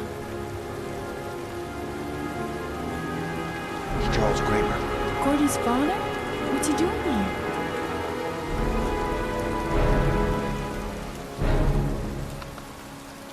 He's putting flowers on John Shepard's grave.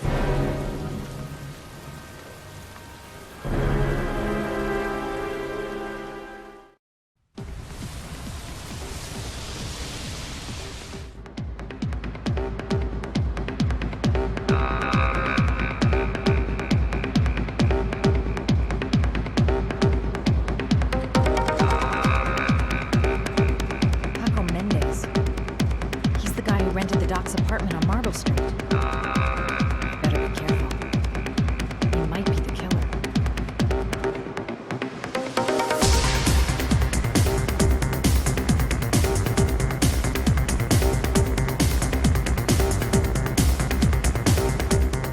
I'm looking for Paco Mendez. You know where he is?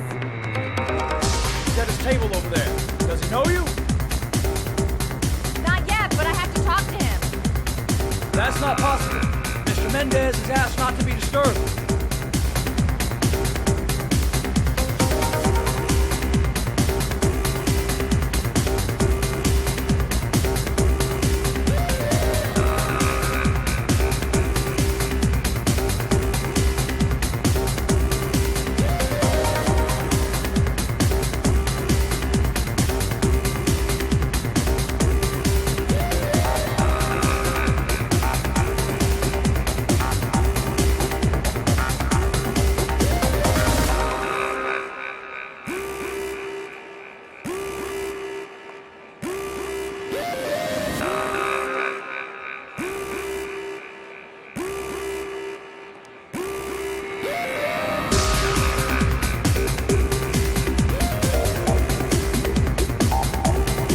Paco seems to like his real sexy.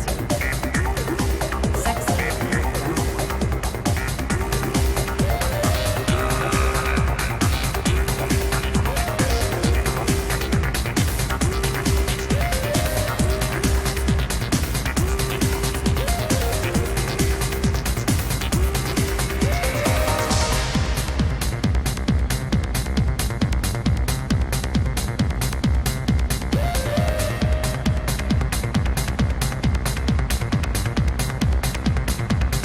Looks like I flunked flirt class.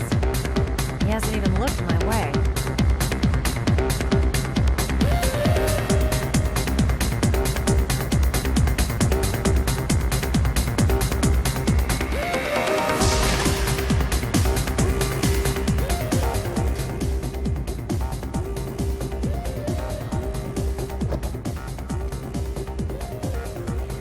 Time to play the sexy girl.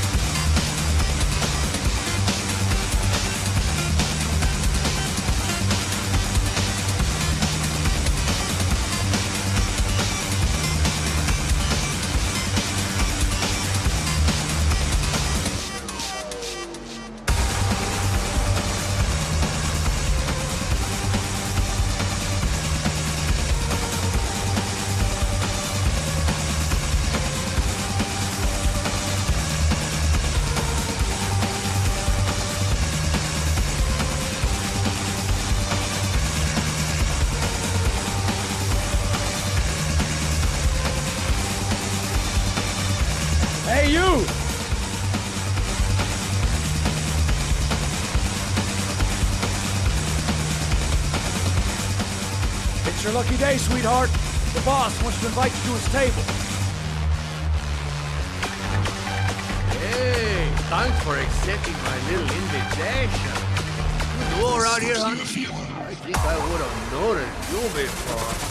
My name's Paco. You? Madison. I'm Madison. Ah, I like the way you move, Marisa. You're making me all hot under the collar. Maybe we can continue this conversation somewhere more private. Oh, cool, baby. Yeah, come with me.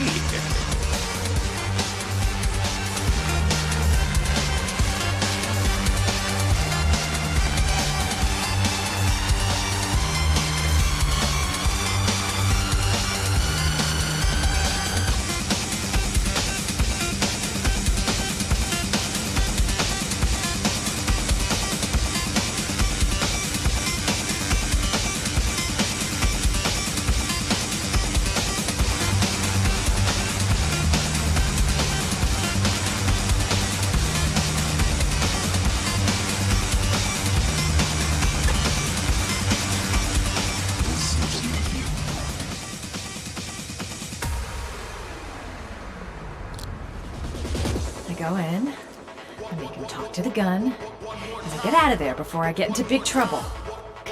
Everything's gonna be alright. Everything is going to be alright. So, welcome to my little kingdom.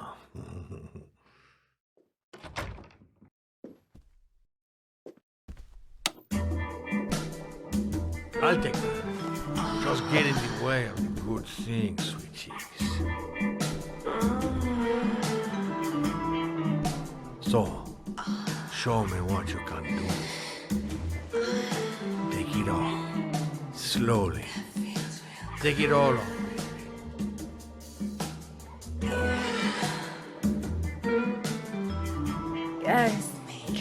Could we just talk first? Oh, no. We don't need any more talking, baby. I all talked out. Now, show me what you can do.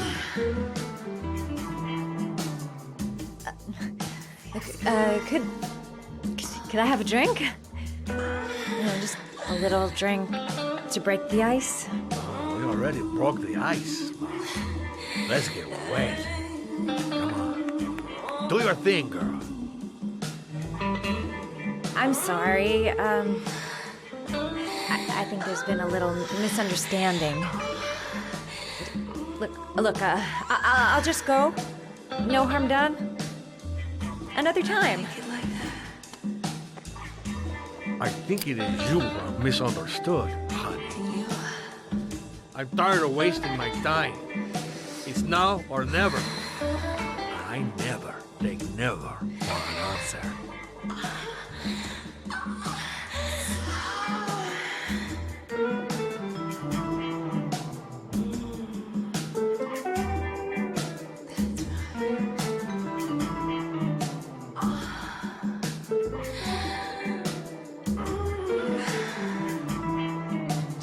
The lamp. If only I could find some way to grab it. Oh, I know!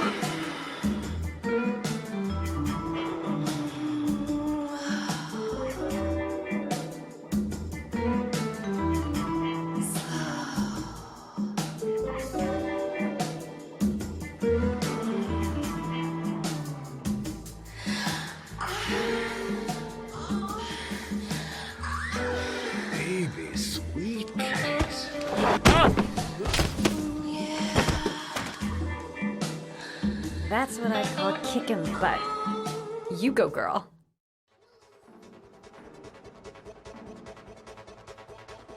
Okay, Act 2. Let's hear Loverboy sing.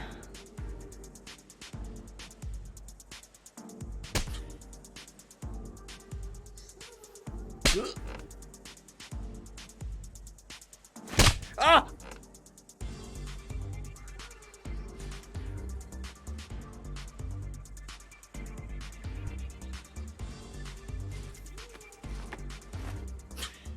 If you call out, I'll kill you. Got it? bullshit. What you want? You rent an apartment on Marble Street. I want to know why. An apartment? I don't know what you're talking about. Ugh! You fucking bitch! I'm gonna kill you! You haven't got the balls, lady. But you're gonna know balls when I catch up with you. Boss? Is everything all right?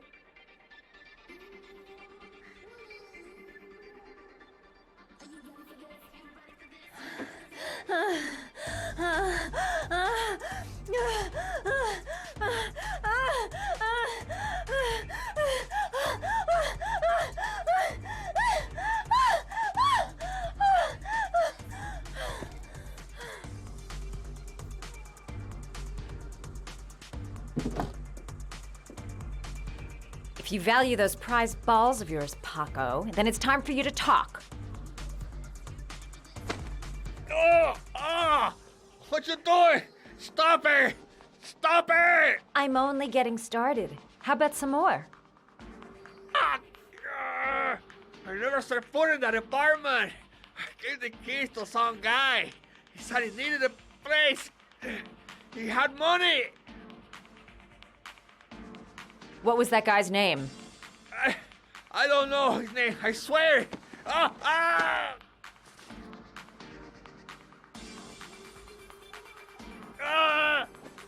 Shepard. His name is John Shepard. That's all I know. I swear it. Ugh. There, that wasn't so hard, was it? I really appreciated this romantic moment, but I gotta dash. See you next time, lover boy.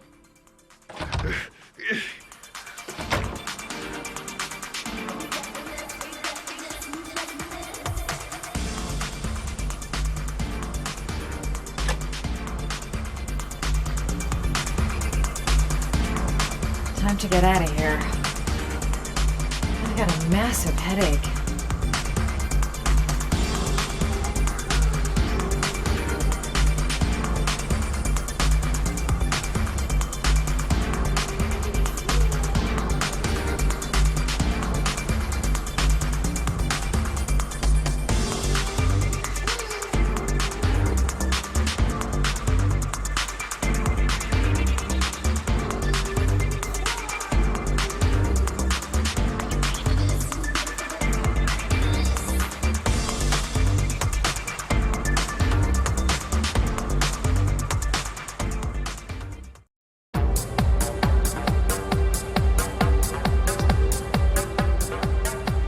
I'm here to see Paco.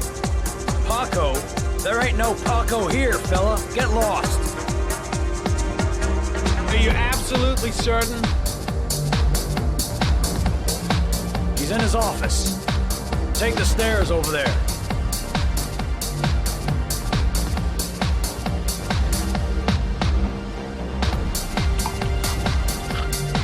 Oh, you. Scared me. And then I hear you come in. A crazy bitch came around here asking questions about the apartment on Marble Street.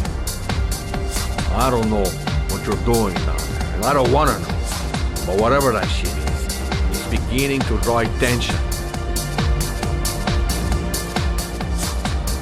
Look, I know you get me out of prison, but that fucking bitch nearly killed me. Everything you ask, I think my debt to you is paid. Don't fuck around, man. No, wait. I can still help you out. No, don't keep me.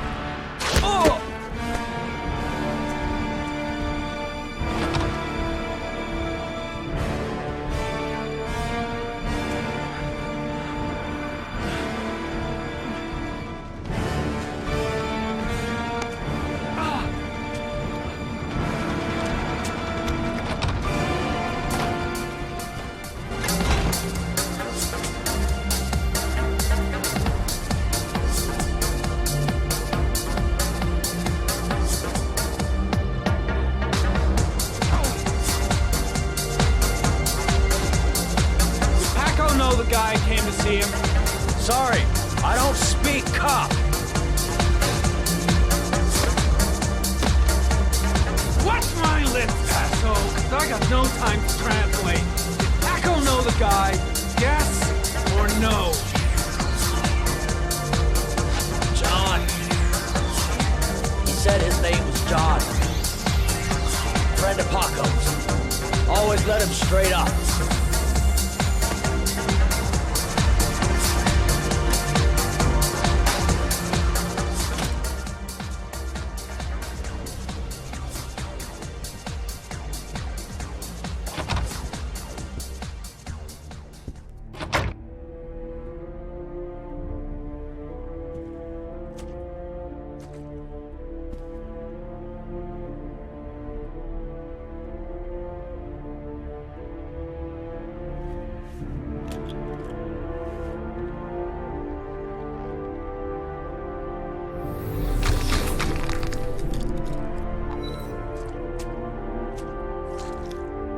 Madison Page?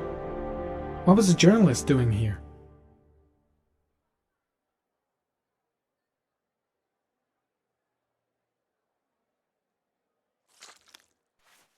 Orchid pheromones.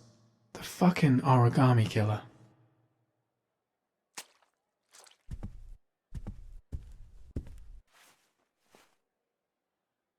Paco Mendez was no saint. His rap sheet reads like the telephone book.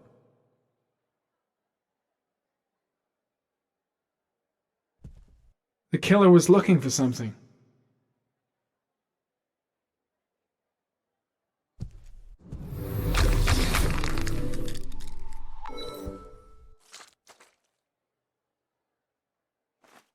A bullet, right between the eyes.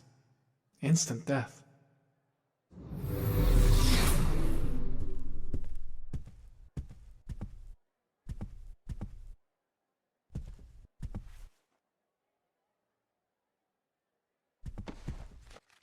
His coat pocket.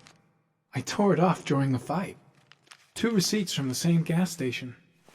Interesting.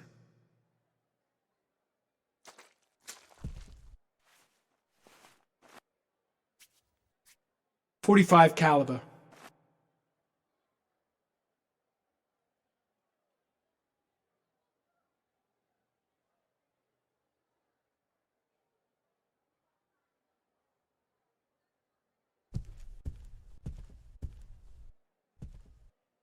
.45 caliber semi-automatic.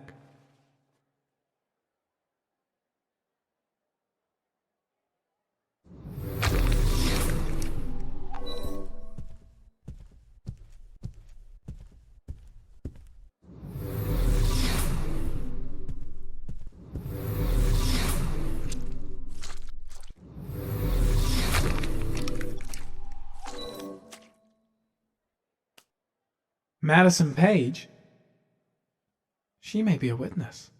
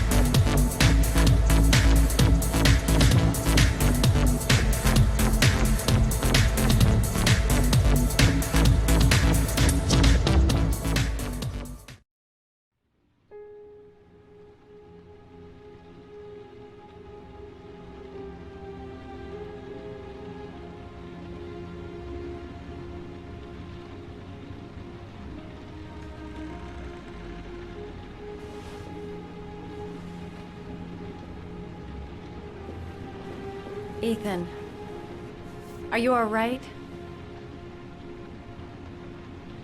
I couldn't do it. I was supposed to kill him to save Sean. And I couldn't do it. You're not the origami killer, Ethan. You're not responsible for those murders. I can prove it. That changes nothing. Saving Sean is all that matters now.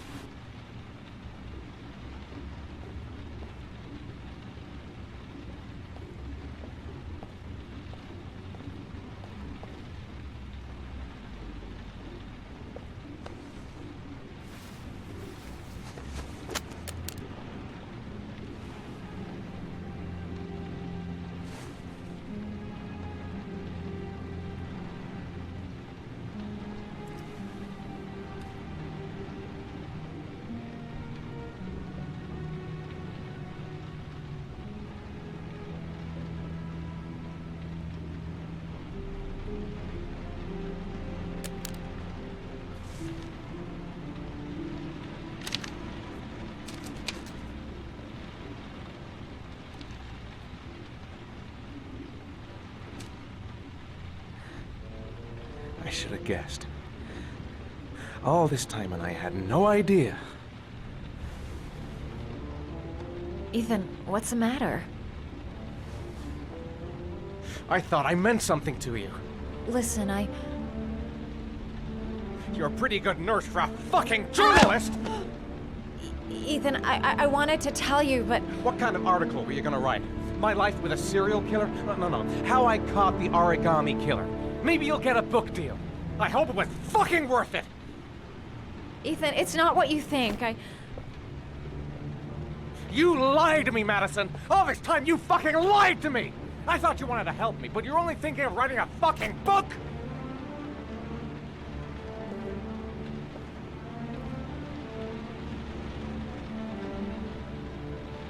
It's true. I'm a journalist. And I knew that you were the father of the boy who had disappeared, and I wanted to cover the story. But then I saw what you were going through to save your son. And I understood how much you love him. I wanted to tell you the truth, but I couldn't. I was afraid that you may not believe me. I was afraid that you'd ask me to go. All I want is for you to find your son alive. And when it's all over, I want to be with you.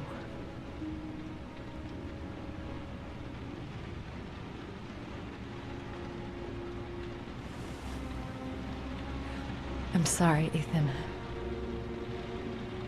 I'm so sorry.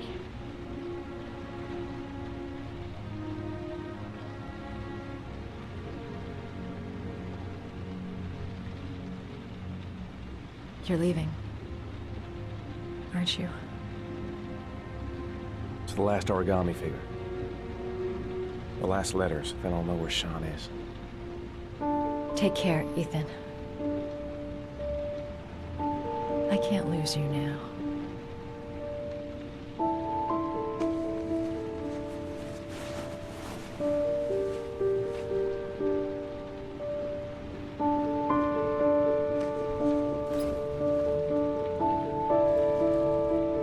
I'm gonna go find something to eat. Wait for me. I'll be back in 10 minutes.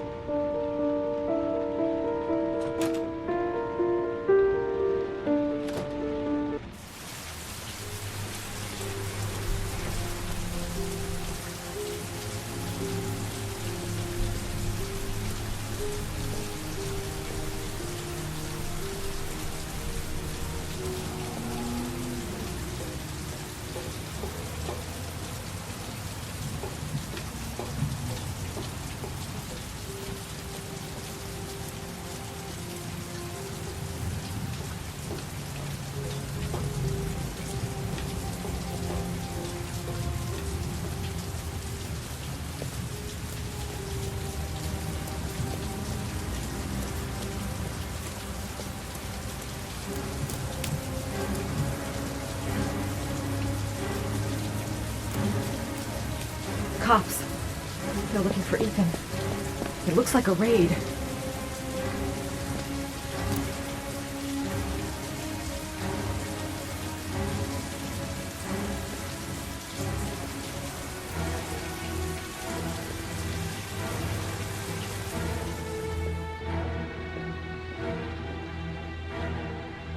Come on, what was the damn number? Come on! Pick up the phone! Hello? The cops. They're in the motel. You've got to get out of here.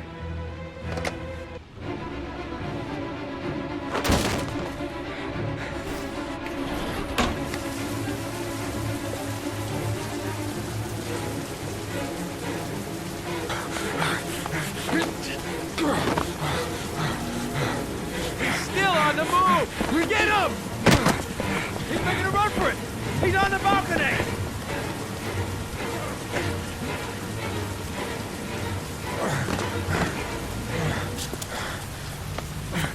Whoa!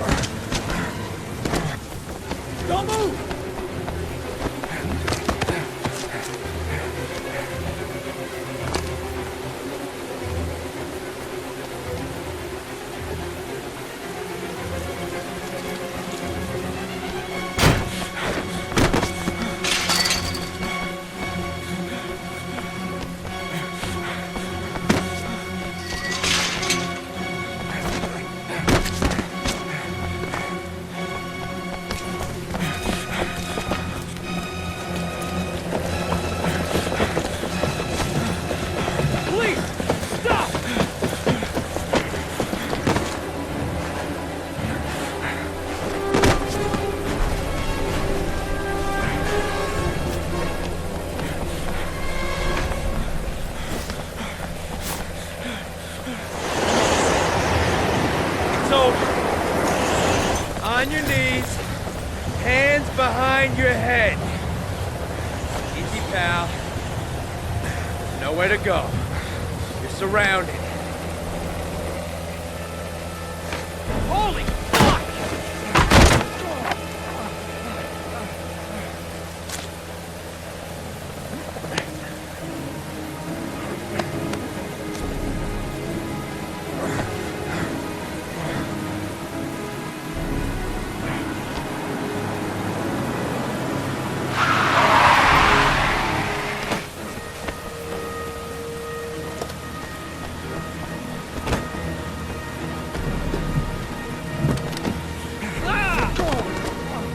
Hey, what's the matter with you? Whoa!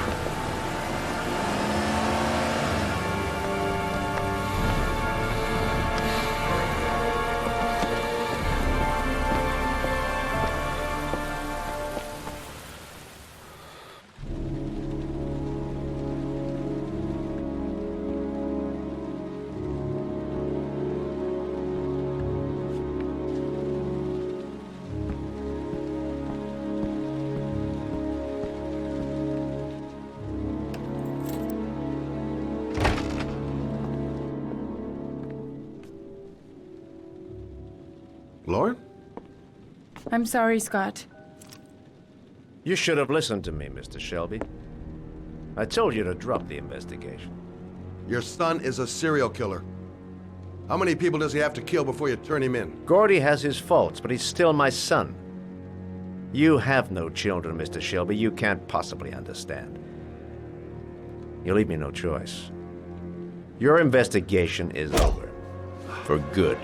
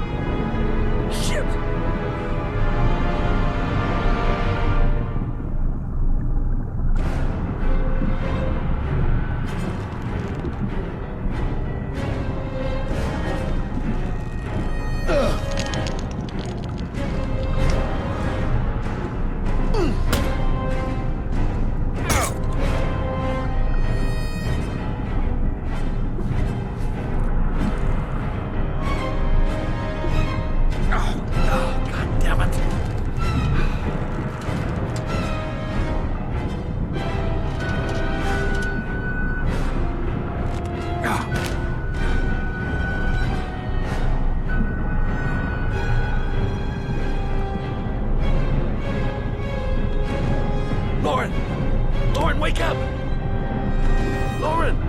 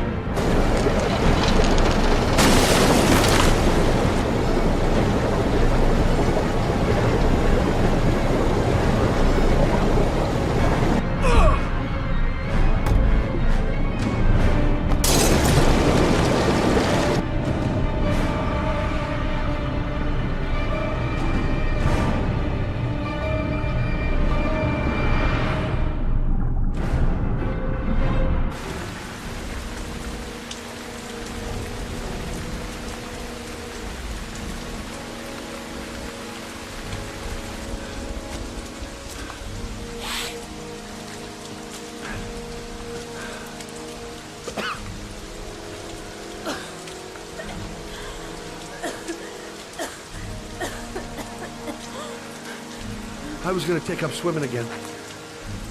This isn't exactly what I had in mind. You got a car back at your place? Mine's obviously pretty fucked up. Yeah, sure. What are you gonna do? I'm gonna go settle a few scores. Come on, I'll take you home. Lock your doors and windows and don't let anybody in but me, okay? Be careful, Scott. I don't want to lose you.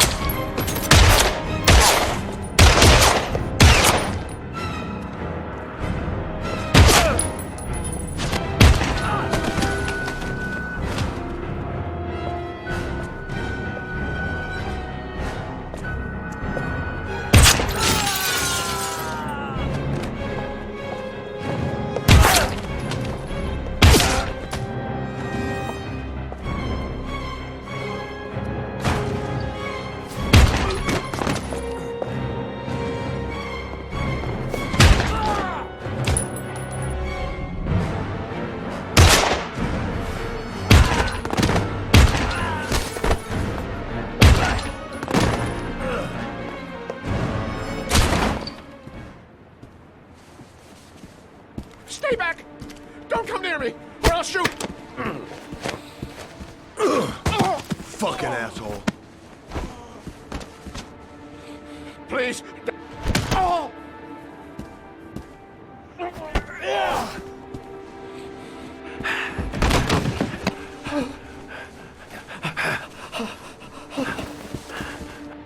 Your idiot son killed all those kids, didn't he? He's the origami killer. No! No! He's innocent! He's not a killer! Not a killer! Oh! Oh! You're a fucking liar. Now tell me the truth. No! No, please! Don't hurt me! Last chance. I don't know! I swear! I don't know anything! Oh! Oh! Stop! Stop! I beg you. I'll tell you. I'll tell you everything.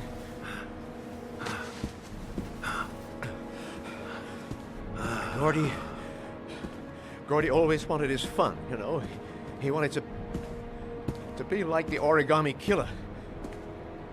He kidnapped that kid and he held him under the water for a little too long. It was an accident. An unfortunate accident. He just wanted to play. He told me everything. He was crying. He was so sorry for what had happened. Whatever he did, Gordy is my son.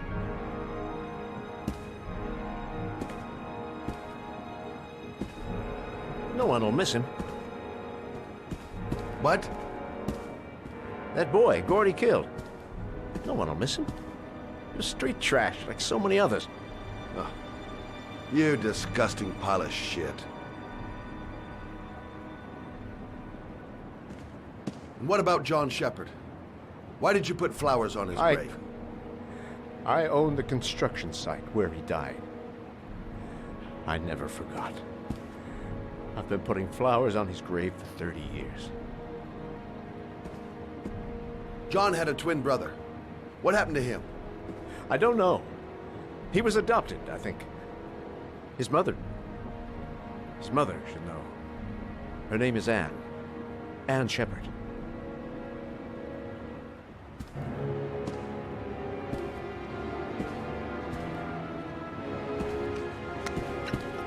My heart! Heart! Quickly! I need my pills. In that drawer. There.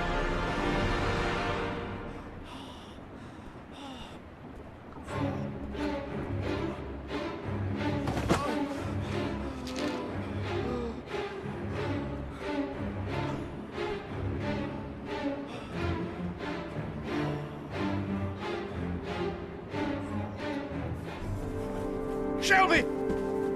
Come back! I fucking order you! Come back!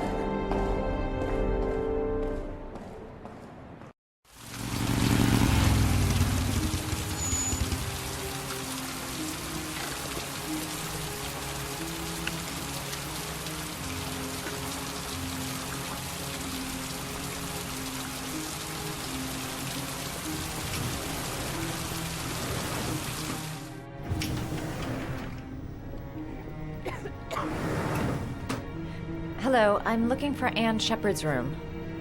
Please sign the visitor's book. Are you a member of the family? Yeah, you could say that. Oh, she'll be pleased to have a visitor. No one ever comes to see her. With the Alzheimer's, she has trouble remembering things, but it'll still please her, you know. It's room 19 at the end of the corridor. Thank you.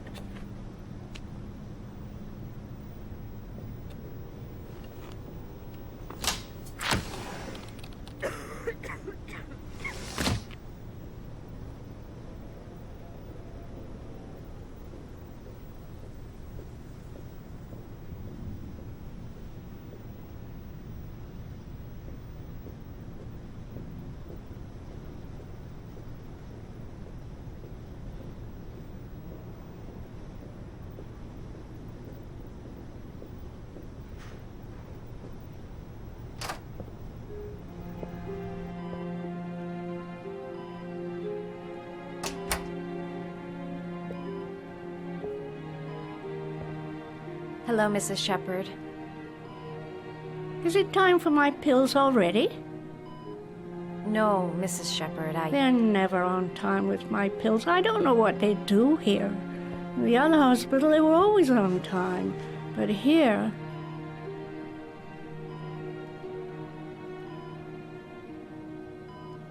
My name is Madison Page. I'm a journalist. I'd like to ask you some questions about your son. I don't like this hospital. The food isn't very good, you know.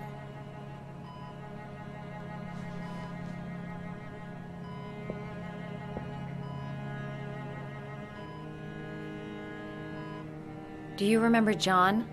My Johnny. He is a good little boy, you know.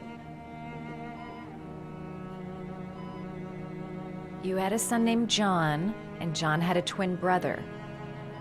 Do you have my pills? It's time for my pills. I know what happened at Carnaby Square. Do you remember? Carnaby Square. I think I used to live there a long time ago. We didn't have much money at the time, you know. We had to make do with very little.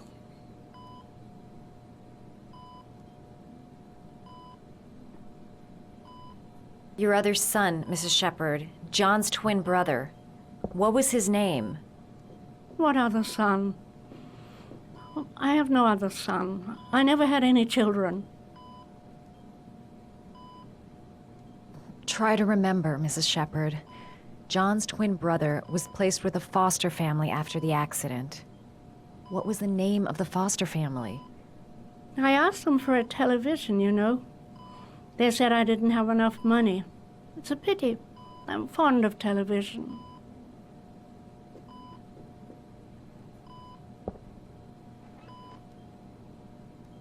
I think your son is in trouble, Mrs. Shepherd. He's done some terrible things. I need to find him. Do you understand? Terrible things you're telling me. He never came to see me, can you believe it? In 10 years, never. No one forgets their mother, do they? Mrs. Shepherd, your son may be linked to a series of murders. Perhaps you have some information that could help the investigation. Are you a new nurse? Where are my pills?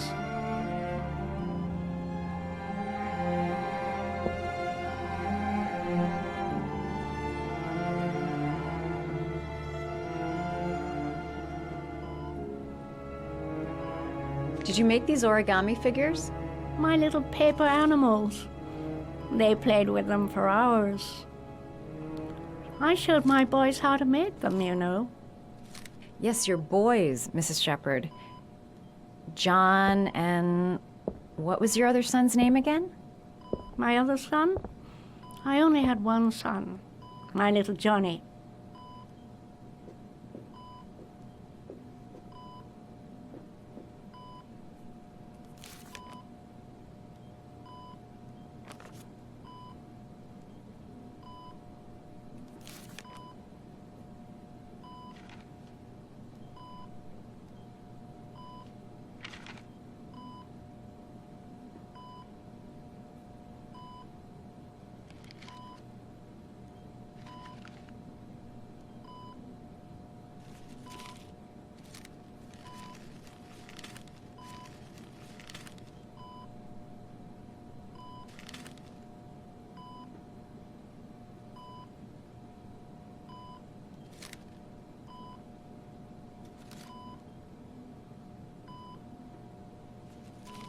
Oh, you know how to do these little dogs, too. My children loved origami. I taught them how to do it. John loved the little dogs. He always wanted to call them Max. Max, Max, Max? All dogs with the same name. I was wasting my time telling him they couldn't all have the same name. But he always wanted his paper dogs Max. It's funny, isn't it?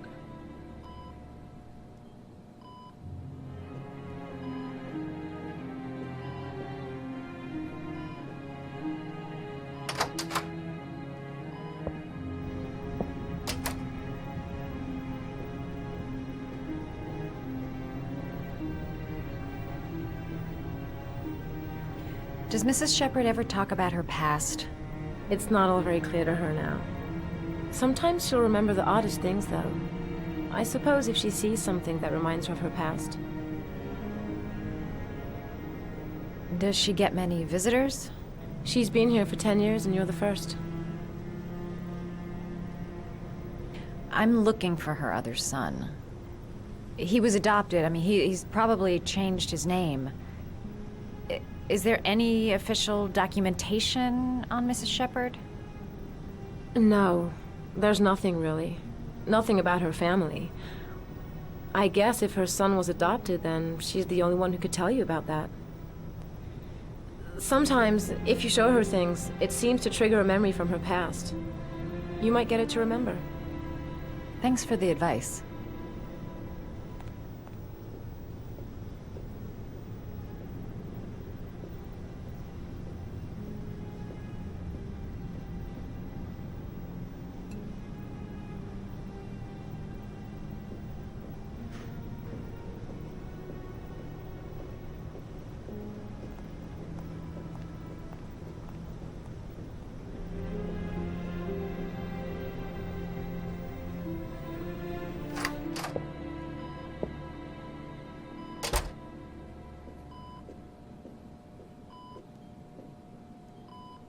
What a lovely orchid. My sons loved orchids. We used to grow them in the back. When John died, I laid orchids on his grave.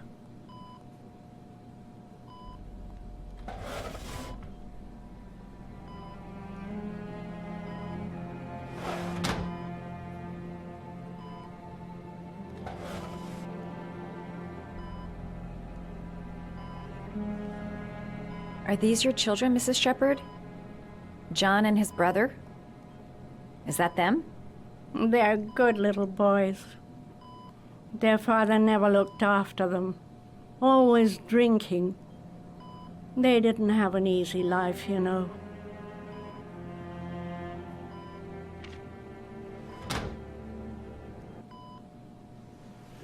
I cried when they told me. I'd already lost one of my children, and now they were taking away another one, you understand. The foster family, Mrs. Shepherd. What was the name of the foster family that adopted John's brother? They were really very nice people. I met them, you know. In the beginning, I used to go and see my little boy. And then I got sick and I couldn't go any longer. Perhaps he thought I'd forgotten him. He must have thought I didn't love him anymore. His name, Mrs. Shepherd. What was his name? But I loved him. If you only knew how much I missed him. Please, Anne. His name. What was his name? Come closer.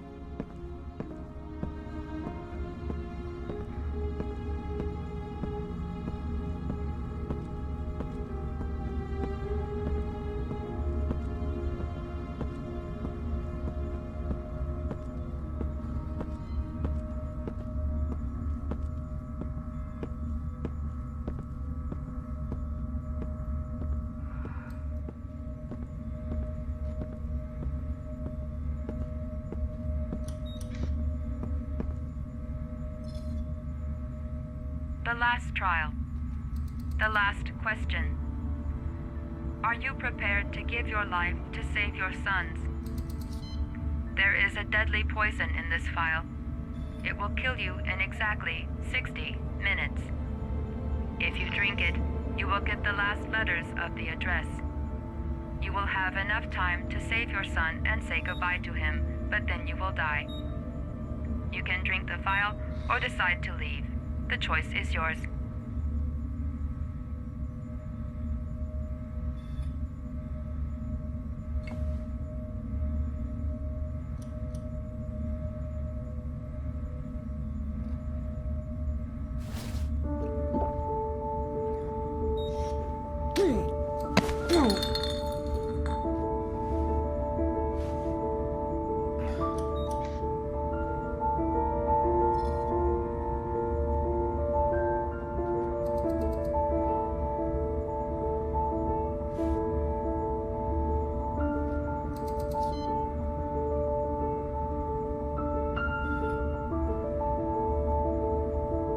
The last letters have been sent to your phone.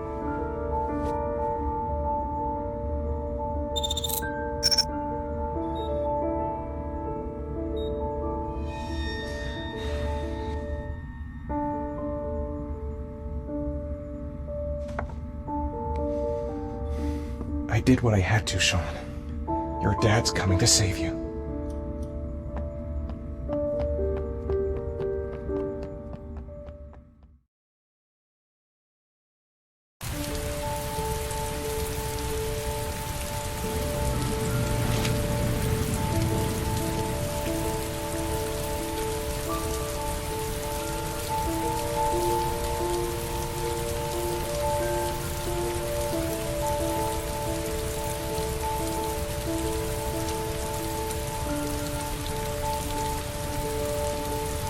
I'm nowhere and I'm out of time. Damn fucking shitty letters from this fucking address! Come on! There's gotta be a way to do this!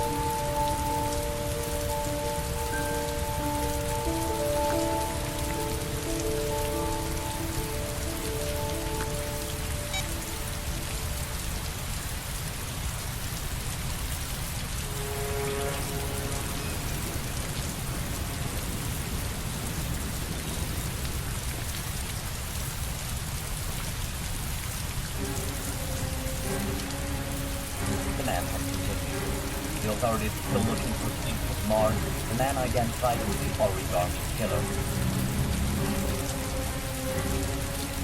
Several different addresses fit these letters. God, they're scattered all over the city. I don't have time to check them all.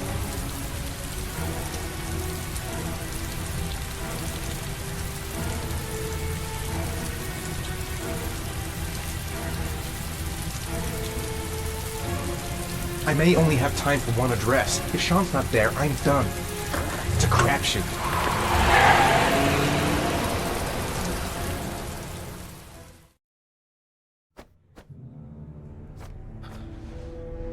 We've only got a few more hours left to save Sean Mars. There has to be a goddamn clue somewhere. It's probably staring me in the face. This kid's gonna die, and I'm going around in circles!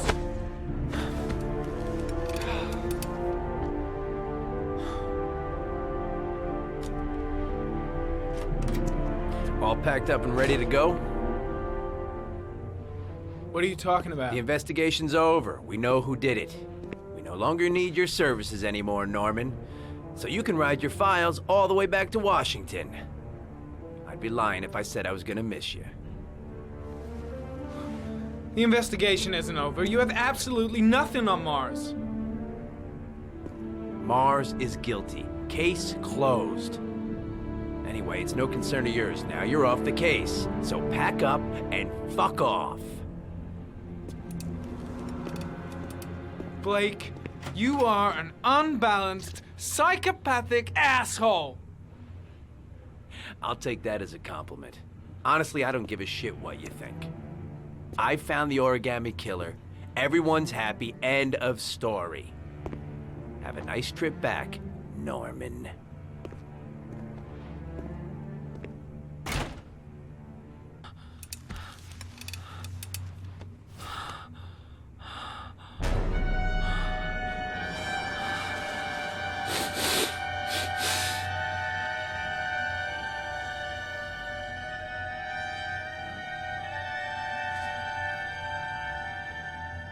killer's name is here. Somewhere in this data. I just have to find it. Find it before it's too late.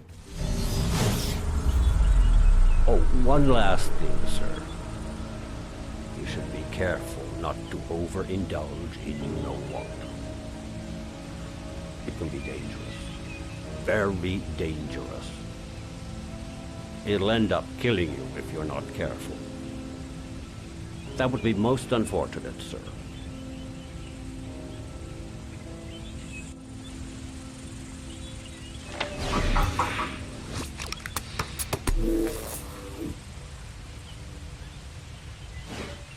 Ari was in record mode when I was fighting with the killer. Perhaps there's something on it.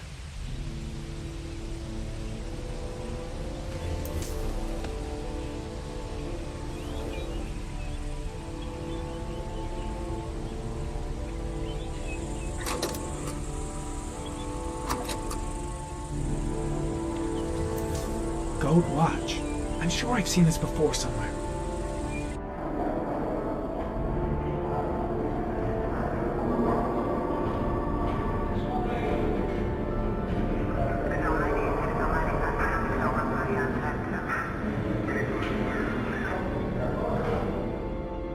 The watch they give for promotions to lieutenant. The killer is a cop.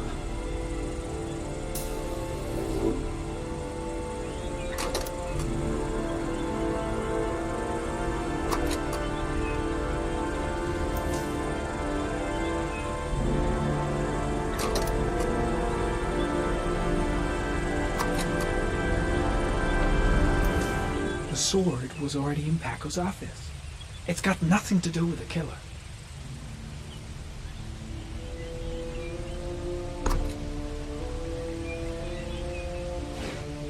The gun the killer left at the Blue Lagoon. Perhaps there's some way of tracing its history.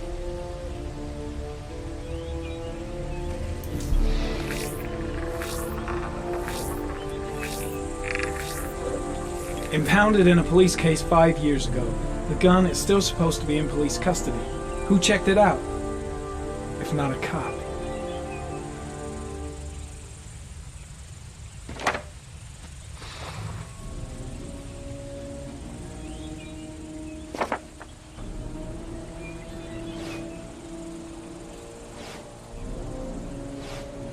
Looks like the killer is a cop. Carter Blake! That would explain the dead-end investigation and his desire to frame Ethan Mars.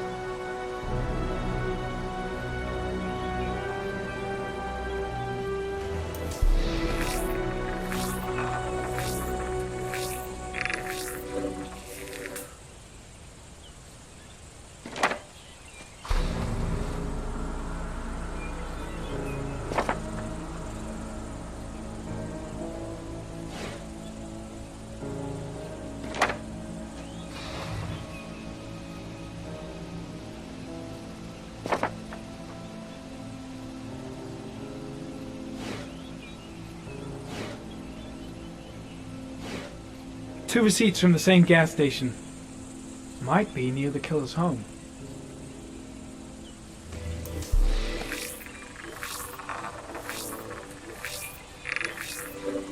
Ugh, that doesn't get us anywhere.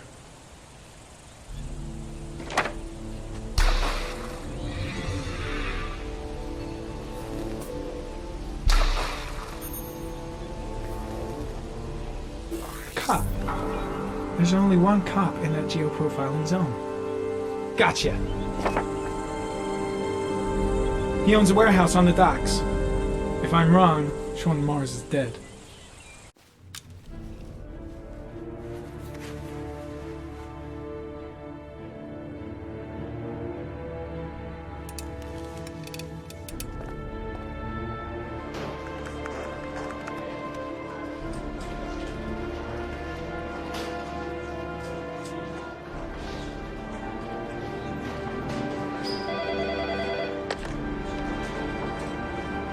Are you sure it's the right car?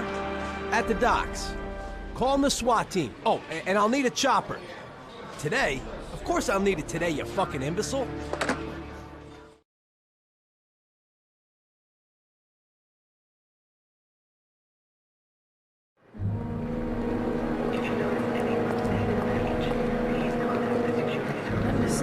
Scott. I don't want to go. Look, it'll only take a couple of days. Long enough to get this resolved. I can't just wait while you confront my son's killer. It's the only way, Lauren. Trust me. Now go stay with your mother for a few days. I'll come and get you when this is all over. Tell me who the origami killer is. I want to know who killed my son. Listen, when I'm done, I'll tell you everything I know. I promise.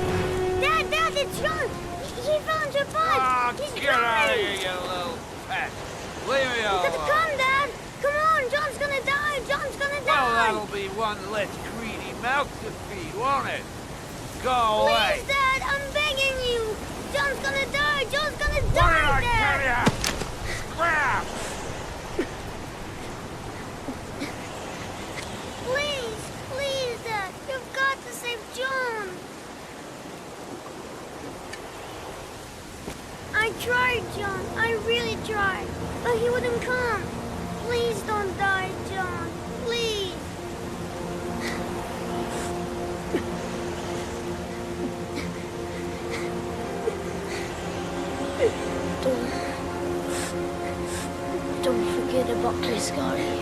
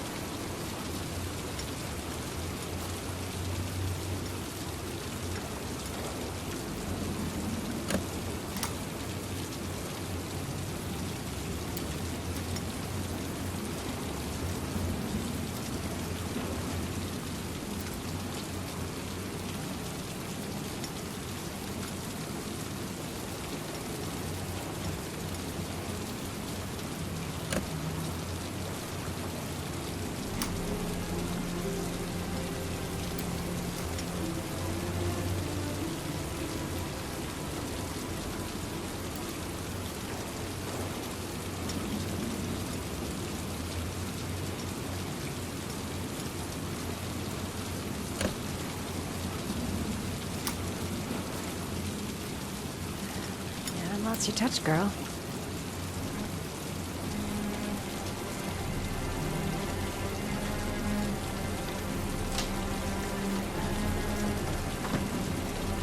The Origami Killer's apartment.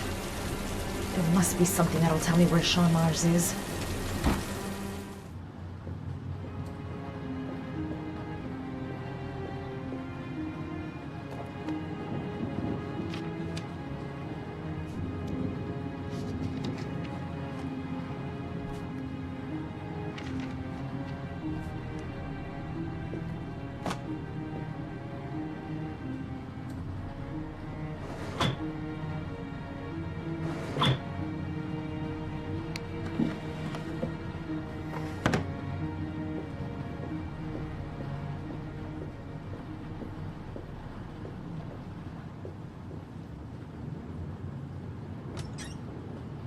Cop's uniform.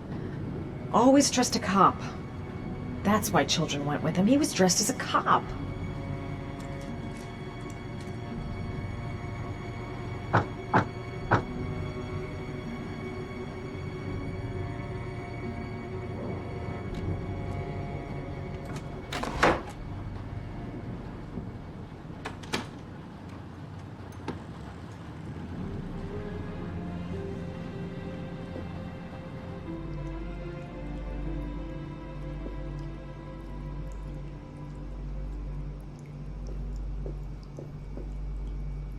Sean Mars.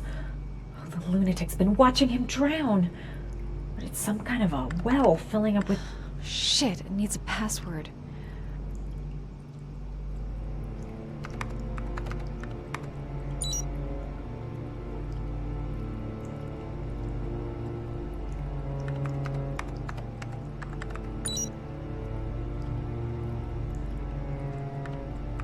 Got it. Max.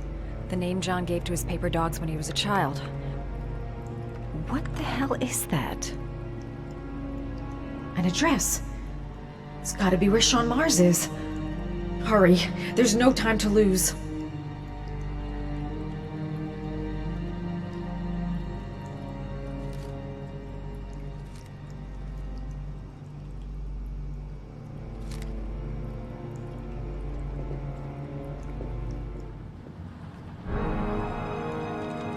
So you found my little secret? It's over, Scott. All those children killed just to find a father capable of saving his son? Shut up! You don't understand. There's one child left. There might still be time to save him. Let him go. Do what your father couldn't do.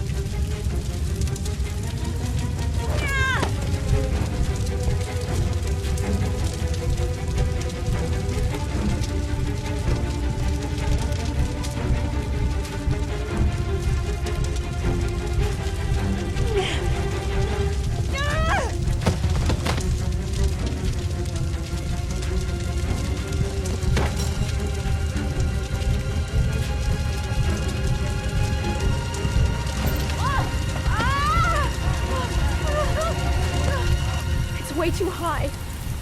I'll kill myself if I jump. I gotta find something else.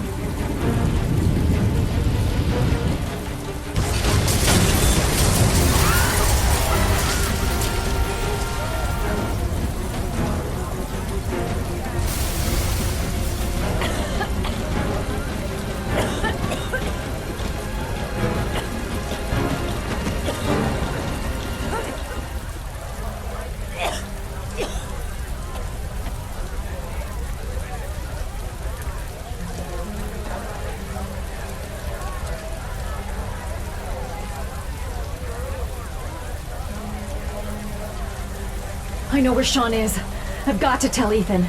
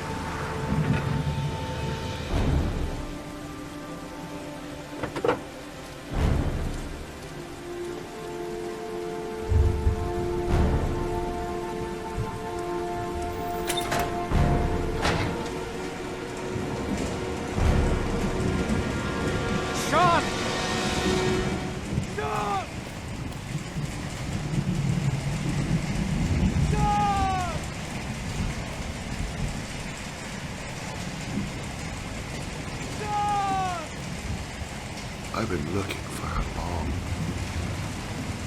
long time. Looking for a father that would be able to do what mine could not do. Sacrifice himself in order to save his son. Oh, I searched.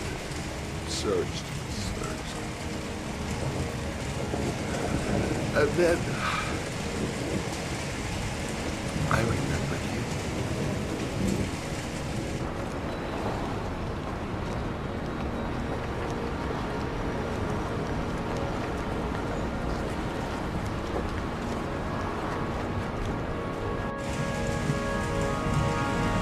all those murders just to find a father capable of saving his son. Just to find a father? Do you have any idea how it feels to be a worthless nothing in your father's eyes? Believe me, I've suffered just as much as my victims. I finished your damn trials. Now give me back my son! He's there. All you have to do is open that grave.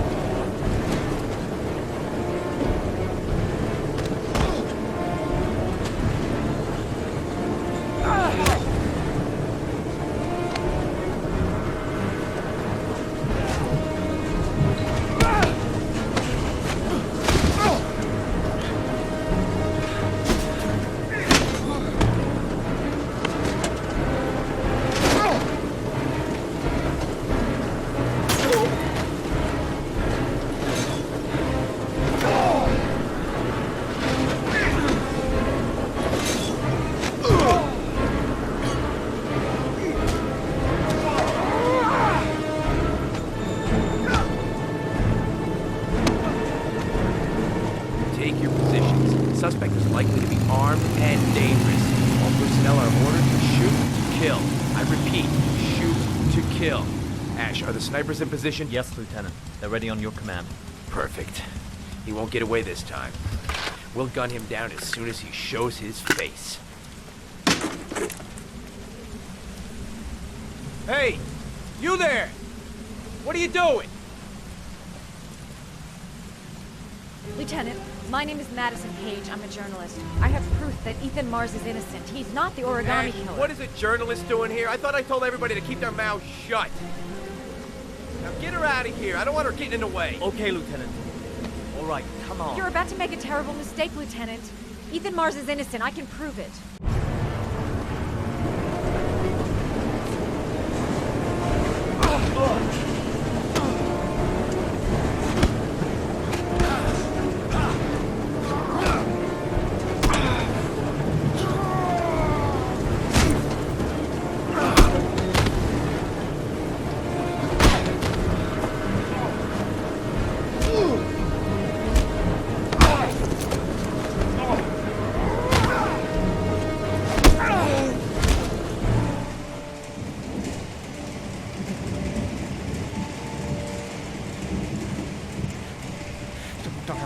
Please. Breathe. Gotta breathe.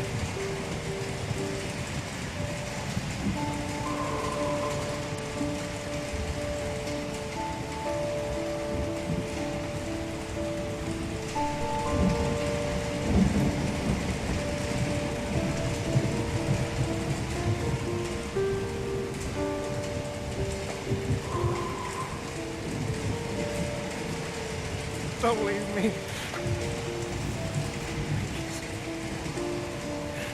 Sean, don't leave me.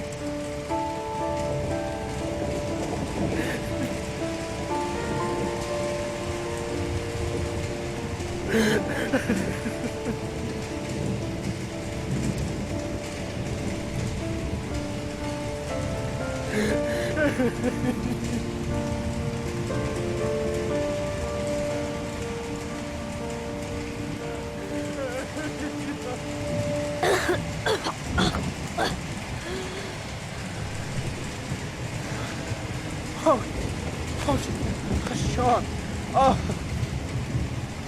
Oh. I thought you were gone. Dad, I knew you'd come and save me.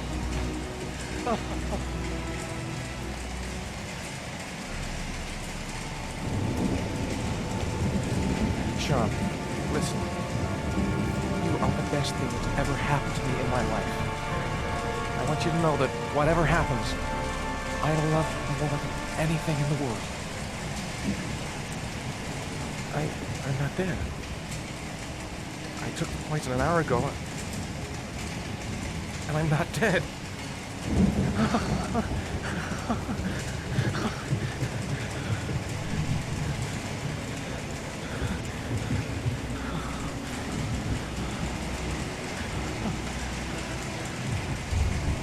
Ash, get her out of my face. Mars didn't do it, for Christ's sakes. He's innocent. Hey, what are you doing?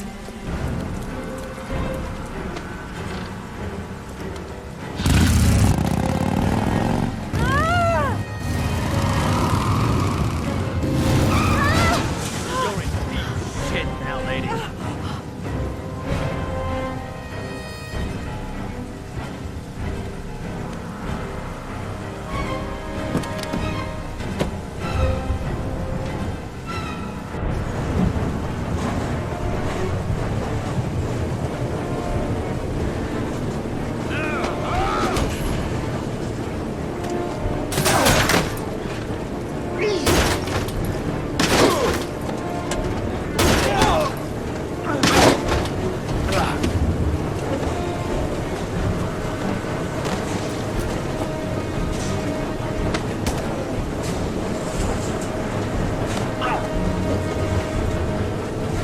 Save me. Please, save me.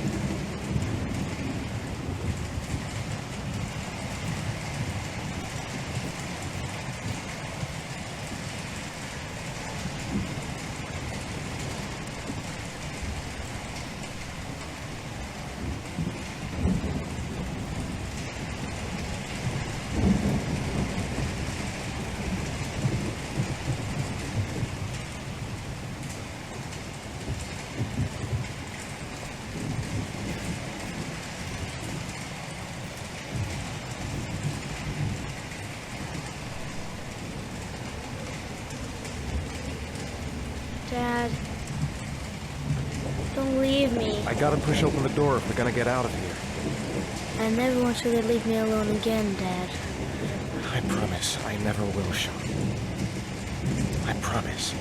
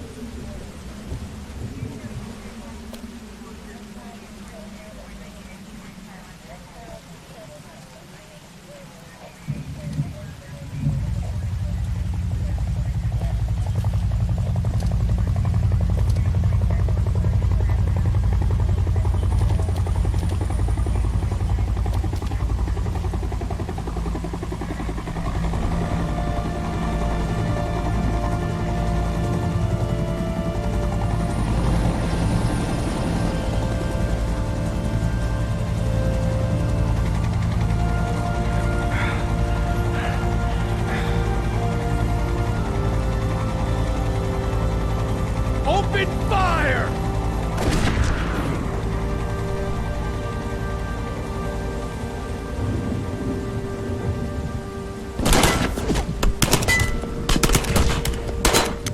No! Ethan, no! Dad!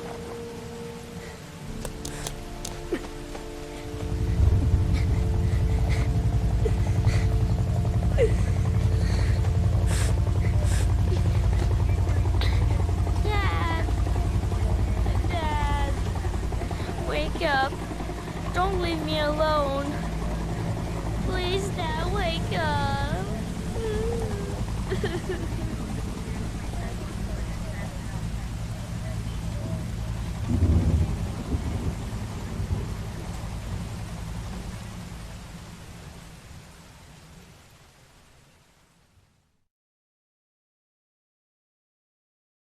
There was general relief this morning when the police announced that they had found Sean Mars alive more than 4 days after his disappearance. Mars was found wandering in the Old Docks neighborhood, exhausted and disoriented. It is believed that he managed to escape from the origami killer who had kidnapped him. The investigation is currently on hold while child care specialists wait to interview the boy in hopes that he can provide some new information on the origami killer. Police are still at a loss as to the identity of the so-called origami killer, who currently remains at large.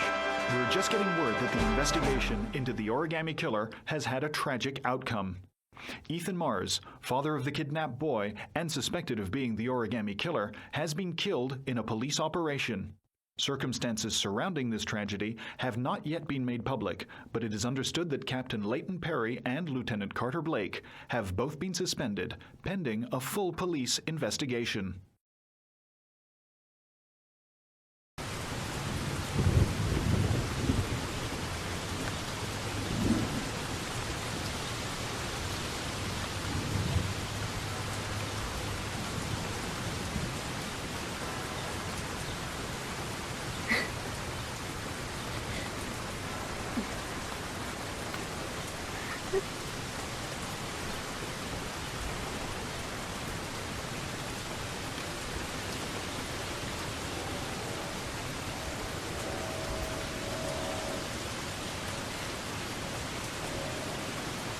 Come on, Sean. We've got to go now.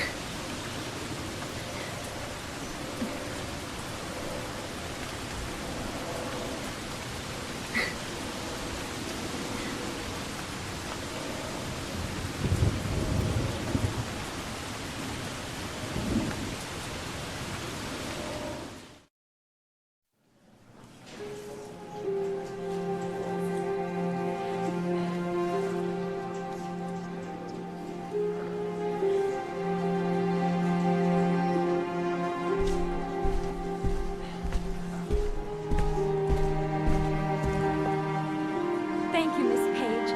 I really admire you for what you've done. Thank you. For John, please. We need more journalists like you, Miss Page. It's a good thing you were there to catch that bastard. Thank you. What's your name? Vincent. Excellent investigation, Miss Page. You are one brave lady.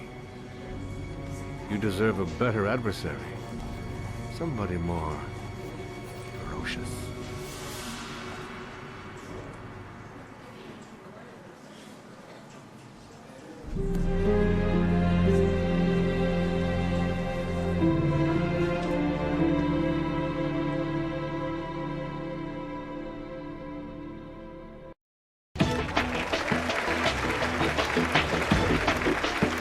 Our guest today is on the cover of Today's World magazine this week and has been hailed by the whole nation as a new hero for our times.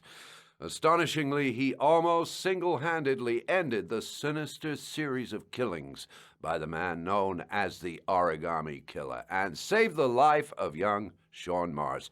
His determination, courage, and intelligence have won our admiration. Norman Jayden. Good evening.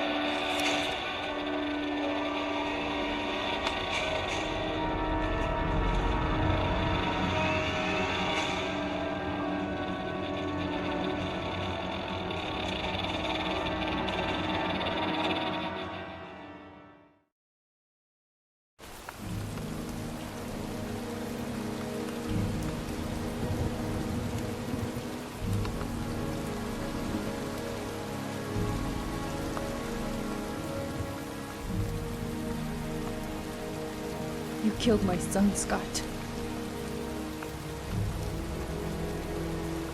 Were you thinking about that when you held me in your arms?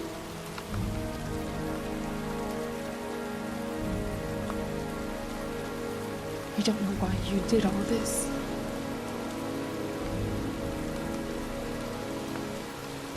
Nothing can justify it anyway.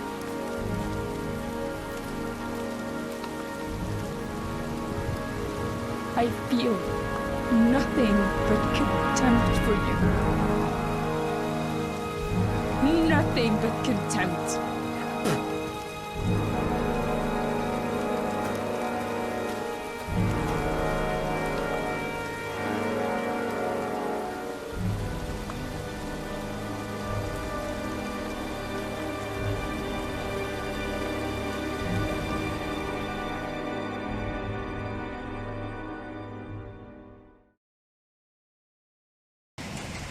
I've been looking for a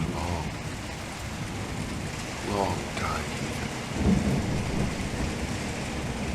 Looking for a father that would be able to do what mine could not do. Sacrifice himself in order to save his son. Oh, I searched.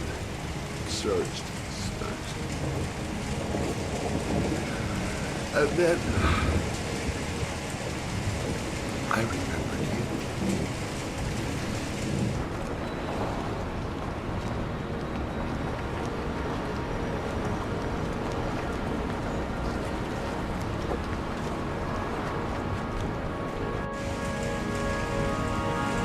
All those murders, just to find a father capable of saving his son. Just to find a father?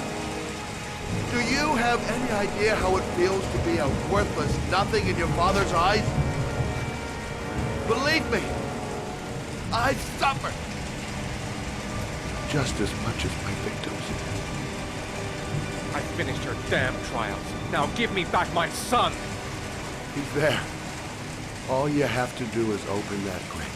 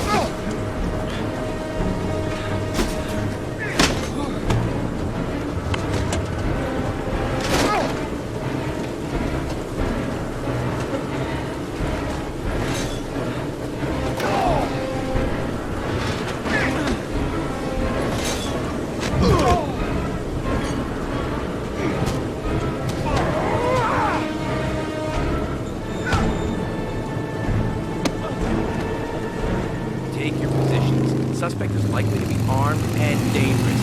All personnel are ordered to shoot to kill. I repeat, shoot to kill. Ash, are the snipers in position? Yes, Lieutenant. They're ready on your command. Perfect.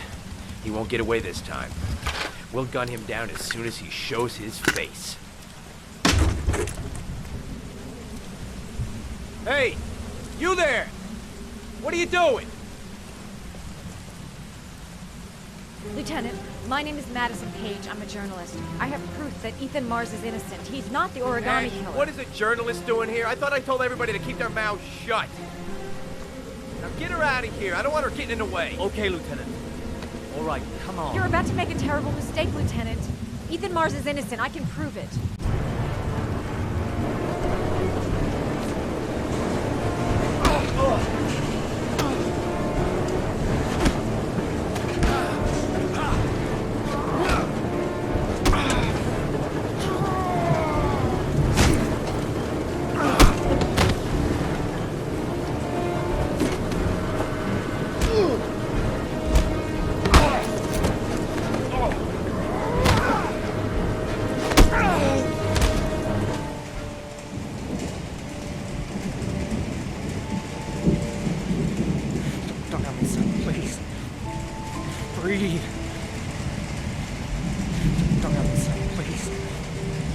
Breathe. Darling son, please. Breathe. You gotta breathe.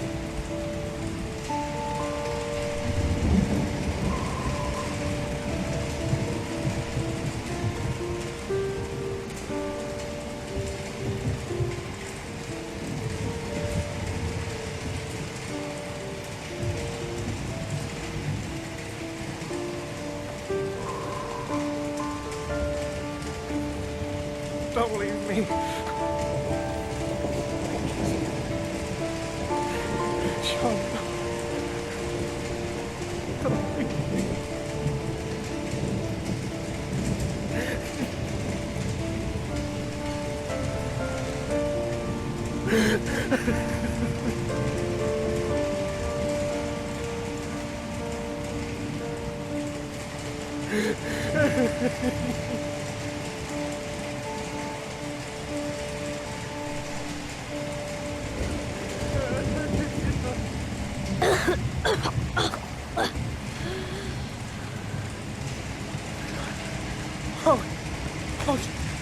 Sean.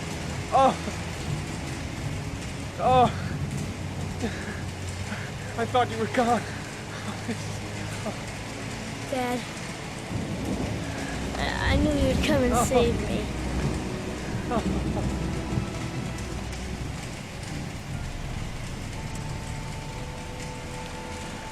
Sean, listen. You are the best thing that's ever happened to me in my life. I want you to know that whatever happens, I love you more than anything in the world. I'm not dead. I took the poison an hour ago, and I'm not dead.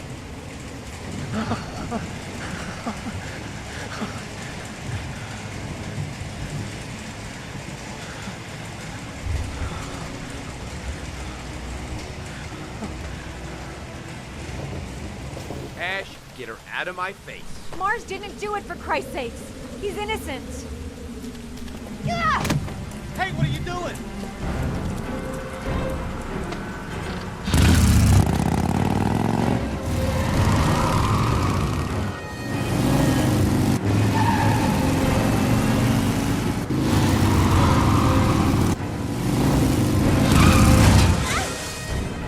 Oh, crap.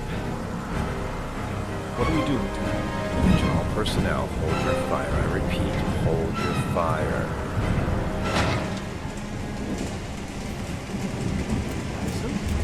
What's going on? The cops. They're out there. They have the building surrounded.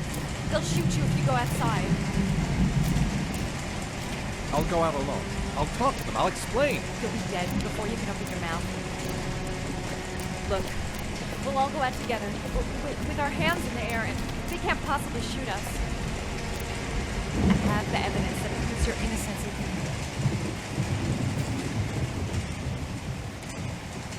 Listen, I'm sorry I didn't trust you. I was only thinking about Sean, and I thought... That's okay.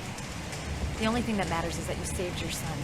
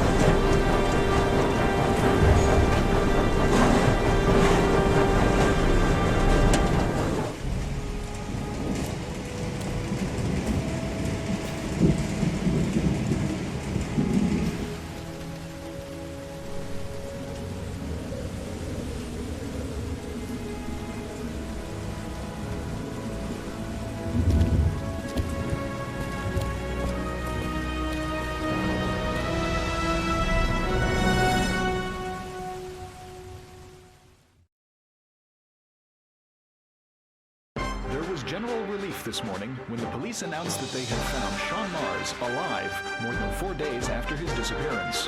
Mars had been imprisoned in a well by the man known as the Origami Killer. The successful resolution of this case was made possible only by the bravery of Ethan Mars, who the police believed at one point to be the killer. It is no doubt due to his great courage and tenacity that he succeeded in foiling the plans of the Origami Killer. The police commissioner presented him with an official apology today. Our main headline today: it is reported that the police have identified the man thought to be the Origami Killer. Scott Shelby, 48, is a former police lieutenant who claimed to be a private eye hired by the families of the killer's victims. Shelby was killed during a massive police operation, but further details have not yet been released to the public.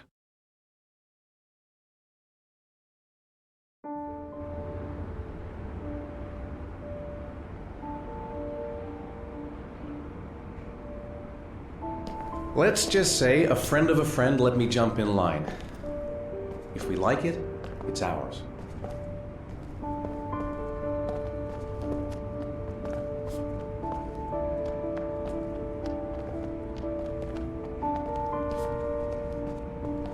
Hey, Dad! I think I found my room! Well, what do you think? It's perfect, Ethan. We'll be able to forget what happened. We'll lead a normal life. And one day, it'll all just seem like a bad dream. We've earned the right to be happy now, Ethan. All three of us.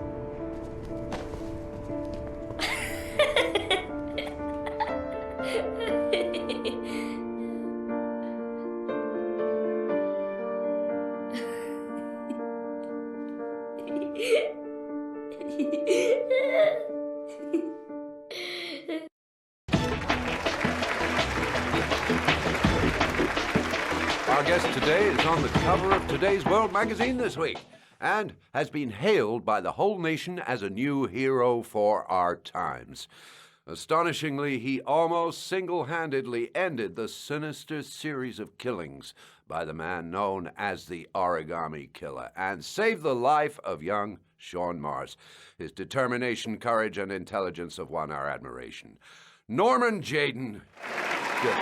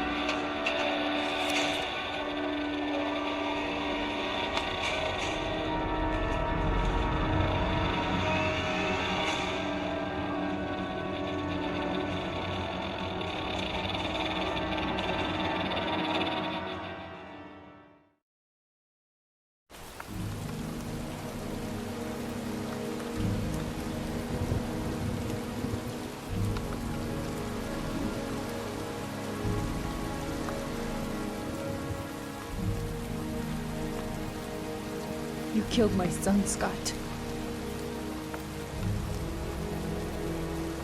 Were you thinking about that when you held me in your arms?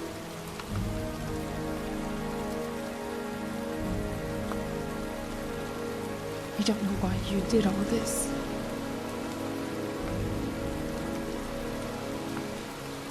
Nothing can justify it anyway.